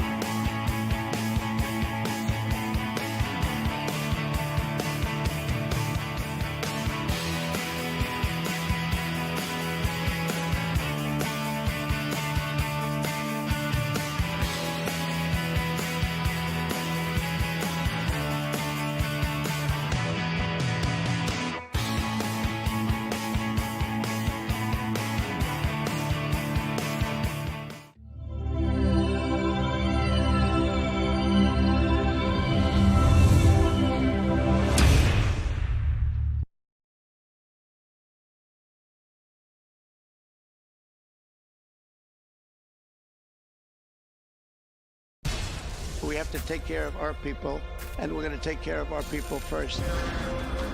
For in-depth analysis and all the latest developments across the globe, make sure you join us every weekday. President Trump is trying to negotiate a ceasefire.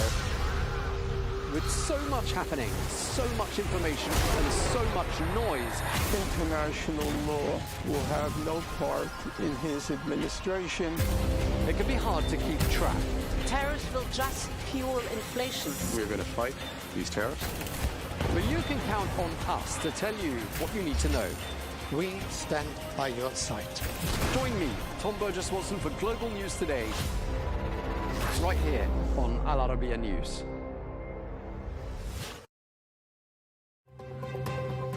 Israelis were united in their shock, grief and anger following the October 7 attacks. There was a collective demand for a tough response. But 21 months on, is that unity fracturing? Opinion polls show domestic support for the war waning. Israel's allies are losing patience, and the end goal seems more opaque than ever. On this special all-Israeli panel, we ask, is the war in Gaza dividing Israel? You're watching Counterpoints with me, Melinda Nucifora.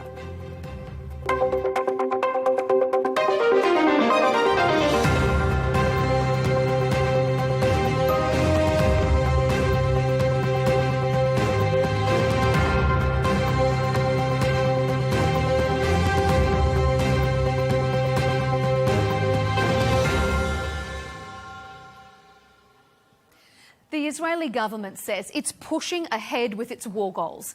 Prime Minister Benjamin Netanyahu remains confident of total victory. But what does that look like? And when will it be achieved? More and more every day, Israelis are asking those same questions. Netanyahu, don't let the talks collapse. Give full mandate to the negotiation team to end the war. Mr. President, sir, we are counting on you. You brought back hostages before. Please do it again. We need your strength. We need your leadership. A recent poll by Israel's Channel 12 TV network found that 74% of Israelis want the war to end and the hostages return. Some who previously supported the war are growing increasingly concerned with how it's being fought. A small but growing number of reserve soldiers are even refusing their compulsory duty to serve in the military. On the international stage, the chorus of condemnation is growing too. But I firmly believe the Israeli government's action are doing untold damage to Israel's standing in the world and undermining Israel's long-term security. I appeal to the international community to observe humanitarian law and respect the obligation to protect civilians. What we are watching on the other side of the world is indefensible. The hostages still need to be released, but the war needs to end.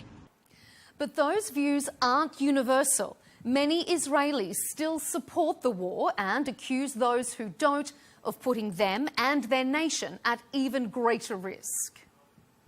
People in Israel need to let Bibi just do his job, because so far he's doing a great job. Any hostage deal will be detrimental to the ultimate victory in the war, and any release of terrorists that would have to come along with that is just an incentive for further hostage taking on behalf of the Arabs. In the coming weeks, we'll bring you a dedicated Palestinian perspective, but on this special all-Israeli panel, we want to focus on how Israel is grappling with the criticism and division. We'll ask, is a split forming in Israel between those who do and don't support the war? How do Israelis feel about mounting international criticism, including accusations of genocide? And how do they think this war will end? Stay with us on Counterpoints. Joining us for our special all-Israeli panel to discuss the war in Gaza and its implications, Asher Fredman is joining us, Executive Director of the Miskev Institute for National Security and Zionist Strategy. Itamar Greenberg is a 19-year-old activist who served almost 200 days in an Israeli military prison for refusing to serve in the IDF.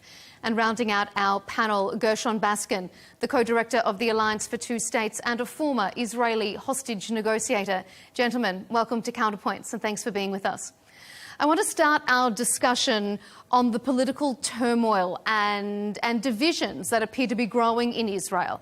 There are a lot of factors feeding into this, including weariness with the way the war has been fought thus far and accusations that there's no end in sight. Hostages remain in Gaza amongst the destruction, the bombardment and the starvation.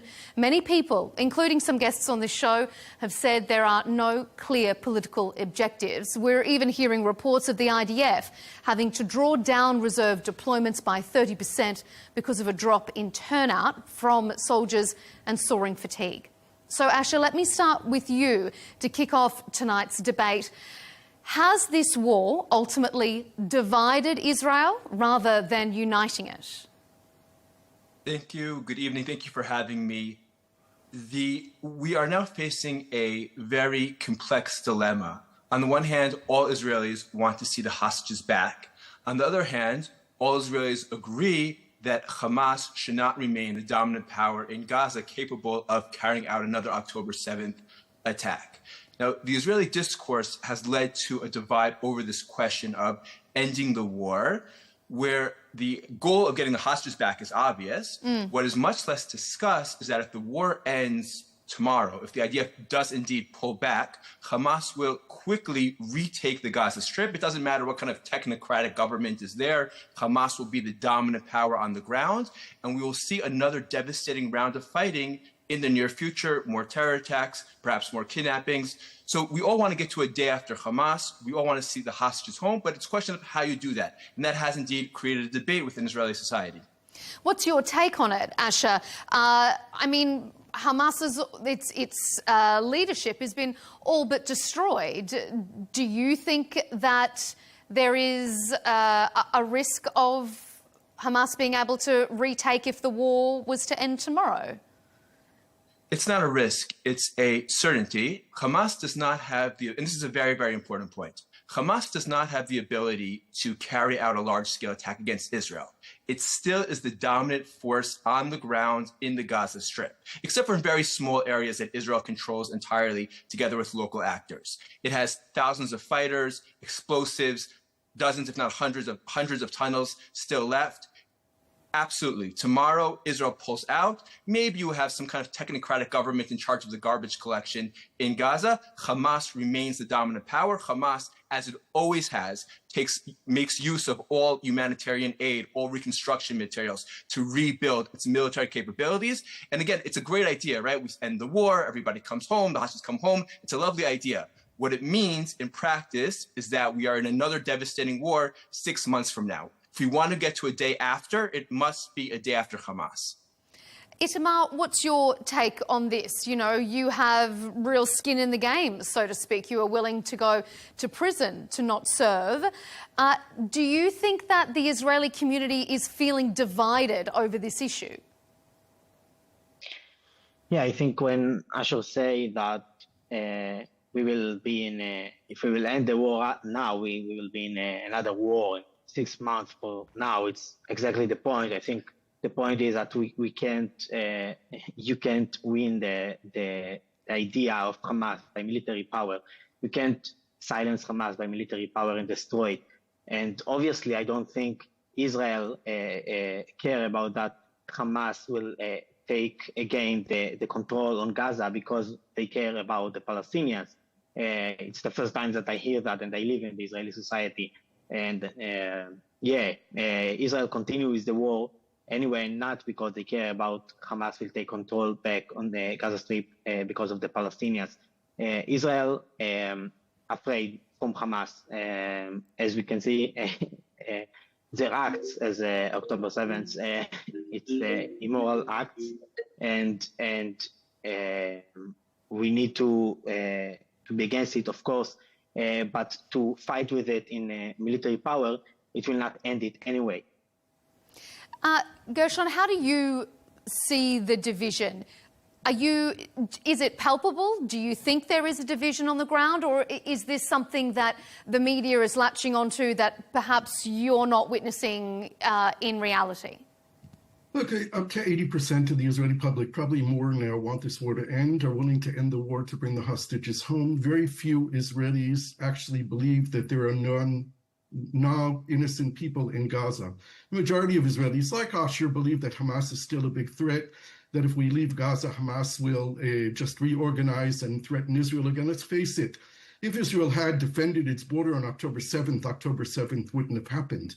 October 7th happened because the Israeli army was absent. It was not fulfilling its role of protecting its citizens and protecting its border. Today, Hamas is decimated. They have no military command left. There are third, fourth tier rank officers left. There are no political leaders left of Hamas on the ground. Many Hamas people who are holding guns today are saying that they need to hold their guns to protect themselves against the Gazan population because Hamas has zero support in Gaza today. Or not zero, 5% of Gazans support Hamas today. They want Hamas gone. The last point is that the Gazans, the Palestinian people, know that as long as Hamas is in control of Gaza, there won't be a single dollar of money entering to Gaza to rebuild Gaza, and Gaza is destroyed. Israel has destroyed a civilization in Gaza. We have erased infrastructure, homes. More than 2 million people are homeless. No water, no electricity, no schools, no universities. We have committed war crimes in Gaza, and even if a majority of Israelis have trouble saying that, that reality will not escape us. It will follow us and chase us around the world for many years to come. Itamar, I just want to come back to you on something that Gershon just said, that if the Israeli military was doing its job, October 7 wouldn't have happened, that IDF neglect on the border is what caused this. What do you make of that as someone who chose not to serve? Is that sending the wrong message about the Israeli military? Is it sending the wrong message about the way Israel is defending its borders? Well, I don't think that the main part, or even a little bit of the job that the IDF do, is protecting. You can see it even before the genocide in Gaza, in West Bank, and not only. Always war everywhere. And I don't think that to ask me about you are not joining for defense your country or something like that.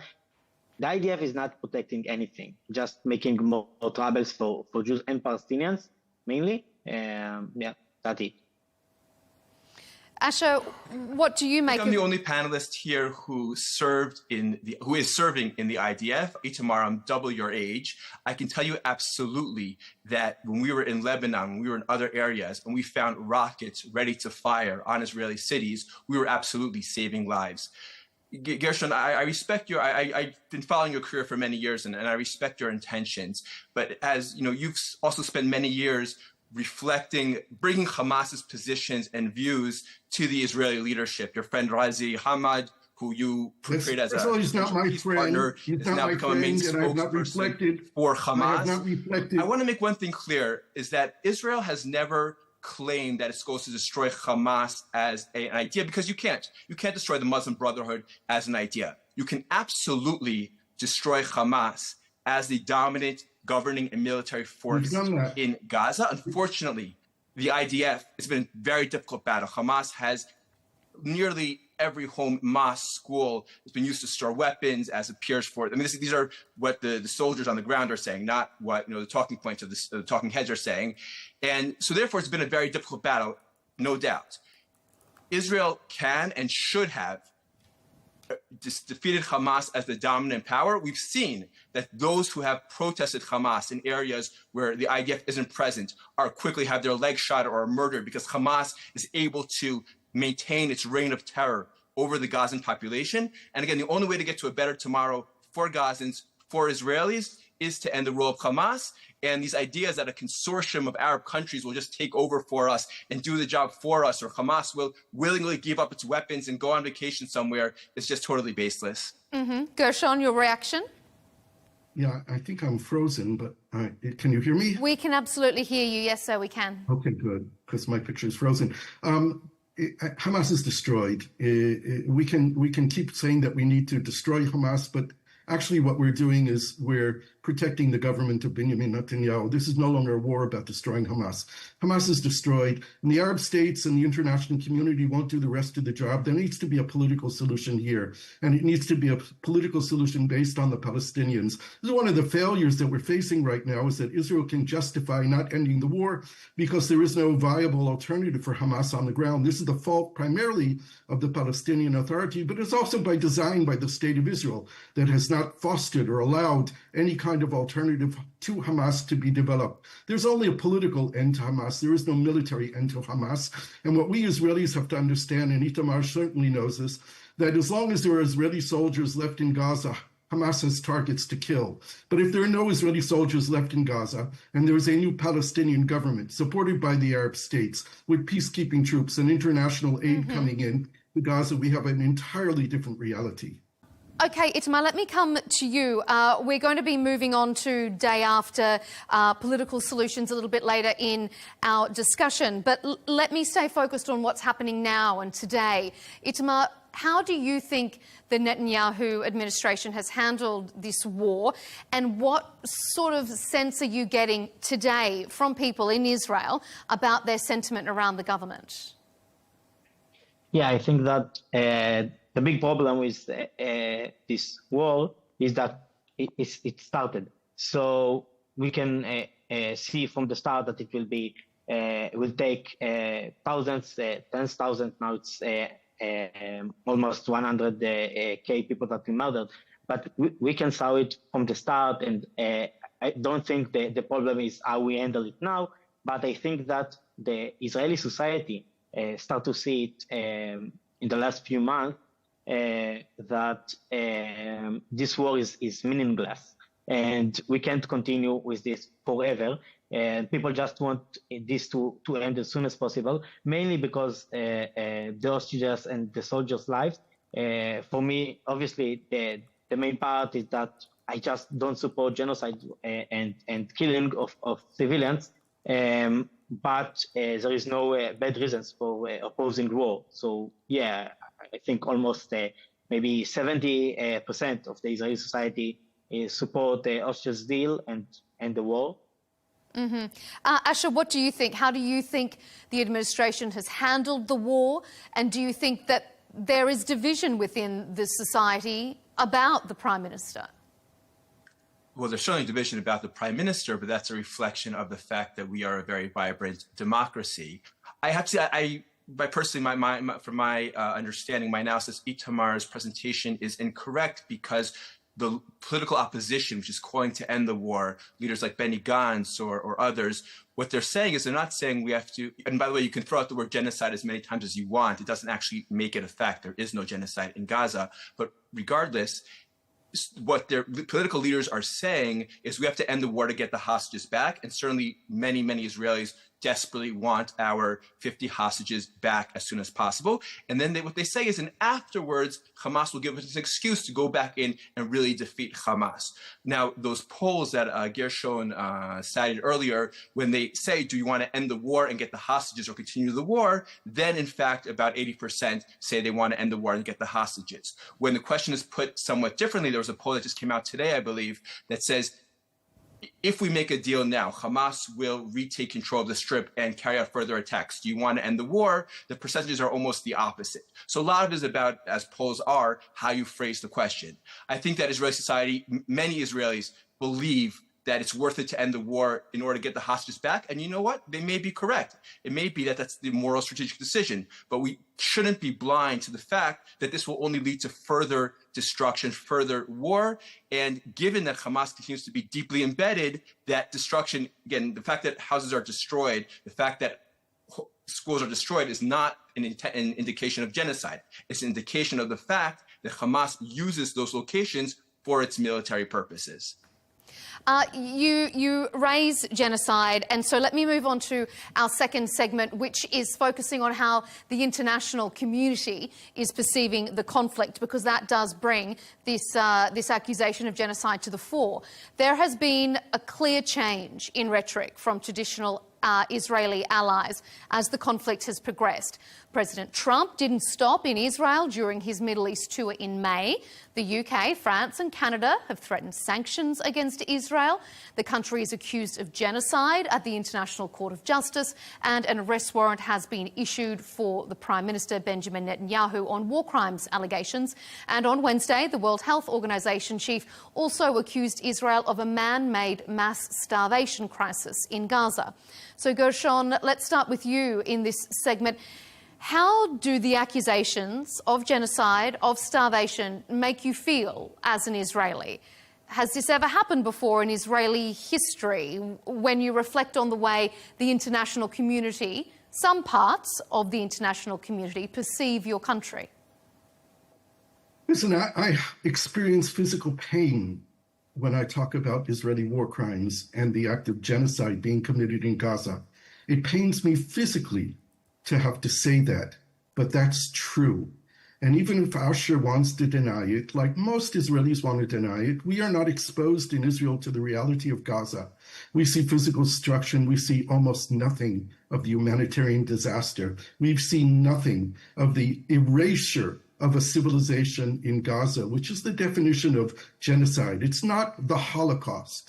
It is not what the Nazis did to the Jews and other peoples in World War II, but there is a legal definition of what genocide is. There's an international convention that was written by the international community after the Holocaust and because of the Holocaust. And it pains me to say that what's happening in Gaza today is a genocide.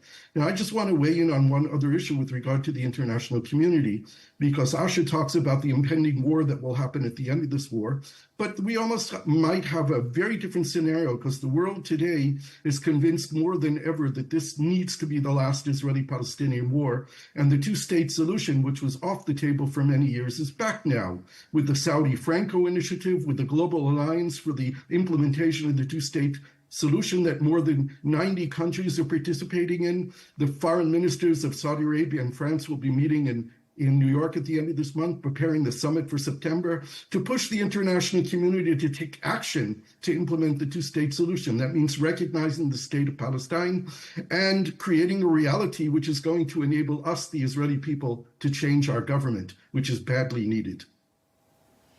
Asher, what do you think? I mean, whether or not you agree or disagree with the designation or the accusation of genocide, how do you feel that some of Israel's traditional allies are levelling that accusation against Israel? I have to use the line that facts don't care about your feelings.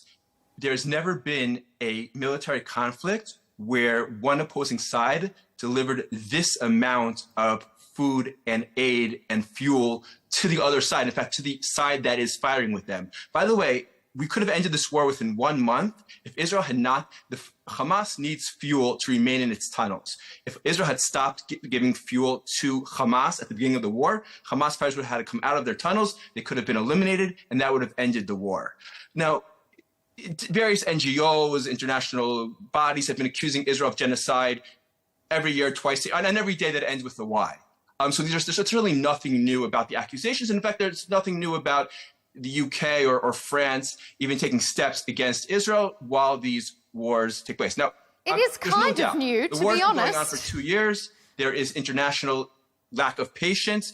And in Israeli society, too, there's a lack of patience. Israelis don't like wars. Israelis are not, I'm not happy that I have to serve time and time again on the front lines. None of my friends, my wife certainly is not happy about that. Israelis don't want to continue on war. And nobody likes being accused of genocide. But the fact that these claims are thrown out in order to create an emotional effect, but that I disagree with you, Gershon, they in no way meet the legal or factual international definition of genocide, I think is pretty clear. And it doesn't matter what what a conference held by the French says. The idea, we know, according to the best available Palestinian polling, Hamas is the most popular party in the Palestinian Authority in the West Bank. The idea of a two-state solution is nice in theory, but the idea that we could now give the Palestinian Authority control over the hilltops, overlooking Tel Aviv, overlooking Ben Gurion Airport, when the most likely outcome is that Hamas takes over the Palestinian Authority, or that other terror groups become the dominant force in the Palestinian Authority, is the reality that we have to face. Itamar, what's your reaction to this? The idea that there are portions of the international community laying pretty harsh judgment at the feet of Israel. As someone from a younger generation, is this something that you think that maybe you will be wearing as a sign of being an Israeli for years to come? I have to say, it's not really matter if I like it or not. I'm Israeli and I live in the Israeli society. I live here and I have to deal with that. I don't think that the international community putting enough pressure on Israel. I think if the world really wanted Israel to end it, so it was already behind us. You can see it is with the war with Iran, when Trump can end like world war almost after 12 days, and if he can do it after 12 days, he can do it to not start. And I want to say to Asher, he said that he's double of my age. I don't think it's legitimate even to get into it. I don't think it's matter to. But I will say that. Oh, we seem to have lost Itamar's audio again.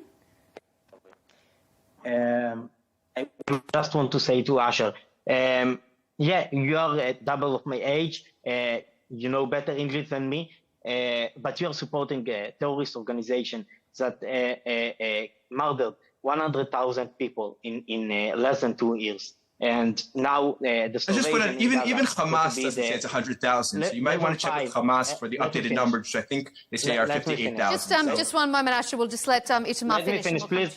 There is it's a specific counting of only people that bodies that go to the hospital, and they didn't count the bodies under the rubbers. And you can read the research about that. It's not really the point. The starvation in Gaza got to be now in level 5. And this is extermination of people. This is genocide, and you have to handle with that. Gershon, when you have countries like America, like the UK, who have been involved in controversial wars in the past, including Iraq, including Afghanistan, do you think it's hypocritical then that we hear their governments criticize Israel, that people from those countries are protesting against Israel when, you know, it's not like they haven't been on the opposite side of that criticism in the past as well? I think it's certainly hypocritical, but it also doesn't really matter to me if it's hypocritical or not. We need to end this war because this war is no good. We need to end this war because we have demonstrated a lack of humanity toward our neighbors. When this war is over, there are going to remain 7 million Israeli Jews and 7 million Palestinian Arabs living between the Jordan River and the Mediterranean Sea, and we need to confront that. We Israelis need to confront the reality that there's another people on this land who believe that they belong here, who believe that this land belongs to them. We need to ensure that they also recognize that we're here and we belong here and we will remain here. And therefore, we need to get past all of this mutual recriminations and deal with the reality of the existence of our two peoples on this land. And I think that there is massive changes happening within the Palestinian body politic. And the polls that Asher cited from before are not really relevant today. And we really need to see the changes that are happening within Palestine, both in the West Bank and in Gaza. And the Palestinians understand, they have to understand that they no longer have a viable armed struggle. Even if legally, by international law, they have a legal right to resist occupation with arms, they are not going to liberate Palestine or get a free Palestinian state next to the state of Israel by killing Israelis. That's the realization that they need to come to, and we need to understand that there is no military solution to this conflict. We cannot destroy Hamas militarily. Hamas will only be destroyed politically and diplomatically. Asher, global public opinion has shifted on Israel. According to the most recent report from the Pew Research Centre, in 20 of 24 countries surveyed, around half of the adults, or more than half, had an unfavourable view of Israel. Why do you think that is? And are you concerned with that international shift in perspective? I'll address it in 1 second. Gershon, I just want to say I agree in principle with much of what you said and the need for us to find a way to live together with the Palestinian people. I fully agree with that. And we can just how, but I just want to say that. Regarding international public opinion, it comes down to two separate issues. One issue is the issue of consistent, persistent, blatant media bias in most of the international and regional media. You go into some international Arab news channels or in Arabic language news channels, and literally every day the headline is Israel does something bad, and then any other issue, Russia, United States, tsunamis, whatever else. And again, we've had nearly all the international media takes the Hamas health ministry numbers at face value and doesn't ask hard questions. Nobody's asking, if you call in the second week of the Gaza war, there were already claims that the Palestinian population was starving. You have a Gaza Humanitarian Foundation that is bringing in tens of millions of meals, but because those meals aren't reaching Hamas, you have an international campaign against them. So that's one element. The second element is that it's absolutely true. Because Hamas is so deeply embedded in Gaza, the war has been very destructive in Gaza, and we should not in any way deny the real suffering and the destruction in Gaza. And I would never deny because that's a fact. The question is, why is that happening? Because of Hamas being embedded, and how do you prevent that from happening again by removing Hamas? Now, am I concerned? Yes, I'm concerned. I'm very concerned about Israel's international relations and partnerships, although in many ways, Israel's partnerships and relations and investments have never been better, to be frank. But in the end of the day, when I have a critical security threat to my people, to my family, to my country, that has to come first. I can't rely on words and slogans and talk about political solutions. I need to defend my homeland and then worry about public opinion. Mm-hmm. Okay, Itamar. Can I just comment? Yeah, please. I think we're talking about critical security threat. There's no question that if there's a critical security threat, that Israel needs to address it, Israel needs to deal with it. But we have to understand that as long as the Palestinians are not able to achieve independence and freedom and dignity, Israel will never have security. There is a political diplomatic linkage to the security threat, the imminent security threat to the state of Israel. I'm not talking about Iran here. I'm talking about our immediate neighbors, whether it be the Palestinians or the Jordanians or the Egyptians or the Syrians or the Lebanese, the neighborhood in which we live. Our problem is that we have managed to fail systemically with the Palestinian issue since our creation, basically. And there are opportunities to deal with that issue. We have to understand that there's an equation here between Israel's security and the freedom and dignity of Palestinians. We all will get security when there are two people living on this land who both have freedom and security and dignity. This is the recipe that we need to find the answer for, and it is not a military recipe.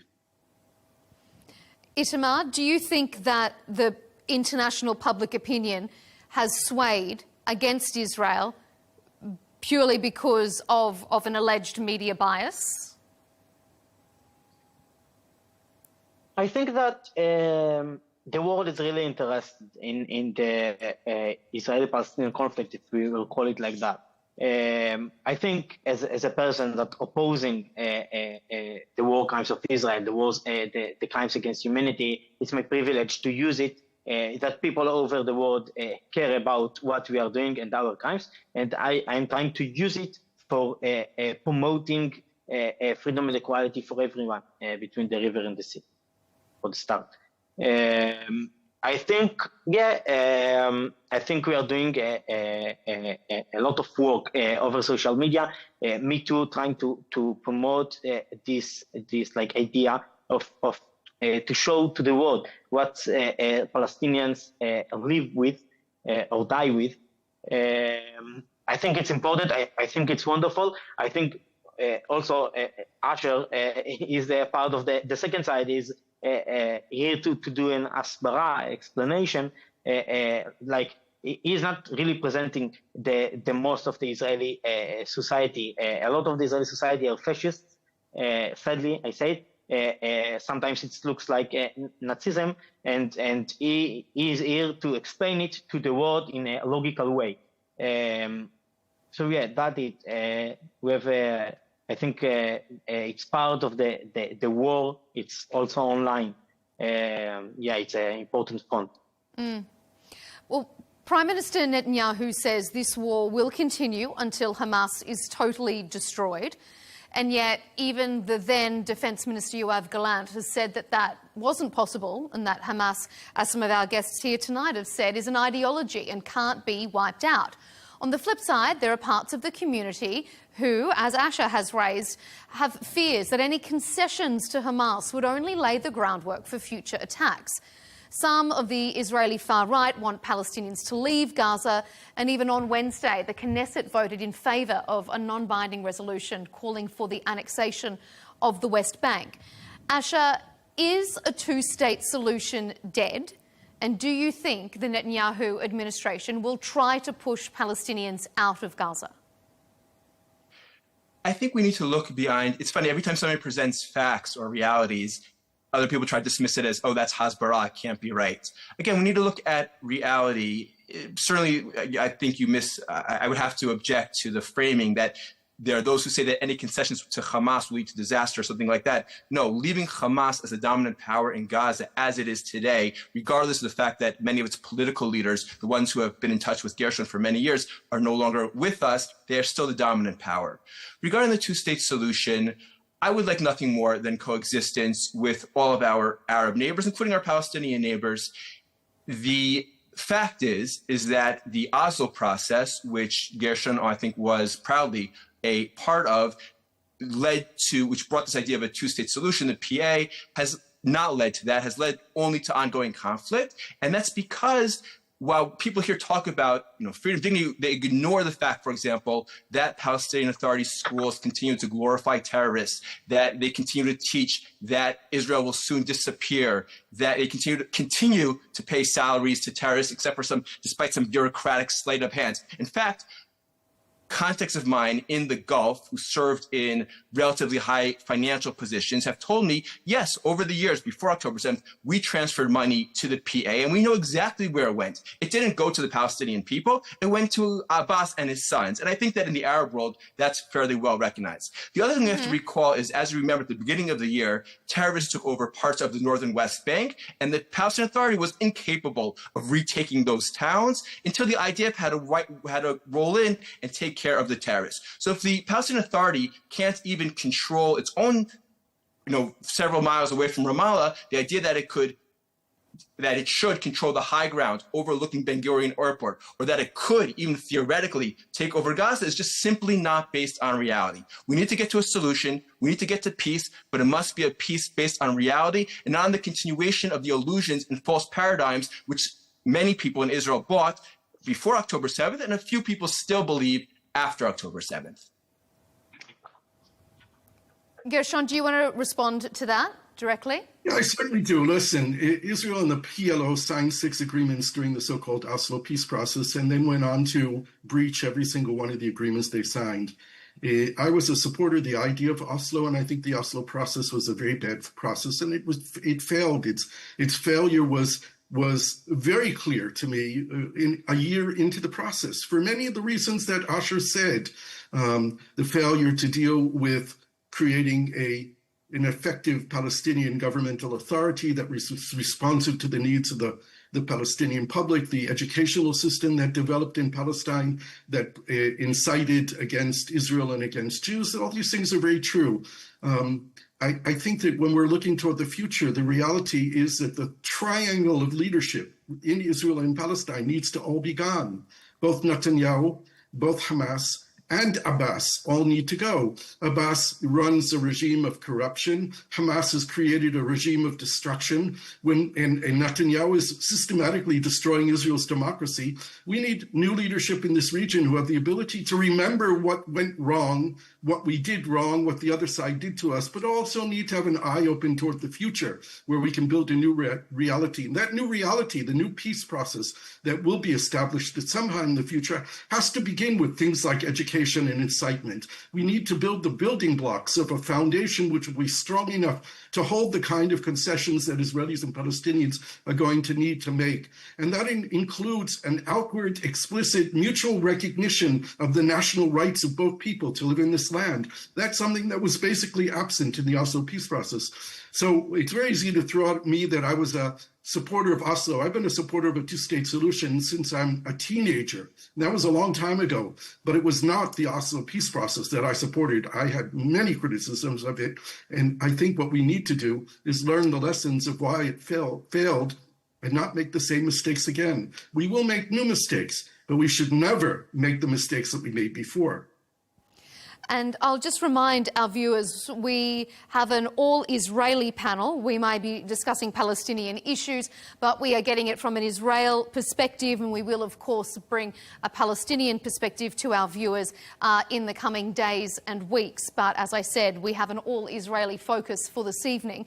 Itamar, I want to ask you, do you, regardless of whether you want it or don't want it, do you in reality think that after what has taken place, there can ever be peace now between Palestinians and Israelis? I don't think we are talking about peace. I think now, after almost 80 years of conflict and terror, peace is not enough. Peace deal is not enough by the leaders. We need to do a deep reconciliation process for changing it, for developing truly freedom and equality for everyone between the river and the sea. It's not that Israel's security it's coming on the Palestinians' freedom. We just can't live like that, because truly the sentence of no one is free until everyone is free, and no one is safe until everyone is safe and everyone is free.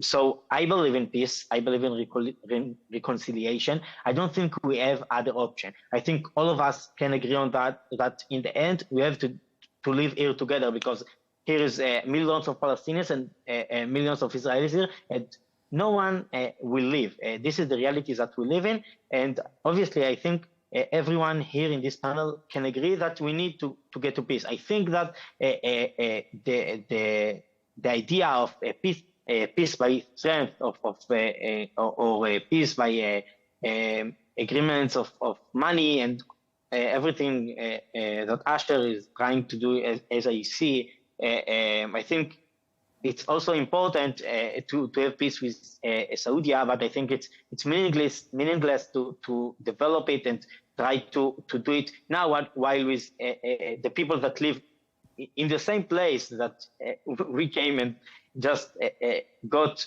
into the land. They are here now with us. We can't live together, and we are always in the bloodshed. I think it's impossible to work, if it's all the world, about peace when we are here in just endless war. Asher, what do you make of the non-binding Knesset vote from Wednesday evening on annexing the West Bank? Do you think it's going to make the situation better or worse? I don't think it's going to have any practical impact on the situation. I think it reflects an Israeli awakening to the reality that we face. Again, the idea that as Gershon mentioned, and Gershon, again, I really respect your perspective and your work, but the fact that the Palestinian Authority continues to be incite to terror, to pay for terror, to corrupt, to be ineffective, to its basic inability to stop terror has made it clear to Israelis the fact that Iran is looking to bring in Islamist militias into Jordan to undermine Jordan and then to attack Israel from Jordan. On the first day of the Iranian operation, I didn't refuse to serve my country. I got a message saying, be ready to prepare to report to the Jordanian border because there's a real fear that Iranian militias or Muslim Brotherhood terrorists may be coming across that border. So I think what the decision reflects is an Israeli understanding or an Israeli consensus or growing consensus that the strategic areas in Judea and Samaria, in the West Bank, in the Jordan Valley, will need to remain under Israeli control. Now, I can foresee a future where, with people-to-people peace building, with mutually beneficial cooperation, with de-radicalization, with demilitarization, that sentiment could change, and we could potentially take the steps towards a better future between us and the Palestinians. But I think the Knesset vote absolutely reflects people looking reality straight in the face and saying, what do we need to do in order to ensure that we don't have the same terrorists that were rolling into southern Israel aren't rolling into Tel Aviv tomorrow? Because I hate to break it to you, but that's a real possibility. Well, I think if we're going to deal with reality, then we have to understand the reality of the region that we're living in. And the surest way to strengthen the extremists, the Islamists, the Hamas, and other groups in the region is by doing things like threatening to annex the West Bank or parts of the West Bank. If you want to bring down the regime in Jordan, this is the fastest way to do it. If you want to risk the peace treaty between Israel and Jordan and Israel and Egypt and Israel and the Emirates and Bahrain, and if you want to guarantee that there will never be any kind of normalization and peace between Israel and Saudi Arabia, go ahead and annex parts of the West Bank or all the West Bank. This is the surest way of strengthening those terrorist and extremist groups that want to destroy Israel. That is a complete lack of understanding of the reality in which we live. It is perhaps understanding the reality of the small percentage of the Israeli population who are the settlers and the settler leaders who dictate Israeli politics for many, many years already and have driven Israel off the path of sanity in regard to understanding the region that we're living in.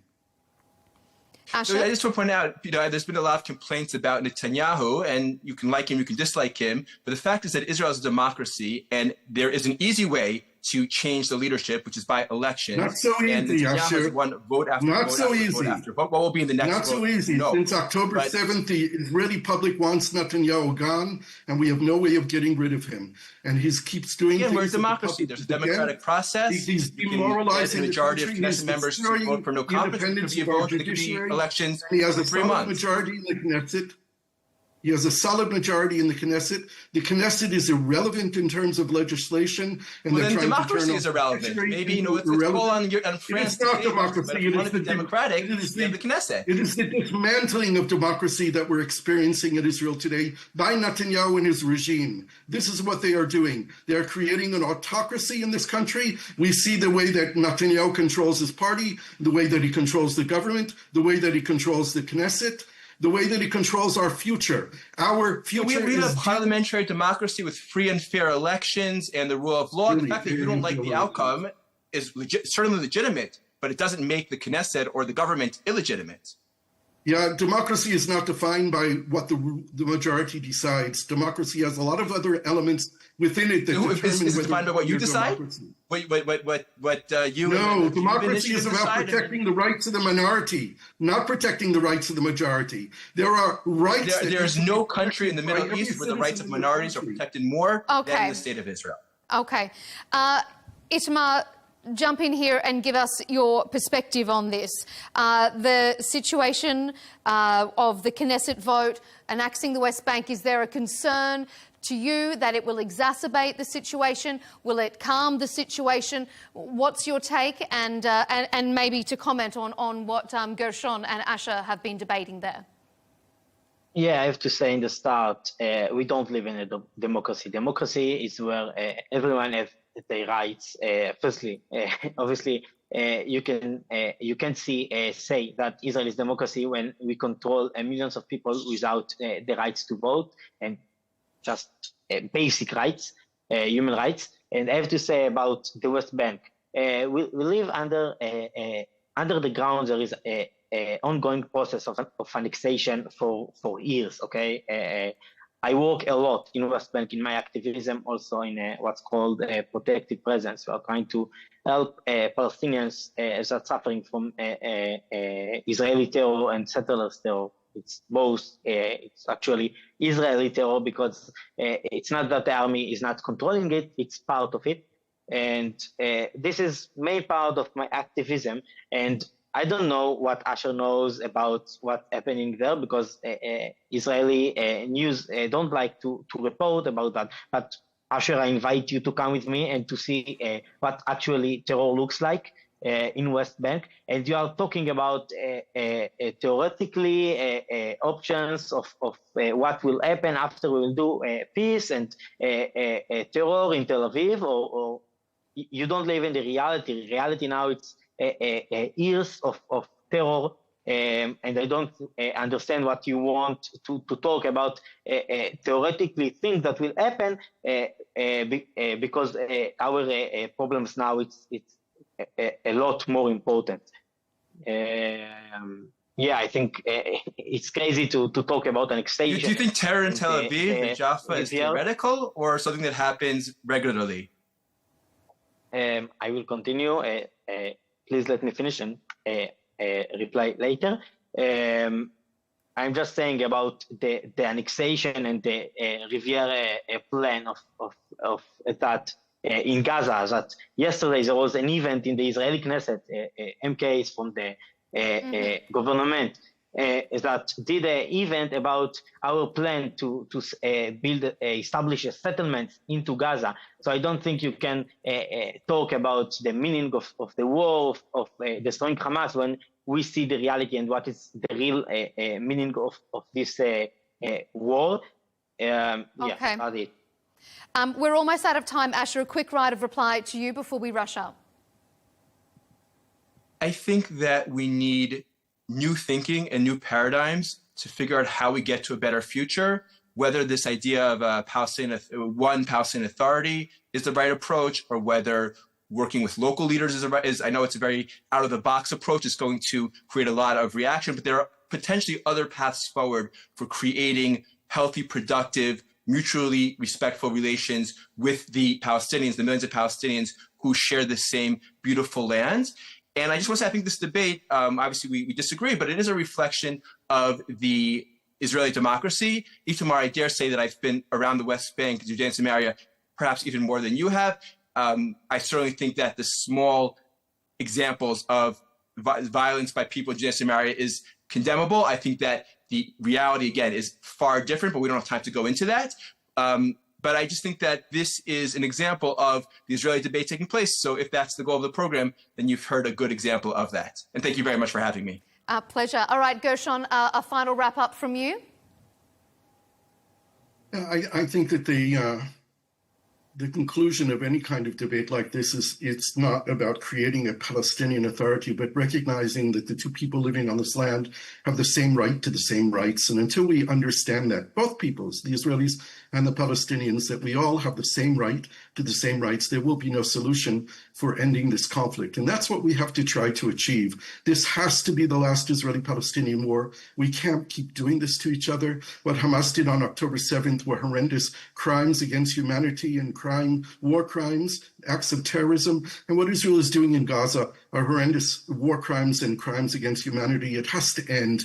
We need to help the world to do it, but we need to help ourselves first and foremost. We need to open our eyes to the reality that both peoples are living in here, and we need to put an end to it. And there are ways to do that. This is not the only conflict that it has ever been in the world, and it's certainly not the last conflict in the world, but it's our conflict, and we have a responsibility for bringing it to an end. It's been a fascinating discussion, a purely Israeli perspective on what's happening. Of course, we will bring a purely Palestinian perspective in the very near future. But for now, thank you very much to our guests. Asher Fredman, Executive Director of the Miskiv Institute for National Security and Zionist Strategy. Itamar Greenberg, an Israeli activist who was jailed for refusing to serve in the IDF. And Gershon Baskin, the co-director of Alliance for Two States and a former Israeli hostage negotiator. Thanks for joining us on Counterpoints.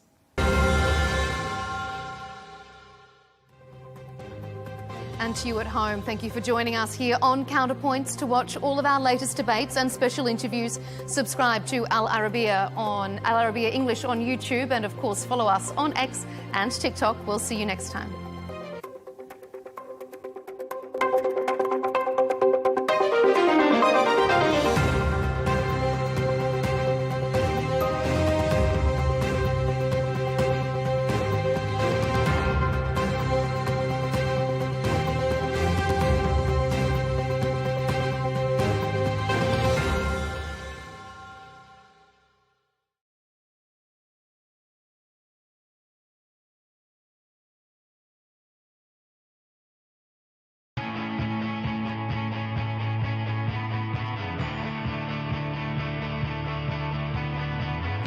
Welcome to the Metropolis, the big city. This is where tech, trends, and culture meet. Meet the people. See the sights. Walk the city streets. And experience the lifestyle.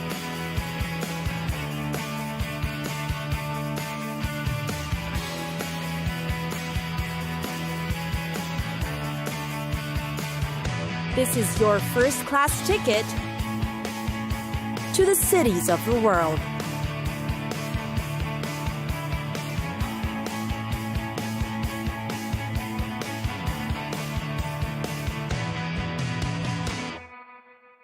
Oslo, one of the world's largest capital cities, Oslo. What's remarkable about the place is only 20% of the area has been developed, and the rest of it are parks, protected forests, hills, and lakes. Parks and open spaces are essential in Oslo's landscape, and they can easily be accessed from almost any point from the city. The center is very convenient, with trails and passages that connect to the public spaces and pedestrian-friendly areas. Just the same, amid its natural attractions, Oslo likewise boasts a rich cultural scene you should see. Among its famous landmarks are the sculptures of Gustav Vigeland. You can stroll through the town center to witness many of its historical structures. One of the popular attractions is the 1,000-year-old Viking ship. Get to know the Norwegian capital better by walking through the old neighborhoods in the Oslo fjord. The districts are near the famous landmarks, such as the National Opera and Ballet Building, a testament to their rich culture. Then, of course, there's the popular Akershus Fortress. It offers great views of the harbors. Nearby, there is the Museum of the Norwegian Resistance, and a chapel which houses the remains of the original medieval castle. You'll also see the weapons of the armed forces and find out about their defense groups. There's the center of government and administration, the City Hall and Parliament. The City Hall is one of Oslo's greatest landmarks. It is enormously huge, with an imposing square building that's built of concrete faced with brick. One of the towers has the 38 bells that you can hear all the way to the harbor area. The hall is filled with sculptures and relics, and the interiors are magnificent too. It was built and designed by the most famous Norwegian artists. Parks and open spaces are the pride of Oslo, and one of the famous ones is the celebrated Vigeland Sculpture Park. You'll be amazed at its lush green grounds that are decorated with figures of bronze, granite, and forged iron. These figures represent human emotions from happiness to despair. A trip to the Big Doi Peninsula is also great for its historical background and fantastic scenery. You'll definitely marvel at how these were made in the eras back then.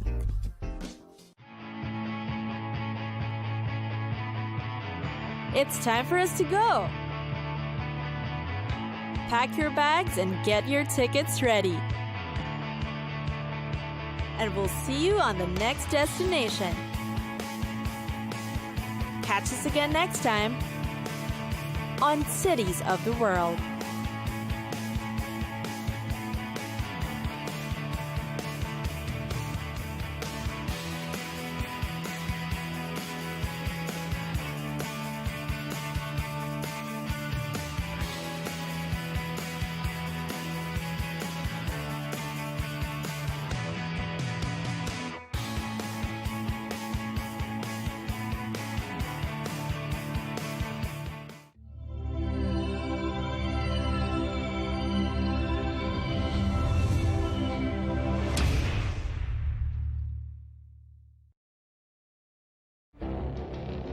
It feels like decades are passing by in a matter of weeks. Seismic shifts in the world order. Never, ever will be part of America. With so much happening and so much noise. Whether it's political upheaval, Canada has been ripping us off for years. Economic shifts or social movements. And no one wins from tariffs. I think America can be more friendly to the rest of the world. For in-depth analysis and all the latest developments across the globe. To have an inclusive policy together. The meetings with Hamas gave me some hope. We're in another nuclear arms race. The most important developments straight to your screen. Welcome to the dressing room. I'm on my own. I need backup. And an insightful look at the issues shaping our world today. It was not going to happen, that war, and it happened. Join us on Arabiya News, where the world talks. Our allies, in many cases, are worse than our enemies. Stay informed and connected with the latest international headlines. There obviously is a risk. From breaking news to in-depth analysis, it would appear that this war is coming to an end. Who buys this stuff? Investors, pension funds. We deliver the most important developments straight to your screen. Iran always wanted to deal with militia. Join us for compelling, expert-driven conversations.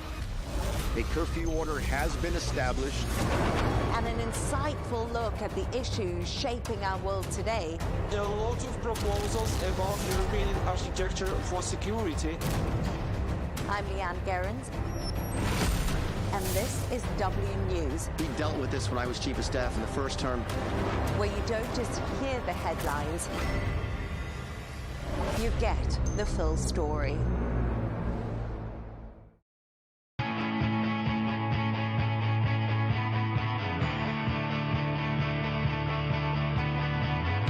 Welcome to the Metropolis, the big city. This is where tech, trends, and culture meet. Meet the people. See the sights. Walk the city streets. And experience the lifestyle.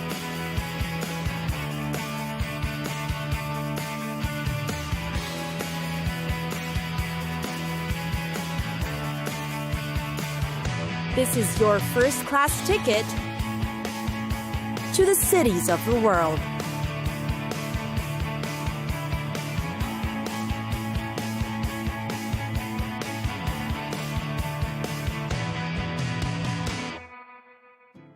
Montreal. The real story behind the city of Montreal. Its name originated from Mount Royal, the triple-peaked hill in the heart of the city. It was first called Ville Marie, or the City of Mary. Montreal is the most populous city in Quebec and second most populous city in Canada, with about 1.65 million residents. The city's official language is French, spoken by more than 60% of the population. Montreal is conveniently nestled between the shores of the St. Lawrence River. One of its great outdoor escapes is, of course, Mount Royal. Aside from hiking the mountain during the summer, try cross-country skiing in the winter, or you can also try biking or skating. Better yet, you can just hang around and enjoy the view. But what's notable about Mount Royal is a cross that rests at the peak of it. The city's laws forbid any building or skyscraper to be built higher than it, to tower over the mountain and the famous cross. The laws are implemented to keep the natural ambience of the place, and most especially obstruct the view of the wonderful city skyline. Meanwhile, its culinary delights are top-notch too. Food tours are quite usual in Montreal, with the various communities and cuisines populating the place. Walking around the city will allow you to discover and learn about its historic and cultural roots through food. Definitely a delicious way to get to know the city. For a dose of the real historic spots, visit Old Montreal, also known as the Old Quarter. The view is reminiscent of the feel and ambiance of Europe. It's got narrow cobblestone streets lined with galleries, restaurants, and boutiques. The city doesn't fall short of artistic inspiration. And then, of course, there's shopping. Here in Montreal, it's considered a sport, and one must shop with a passion. Score great bargains as the city offers some of the most creative designs from the best in Canada. In fact, the people of Montreal like to pride themselves for their impeccable taste and thriving fashion city. St. Catherine Street is where you'll find some of the best international brand names. All the major shopping centers can be found there. And last but not the least, the city is, oddly enough, also known for its best spa treatments. There's even one that floats on the St. Lawrence River. So good, you can in fact spend an entire day in it. It's a great way to cap off your trip.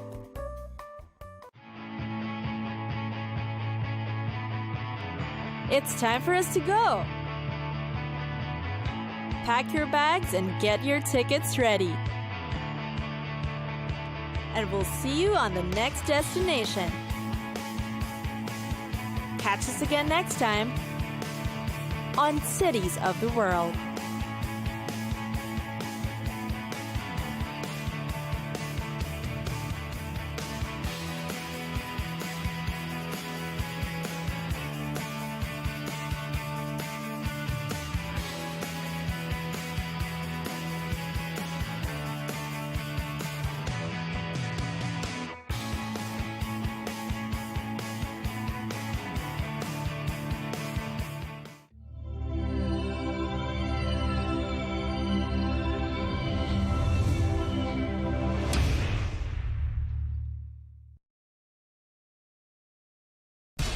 We have to take care of our people, and we're going to take care of our people first. For in-depth analysis and all the latest developments across the globe, make sure you join us every weekday. President Trump is trying to negotiate a ceasefire.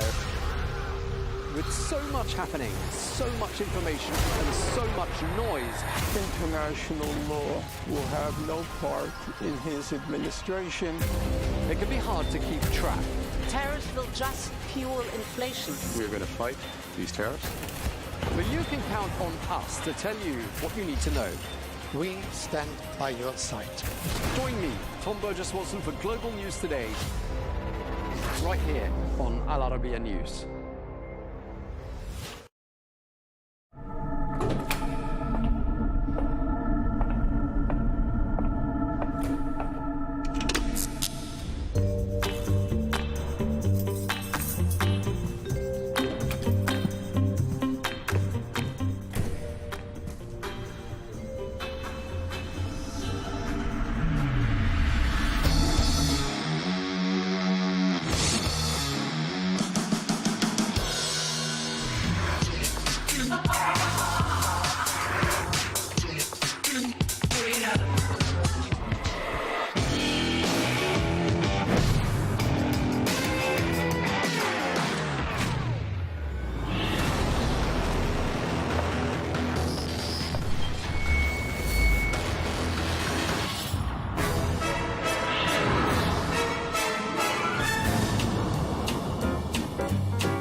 so sorry, Tom. I'm late. I'm nearly there.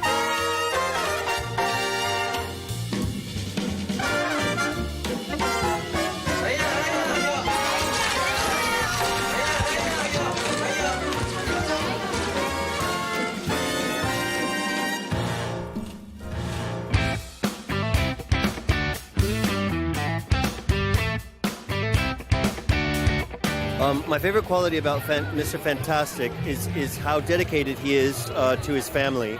He has an intelligence, I think, that occupies, you know, that is always exploring like the intricacies of the entire universe, but is ultimately grounded by the love that he has for his family, and the responsibility that he feels towards them, and his responsibility towards humankind and doing good for all people.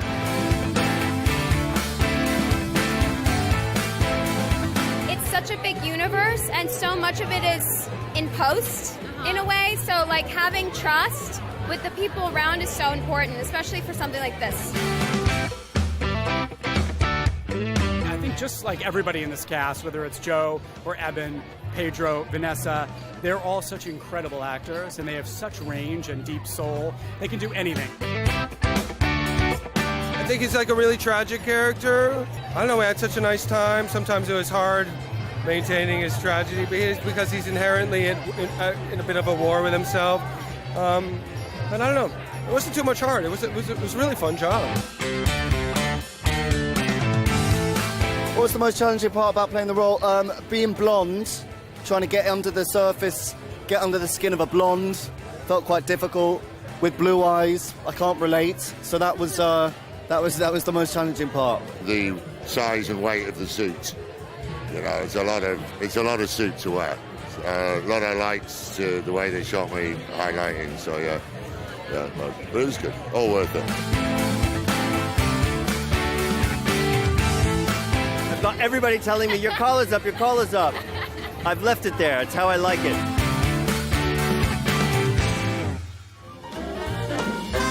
وهلا السيت داون انترفيو 1-on-1 مع ايبن موس باكارا وايضا مع جوزيف كوين للكلام عن هالفيلم.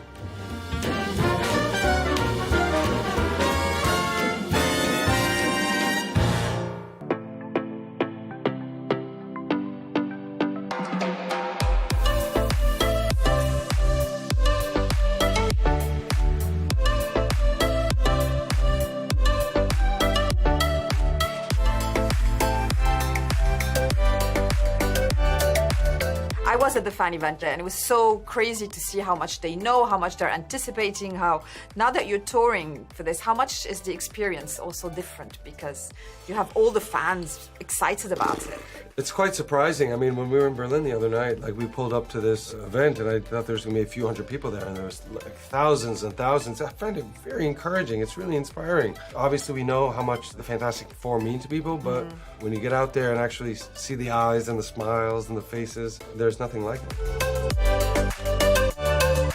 What's the feeling watching the thing put together? Because the world is so beautiful and the 60s look great on screen and there's a futuristic and all the gadgets. It was just immense fun. It's like a playground, really, and I think kind of when you're working on a film set like that where there's so much detail and scale at the same time, that was what was fascinating to me, the fact that they were able to invest in creating these enormous sets, but also the intricacies and the details there was so much attention and care put into that. It's wonderful and doesn't happen all the time.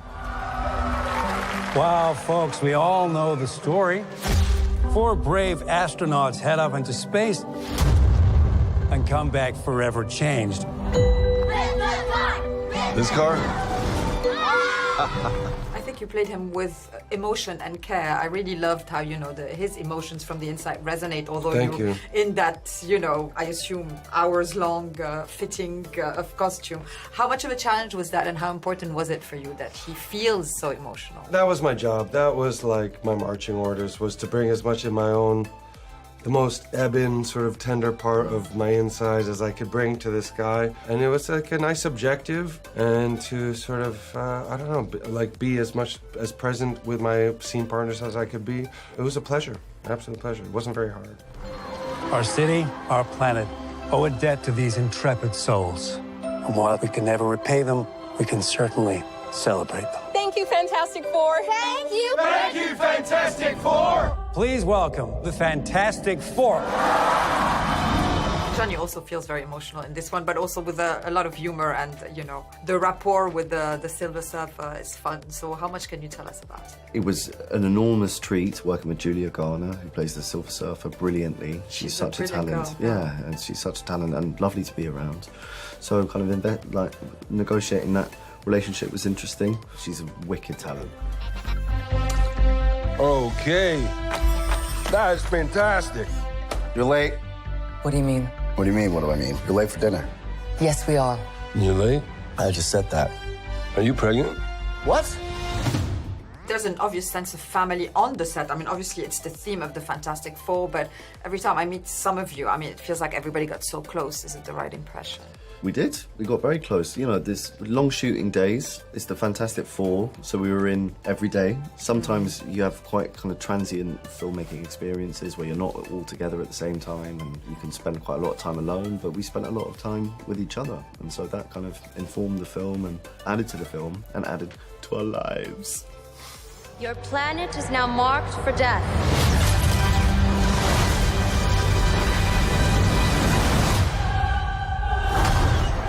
It's my fault. I stretched the bounds of space. Did you watch or read comic books at a younger age? Yeah, I'm like a big fantasy, sci-fi kind of genre nerd from, since I could read. Yeah, I read a lot of comics as a kid, but they were not Marvel. They were my favorite comic was ElfQuest. Mine was Asterix. Do you know Asterix? I love Asterix. I love Asterix. Yeah. Love Asterix. Love that. What about you, Joseph? That was pretty much the only comic I read, yeah. My dad used to read it to me in French. Good facial hair in that comic. Good mustaches. Bring them back. Yeah. But it was Obelix and his love for... But, that's a different subject to open. But, it's... Tintin, did you like Tintin? I love Tintin. Yeah, me too. Yes. We will face this together. We will fight it together. As a family.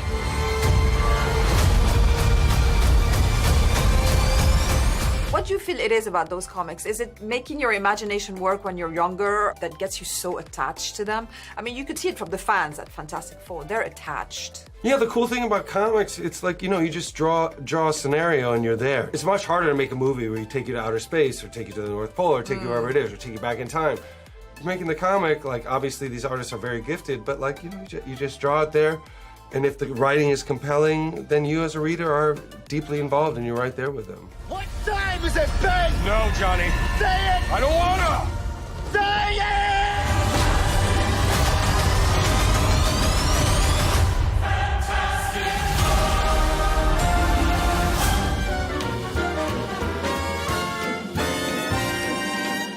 it! Please welcome the Fantastic Four. Mr. Fantastic. Invisible Woman. Human Torch. I love you, Johnny! And the Thing. Hey, what time is it? Say the thing! That's not really something I say. It's very important to this rose because they spend so much time together, and it's kind of like a pressure cooker of filming. So how was the atmosphere on set for you, for them? Did it really become a Fantastic Four family? It did, and we started with 3 weeks of rehearsal. I'm a theater director as well. I really believe in that. I believe in getting people together and helping to build those relationships and talk about history and work through the script together. And so we had a lot of time to kind of build a groundwork and a foundation so that when we got to set, they already felt like a family, they already had a shorthand with each other, and we could just kind of have fun making the movie.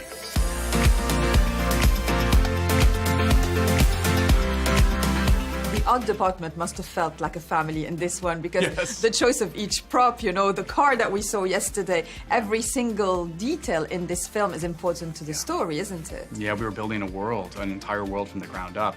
A whole new technology. Everything had to be created, from their watches to the cars to the Herbie robot to their amazing, fantastic kitchen. Everything was its own new invention. I herald his beginning. I herald your end. I herald Galactus. When did you have the idea of bringing the 60s to the future in that sense? You know, I love that retro-futuristic idea because it brings the best of all worlds. From the beginning, we knew that we didn't want to set it in our 60s, but we wanted to set it in the 60s. So we set it in the 60s because that's when they were created. It felt like the right time, the space race, the sense of optimism. It's so a part of their DNA. The fashion is really cool. But we knew they hadn't been around in our 60s or else we would have heard about them. So we put them on a different universe and a different Earth. You don't want to just crush him. Hide that. The four of us will face the danger. We will protect you. What I think that Julia enjoyed most being like, you know, up in the air all the time, especially you spoke yesterday about her first day. So, you know, you take an actress like her who's done a very big range of stuff and you put it in here. And how much do you feel like she's like trying everything with something like that? She's an incredibly courageous actor, very, very brave, fearless, you know, she's awesome. And it was, her first day was just getting up 30 feet up in the air and telling everybody in Times Square that they were all gonna die. And she did it with such confidence and also a lot of nuance. You can see the complexity in the clips that have been released so far. You know, she's really remarkable. Family. It's about connecting to something bigger than yourself. We'll face it together. As a family.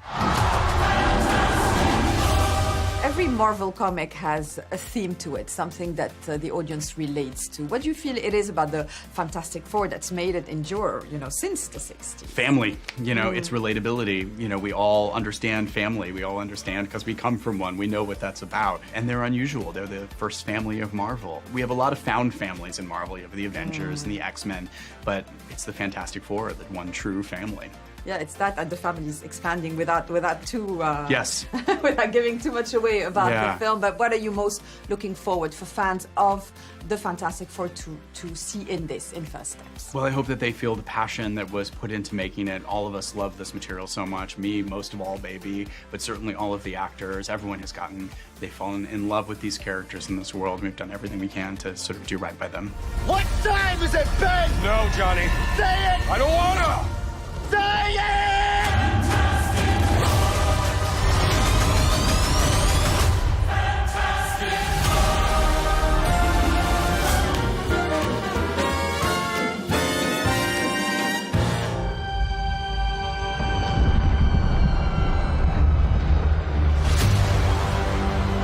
Are you the protectors of this world? Yes, we are. Your planet is now marked for death.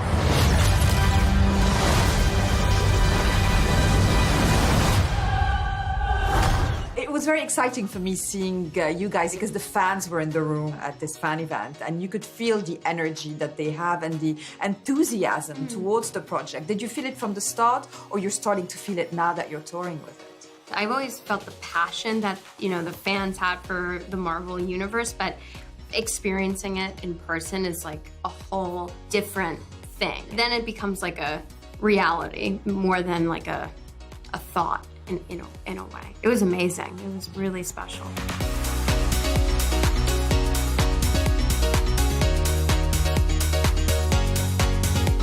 Similarly, do you have a sense of excitement when you watch it for the first time? I mean, I had such excitement watching your version of the Silver Surfer, obviously not the full one, but you know, it's difficult when it's motion capture to give it that tone, basically. So what would you say you enjoyed the most and was the biggest challenge for it? I think what I enjoyed the most is just, again, going to work every day, working with amazing people, an amazing director, being in this universe, working at Pinewood, I mean, was so spectacular. But the thing that was not the most difficult, but was challenging was I've never worked with motion cap before. And yeah, it's a different type I always like to try new things. New things, yeah, but it was, there's pros and cons with motion cap, and of course, you never get a break because you're always on camera. So it's relaxed in one sense where you don't have to go have hours of hair and makeup or costumes, what you were dealing with, but it's not relaxed in another sense because you're always you're always on camera. So you always have to just be prepared for anything, really, because you might be captured. That's true. Yeah.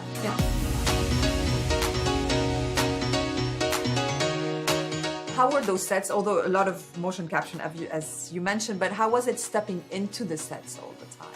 Like, you know, that retro-futuristic feel that... So cool. It was really cool. And the car, like every single time I saw the car, I was like... Yeah, I saw it yesterday. It was It's so spectacular. And the robot and like also just the spaceship and even seeing their costumes, wearing the, you know, the suits, the astronaut suits. It was really, really cool to see.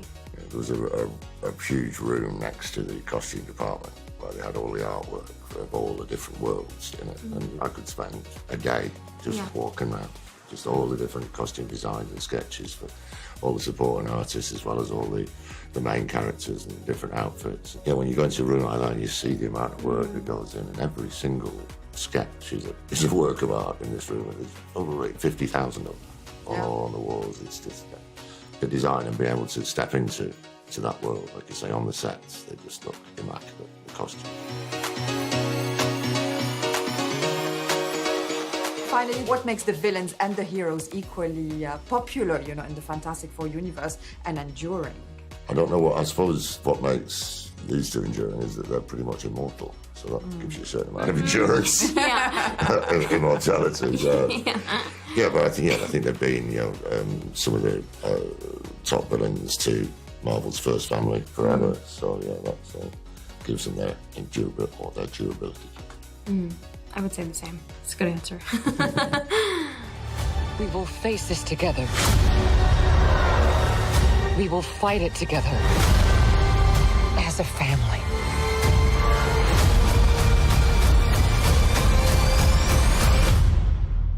We will protect you.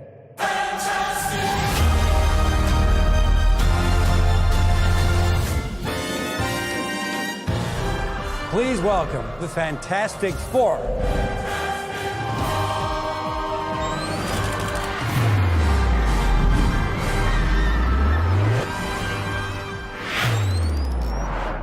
It's a pleasure to talk about this because I was at the fan event yesterday and it was so nice to see the enthusiasm of the fans. So, as you said, you know, you have to put your soul as an actor to a character, even if it's famous to the audience. So, was that the challenge and the pleasure? I think it was exactly that. It was the challenge, the beautiful challenge, and the ultimate pleasure to step into something that is scary because it exists long before you ever came to it and is loved long before you ever became a part of it. And so you just want to kind of meet that love, I think. And the only way to do that is to put your heart into it. I found myself very, very lucky to, you know, start with our director, Matt Shackman, who's been in my life for about 26 years. Yeah, you said yes. A kind of a colleague, and we've been sort of like, you know, playing testimony to each other's adult lives and careers for the last 26 years. And then, through Matt's invitation, meeting Vanessa, whom I've always referred to as like an assassin, a black belt of acting. Of acting, you know, truly. It's good. Just go vomit around the skeletons. Truly, you know, there's like I would say that I was really intimidated at the thought of meeting her and working with her because of how powerful I think her work is, and she just cut straight to it, started communicating. She's always talking about that I show myself right away.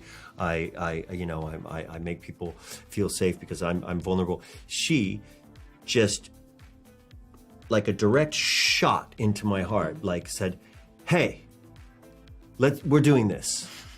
And I was like, and she led the way. She opened all the doors, and I just had to step into them. And so that was just, yes, as you say, like an incredible pleasure.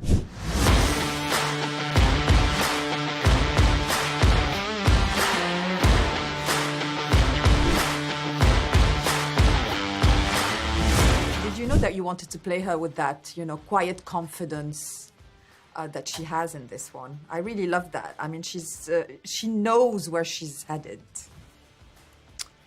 I think it was It was oddly challenging to try and imagine that, yes, this woman has convinced every country on our, their version of Earth. Yeah, 818, to get rid of their armies. 818, that's Burbank. Oh. Matt Shackman said 818. 828. Yeah. You should alert him of that quick. So yeah, I was like, what kind of person does that? Yes. It can't be someone that like tries to be really bossy, because that's annoying. It can't be someone who's too acquiescing or whatever. It has to be someone that meets people where they're at. And that, to me, is like a quiet confidence. Because if you're too confident and you would be abrasive and you wouldn't want to do it, or if it was too not, and so to me it was this kind of, how can she meet people where they are? And that is emotional intelligence, really. Because it's like coming to a room and going, okay, this president is this person, and how do I understand who he is and convince that, or she is, like this, and how do I... So it was that, really. We're late for dinner. Oh, yes, we are. Really. By a single minute. Yes, we were just... I had to put some aloe iodine on my shoulder. I do his shoulder. And... Why is there breakfast cereal on the dinner table? Why are you being weird? How do you feel the sense of family in those stories have made them enduring with audiences? It started with the comics, but they still love them because there's this sense of good family to them. Is that the secret of the fantastic success? I think it's exactly that. I think it's the first Marvel family, and family is everything to all of us, whether it's family you didn't choose or the family you do choose. And a family of friends, more than anything, the idea of that being a kind of whole identity. Why are you laughing? Is my stomach gurgling? What was it? I did just drift into another thought, actually, as you were saying that, to be fair. I did just drift. Family. Family.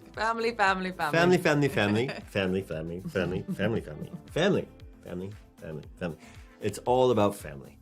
It is all about family. It truly is. And the idea of, like, the only way to save the world is to work together as a family. As a family. And also for the world to work with you as well. I mean, it's really like the only real way to get something done is together.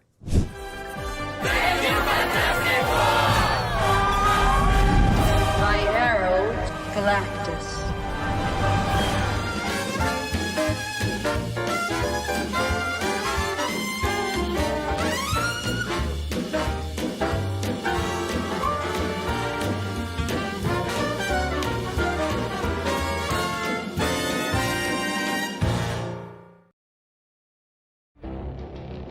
It feels like decades are passing by in a matter of weeks. Seismic shifts in the world order. Never, ever will be part of America. With so much happening and so much noise. Whether it's political upheaval, Canada has been ripping us off for years. Economic shifts or social movements. And no one wins from tariffs. I think America can be more friendly to the rest of the world. For in-depth analysis and all the latest developments across the globe. To have an inclusive policy together. The meetings with Hamas gave me some hope. We're in another nuclear arms race. The most important development straight to your screen. Welcome to the dressing room. I'm on my own. I need backup. And an insightful look at the issues shaping our world today. It was not going to happen, that war, and it happened. Join us on Arabiya News, where the world talks.